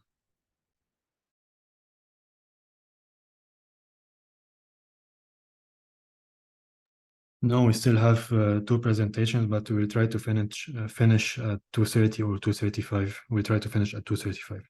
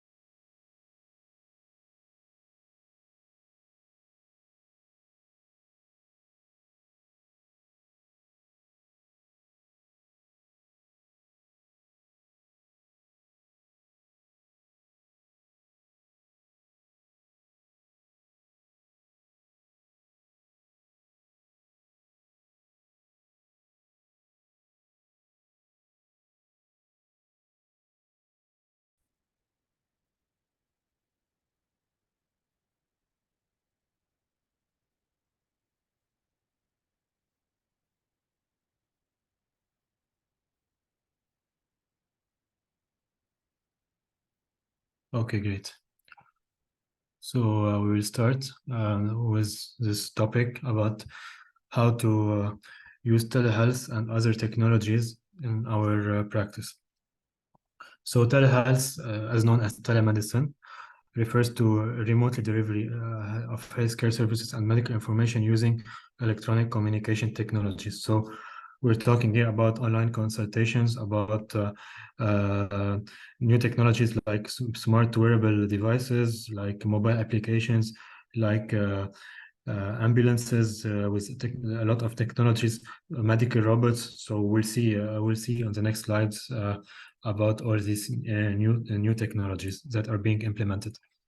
So when we'll go back to history, so telehealth history goes back to the 19th century. So in the years 1800, so it's 200 years ago. So doctor and patient exchange medical information over wires. So it gained the prominence with the advent of telephone consultation in the mid-20th century. So when you have telephones, we also had consultation over the phone. Now it's very advanced to have video conferencing to wearable devices. So here is the first reported online surgery that was streamed online. It was done by a surgeon. He's of Lebanese origin. He's called Michael Debeki. He's in the States. So he performed an open heart operation at the Methodist Houston Hospital on May 2, 1965. And he streamed the surgery to representative in the Geneva University Medical Faculty and Geneva, Switzerland. They watched the operation. So they were able to learn from him in another country. So importance of in modern healthcare. So telehealth is very important. It's rapidly growing. Everyone is hearing about artificial intelligence, about new devices, and it's transforming the way patients access and receive medical care. So especially during the COVID pandemic, there was a shift for now we're seeing more online consultations. We're seeing more shift toward online therapy. So the next few years, we might see an increasing number of online consultations. So the benefits is to allow improve access to healthcare, especially for, we said before, for geographic barriers. So patients living in rural areas with no access to doctors or hospitals, so they can consult a doctor from anywhere, everywhere, and it's for everyone, and it's anytime. So it has a lot of benefits as compared to the traditional consultations. It can also have a lot of cost saving. So the data I'm showing here is the data from the Florence hurricane. So during the hurricane, for sure, the patient cannot go outside of their homes. So they rely more on online telehealth consultation. So you can see that for each patient in the US, when they go to the emergency department, it usually costs $1,200 for patient for each visit. So if 33 patients do not go to the emergency department during the hurricane, in that case, we can save $39,600. Same applies for transportations. So every patient that need to be transported to the hospital, it will cost the ambulance $415. So to pay the staff, to pay for the transportation, to pay for electricity, to pay for everything.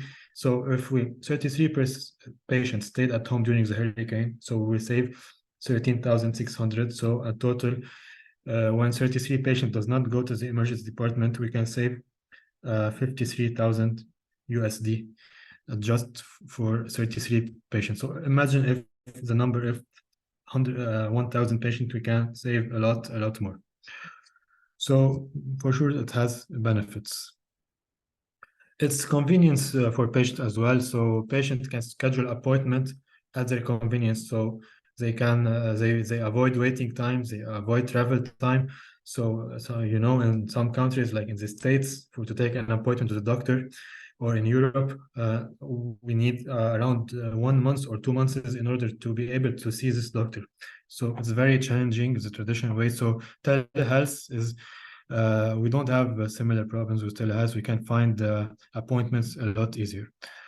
So it also enhances communication between patient and healthcare provider, because when patient is at his home talking to his doctor, so he will be more relaxed, he will be able to communicate in a better way. As for the waiting time, you can see here, it's a study done in the US. You can see depending on each location, but in general, the average waiting time to get an appointment is around 20 days. So this problem is not found with telehealth. So we don't need to wait 20 days in order to talk to a doctor. So we can talk to a doctor directly within 1 day or 2 days maximum. So same applies for waiting in doctor office. So when a patient visits a doctor, on average, the patient will have to wait 21 minutes in order to see the doctor. This will also be with the telehealth. We won't have this problem, so no need to wait. We can directly do the consultation. So how often patients encounter 20+ minute wait time? So with this study, we can see that often, so 28% of cases they say that at least once a week when I go to the doctor, they need to wait more than 20 minutes in order to see the doctor. Same for emergency department time. It's not very clear, this slide, but we can see that in order to see a doctor, sometimes in 24% of cases, the patient needs to wait plus more than 1 hour in order to see a doctor. And this is a huge number. So this will cause the emergency department to be crowded, to be full of patients. So online consultation can sometimes help, especially for non-emergent cases, like patient that does not require to go to the emergency department, but the patient decides to go there. So if he had the ability to call his doctor on telemedicine, maybe his doctor would have told him to stay at home and not go to the hospital. So here is a physician perception on wait times, impact on patient retention. So they asked doctor, they said that when patients wait a lot, 51% of patients will have minimal impact. So maybe these patients will not come back. And 28% of patients will have moderate impact. So most of these patients will go see another one, and 9% will have significant impact. So they will never see this doctor again. And this study, they had 1,231 physicians. So, and they had these numbers at the end. So the consequence of long wait times is 23% of patients will leave the office with not seeing the doctor. 19%, for example, of patients will change doctors, and 9% of patients will rate the doctor in a bad way, and 7% of patients have left a critical review of the practice doctor on an online review website. So these will impact a lot of healthcare workers in a bad way. So physician so this slide it's the same, so we'll skip it. So what are the tools for telehealth technologies? So we have video conferencing. So video conferencing platforms, we have a lot of platforms, a lot of applications. We can use these platforms, especially for follow-up visits. So first time the patient sees the doctor in the office, he examines him, he does the tests, he orders laboratory tests, for example. The second time, when the patient wants to show the doctor the test, he can just do an online consultation with him because there is no need to examine him again. So here we can do, for example, a telehealth consultation. We have other technologies like remote monitoring devices. These are wearable devices and monitor devices like watches and blood pressure machines. These machines are connected to an online platform, and the information they record will be directly sent to the healthcare professional that is taking care of the patient. So we have a lot of new machines helping us do these procedures. You have this type of machine. So this is an all-in-one remote patient monitor. So it can record heart rate, it can do an ECG, can measure the pulse, can measure the temperature, it can measure the blood pressure, and can measure the respiratory rate. So all the information recorded by this machine, this small device, will be transmitted online to the healthcare provider taking care of this patient. We have other tools. We have different machines for telemonitoring. They are connected to a server, and the server will send information to the physician. This is another example. So same thing, but here is an older device. We have a lot of smaller devices available now. We have a lot of mobile apps that are specialized in health. So they monitor and manage health. They have a lot of benefits because they help patients, for example, for quitting smoking, medication management. This will lead to better health outcomes. We will show you a few examples. So this app, for example, is specialized in psychiatry and mental health. So the patient can enter there and can have tips, and for his anxiety, for his depression, he can consult a specialist as well online. This is another one called Amwell Telehealth Software. This is a software that allows patient to speak to the virtual doctor visit for about 10 minutes and no appointment are required. So it's very effective. This one will cost around $9 in order per month. So we'll have unlimited chats with doctors. So it's just $9 for the whole month. And this one is for patients that are diabetic and they want to lose weight. They can enter this Fruit Street Best telemedicine app. It's found on all the mobile phones, and it will give them a 12-week program. And they have access to video and they can chat with dietitians. So it's very effective at a low cost for sure. One of the most important things in medicine and healthcare is the electronic health records.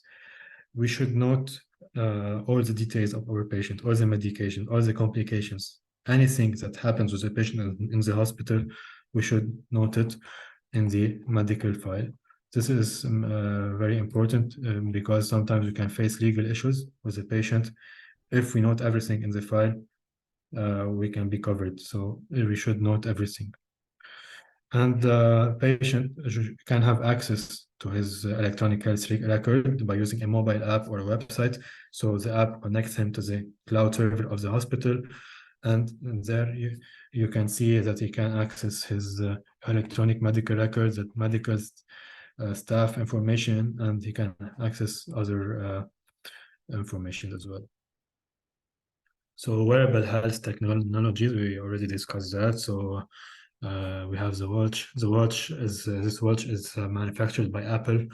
It's now FDA approved. It was approved in 2018 by the Food and Drug Administration, FDA. So it's now used, and in practice, we can rely on it to record irregular heartbeats, to do heart tracing. So it can detect atrial fibrillation, which is an irregular form of arrhythmia originating from the from the heart atria. So it can detect it. So it's very beneficial. So we have a lot of artificial intelligence. Artificial intelligence will help us collect data and make new protocols. And it can sometimes predict disease outbreaks like the coronavirus pandemic we had.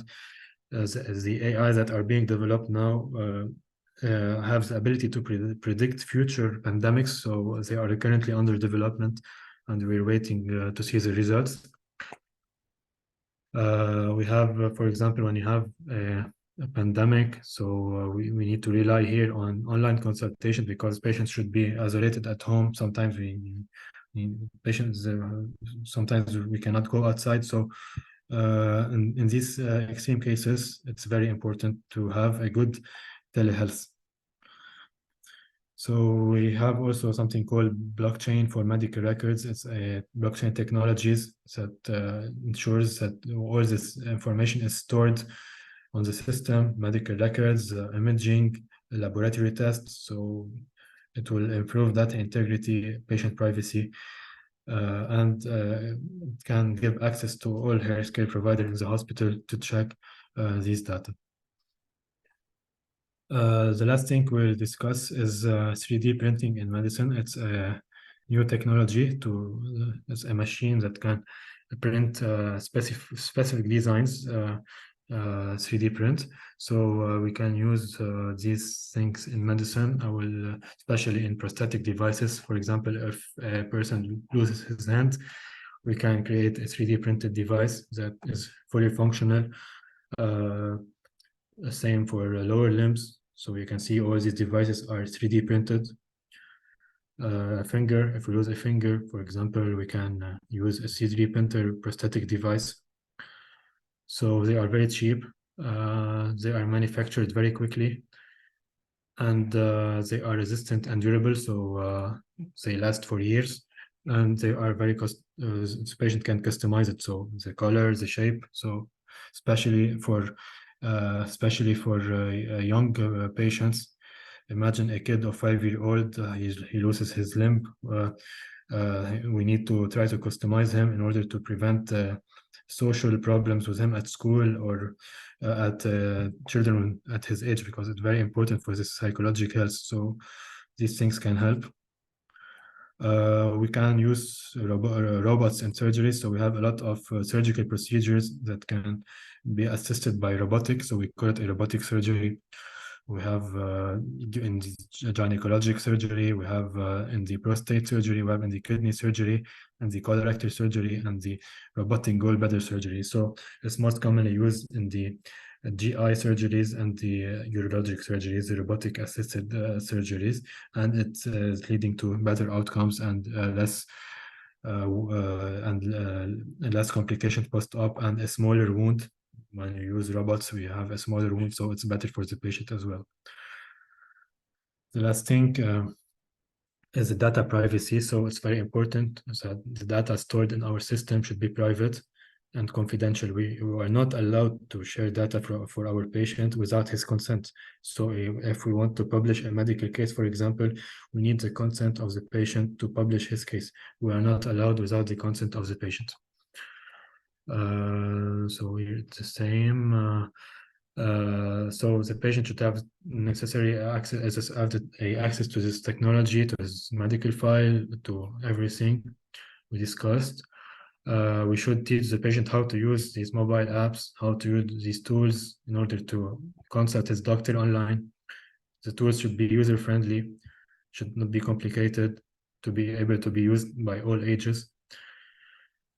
We should also address disparities. So everyone should have access for telehealth. It should be at low cost, especially for patients with low economic class. They should have access to these tools as well. So we skip these slides we already discussed. So here is an example of potential benefit of these technologies in rural healthcare delivery. So you can see that these are patients living in rural areas, so they can benefit from online consultations. You can see here another examples of this technology. This is a photo in New Taipei city in Taiwan, in Chinese Taipei. So you can see that these technologies are now being incorporated in rural areas. You can see the name of these cities. So they have now access to all these technologies, and it should be present in all countries. So we need to apply it. Same thing here. So when we apply telemedicine in rural areas, we don't have transportation costs, because if a patient is in a rural area, to transport him to a hospital, it's very far. So we need a lot of costs. We decrease wages, we decrease hospital costs. So we improve the situation without harming the patient. We now have also virtual reality technology. So this is mainly used to train junior doctors in order to perform very high-risk procedures, like you see here. That's a very complicated surgery in the spinal cord. Here is also a virtual reality for brain anatomy, heart. For sure, this is we don't have this technology yet, but it's gonna be present in the coming years. So virtual reality is also will be used. So as a conclusion, telehealth can sometimes replace conventional consultations and conventional medical work, especially, as you said, in rural areas during pandemics, during crisis, or when we want to follow up with patients that we already saw and we already examined. We can perform telehealth with them, and we have a lot of new technologies, new applications, new devices that are being used, which are helping and improving patient outcomes on the long term. So that was it. That was this presentation. If you have questions, you can ask me for sure. Okay, so we have a question, how these robotics work and are. So mainly the robot is manipulated by the doctor, but the doctor should sometimes can sit outside and manipulate it. In case of robotic surgery, you have a very small incision site, so you don't need to open all. If you're doing, for example, an abdominal surgery, you just do a very small incision. The robot is very accurate. It has very low risk of complications. It has a lower complication as compared to surgeries done by human. But these are in the early days, so we need a lot of development to give you a better answer. We're still in early days of this technology. So thank you.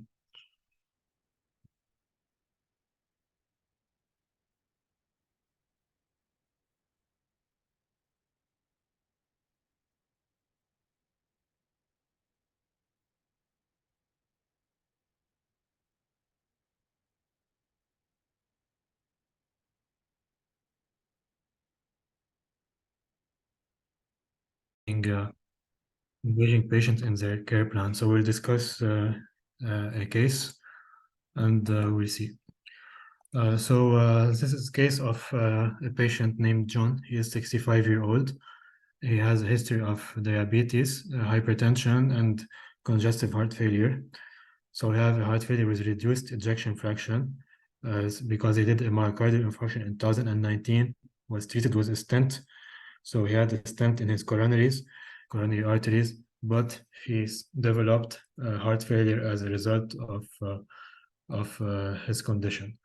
So as for his lifestyle, he is a sedentary smoker, non-compliant with medication. So this is very bad for him because he has all these comorbidities and he's not compliant to medications. So despite being prescribed the medication and advised to make lifestyle changes, John's condition has worsened over time. So he continued to smoke, he has gained weight, he's not taking medications, he's not exercising, he's not following dietary recommendations. So John's condition is worsening over time. So patient education, we should arrange a one-to-one session with John to educate him about heart failure.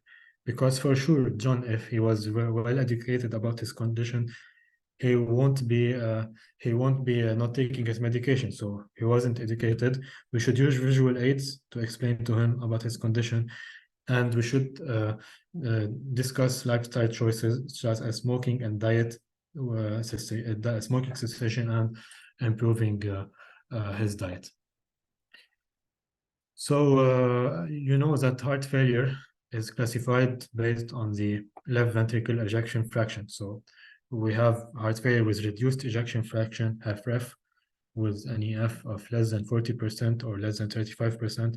We have a heart failure with moderately reduced EF, so the ventricle ejects in 40 to 49%, and heart failure with preserved EF, where we have an ejection fraction of the ventricle of more than 50%, and here we can have more of a diastolic dysfunction and not a systolic dysfunction. So the heart is contracting well, but does not relax well. So the problem here is in the filling pressures that are elevated. So heart failure symptoms can be classified as 4 classes. So New York Heart Association, NYHA, we call it. We have class 1, so no symptoms. Class 2, we have mild symptoms, so with normal physical activity, but at rest, he doesn't have symptom. Class 3, we have moderate symptom with less than normal physical activity, so he's only comfortable at rest. Stage 4 is when we have symptoms, even at rest. So at a minimal activity and at rest, you can have symptoms. So here is 4 steps to prevent congestive heart failure. So we need to exercise regularly. We need to lose excessive weight. We need to eat healthy diet, and we need to stop smoking or decrease smoking and stop drinking if we drink. So it's very important to follow all these 4 steps. So risk from smoking. So John, our patient, is a heavy smoker. So we need to show him this figure. We need to tell him that smoker is associated with most cancers. Cancer of the lungs, the neck, head and neck, leukemia, stomach cancer, kidney cancer, pancreatic cancer, colon cancer, bladder cancer, or cervical cancer. So almost all cancer are associated with smoking. Chronic diseases like stroke, blindness, so cardiac disease, aortic disease, chronic lung disease, asthma, fractures, all of these conditions are associated with smoking. So we need to set clear goals. We need to collaborate with John, our patient, to set goals for him in order to manage his heart failure. We need to, the goals should include smoking cessation, taking medication as prescribed, and attending regular follow-ups. So we need to show him all these goals in step by step. So we need to start with one and finish with one. So we have a lot of tools in order to prevent for smoking cessation. We have what we call nicotine replacement therapy. So as you know, nicotine is this product found in the cigarettes that is responsible for addiction. So we can replace it by using nicotine patches. So we put a patch of nicotine on the skin of a patient, and this patch will stay for 24 hours and will continue to secrete nicotine as a replacement.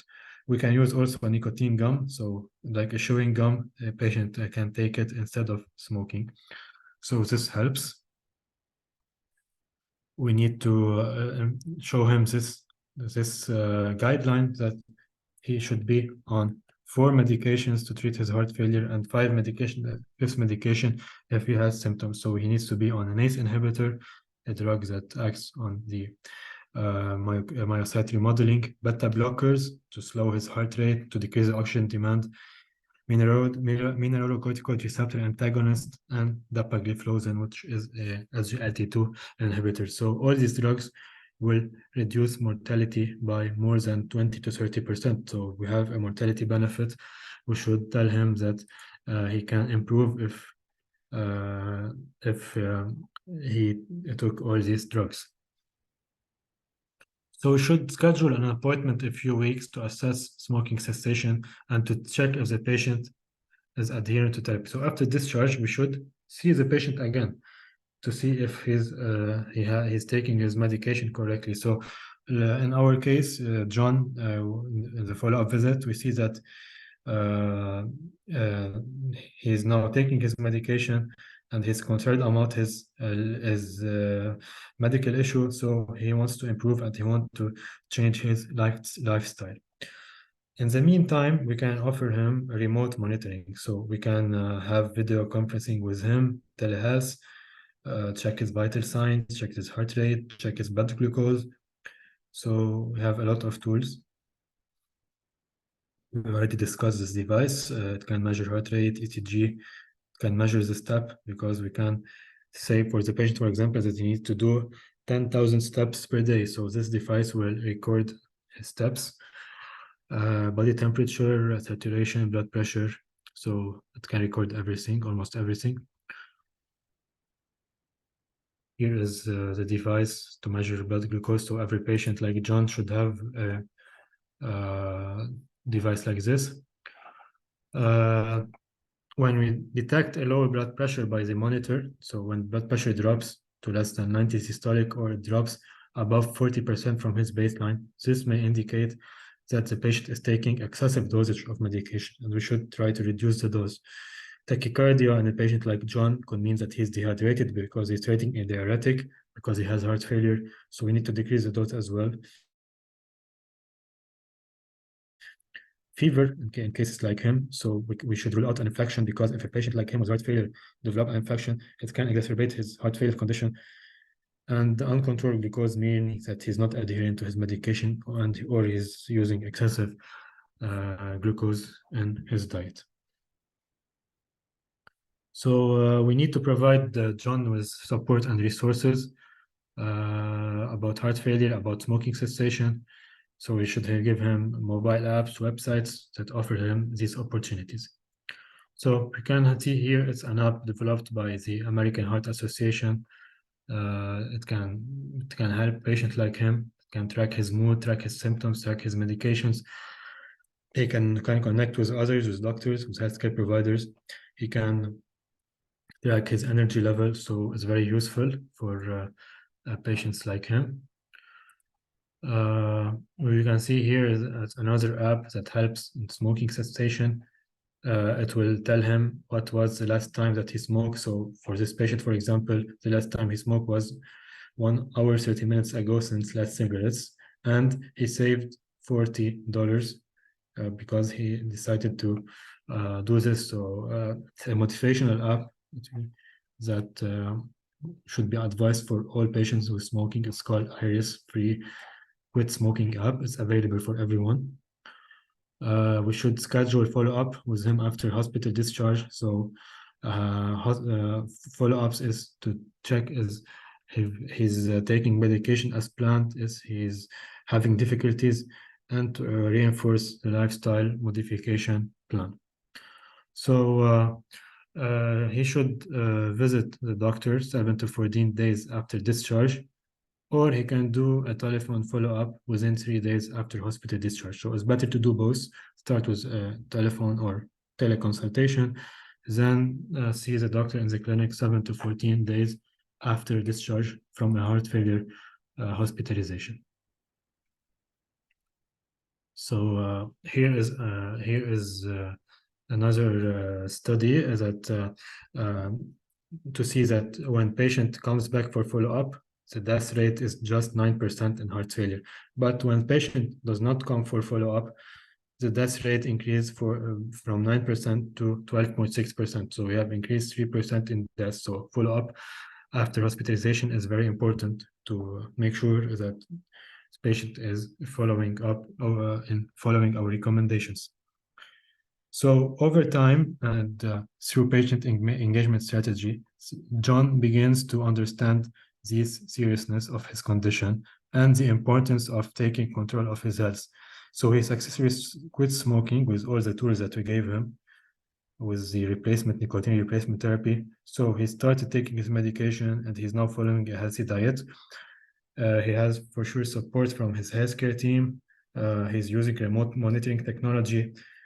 He's being motivated. He has support from his family. So we are now have improved the quality of life of John, even if he has a chronic condition. So I think I will stop here. If you have any question, for sure you can ask. And I want to thank you for listening to all these sessions. And I hope it was good for you and you learned the new things. So thank you for everyone for being here. And thank you for Future Vision for organizing this event as well. It was good. Thanks.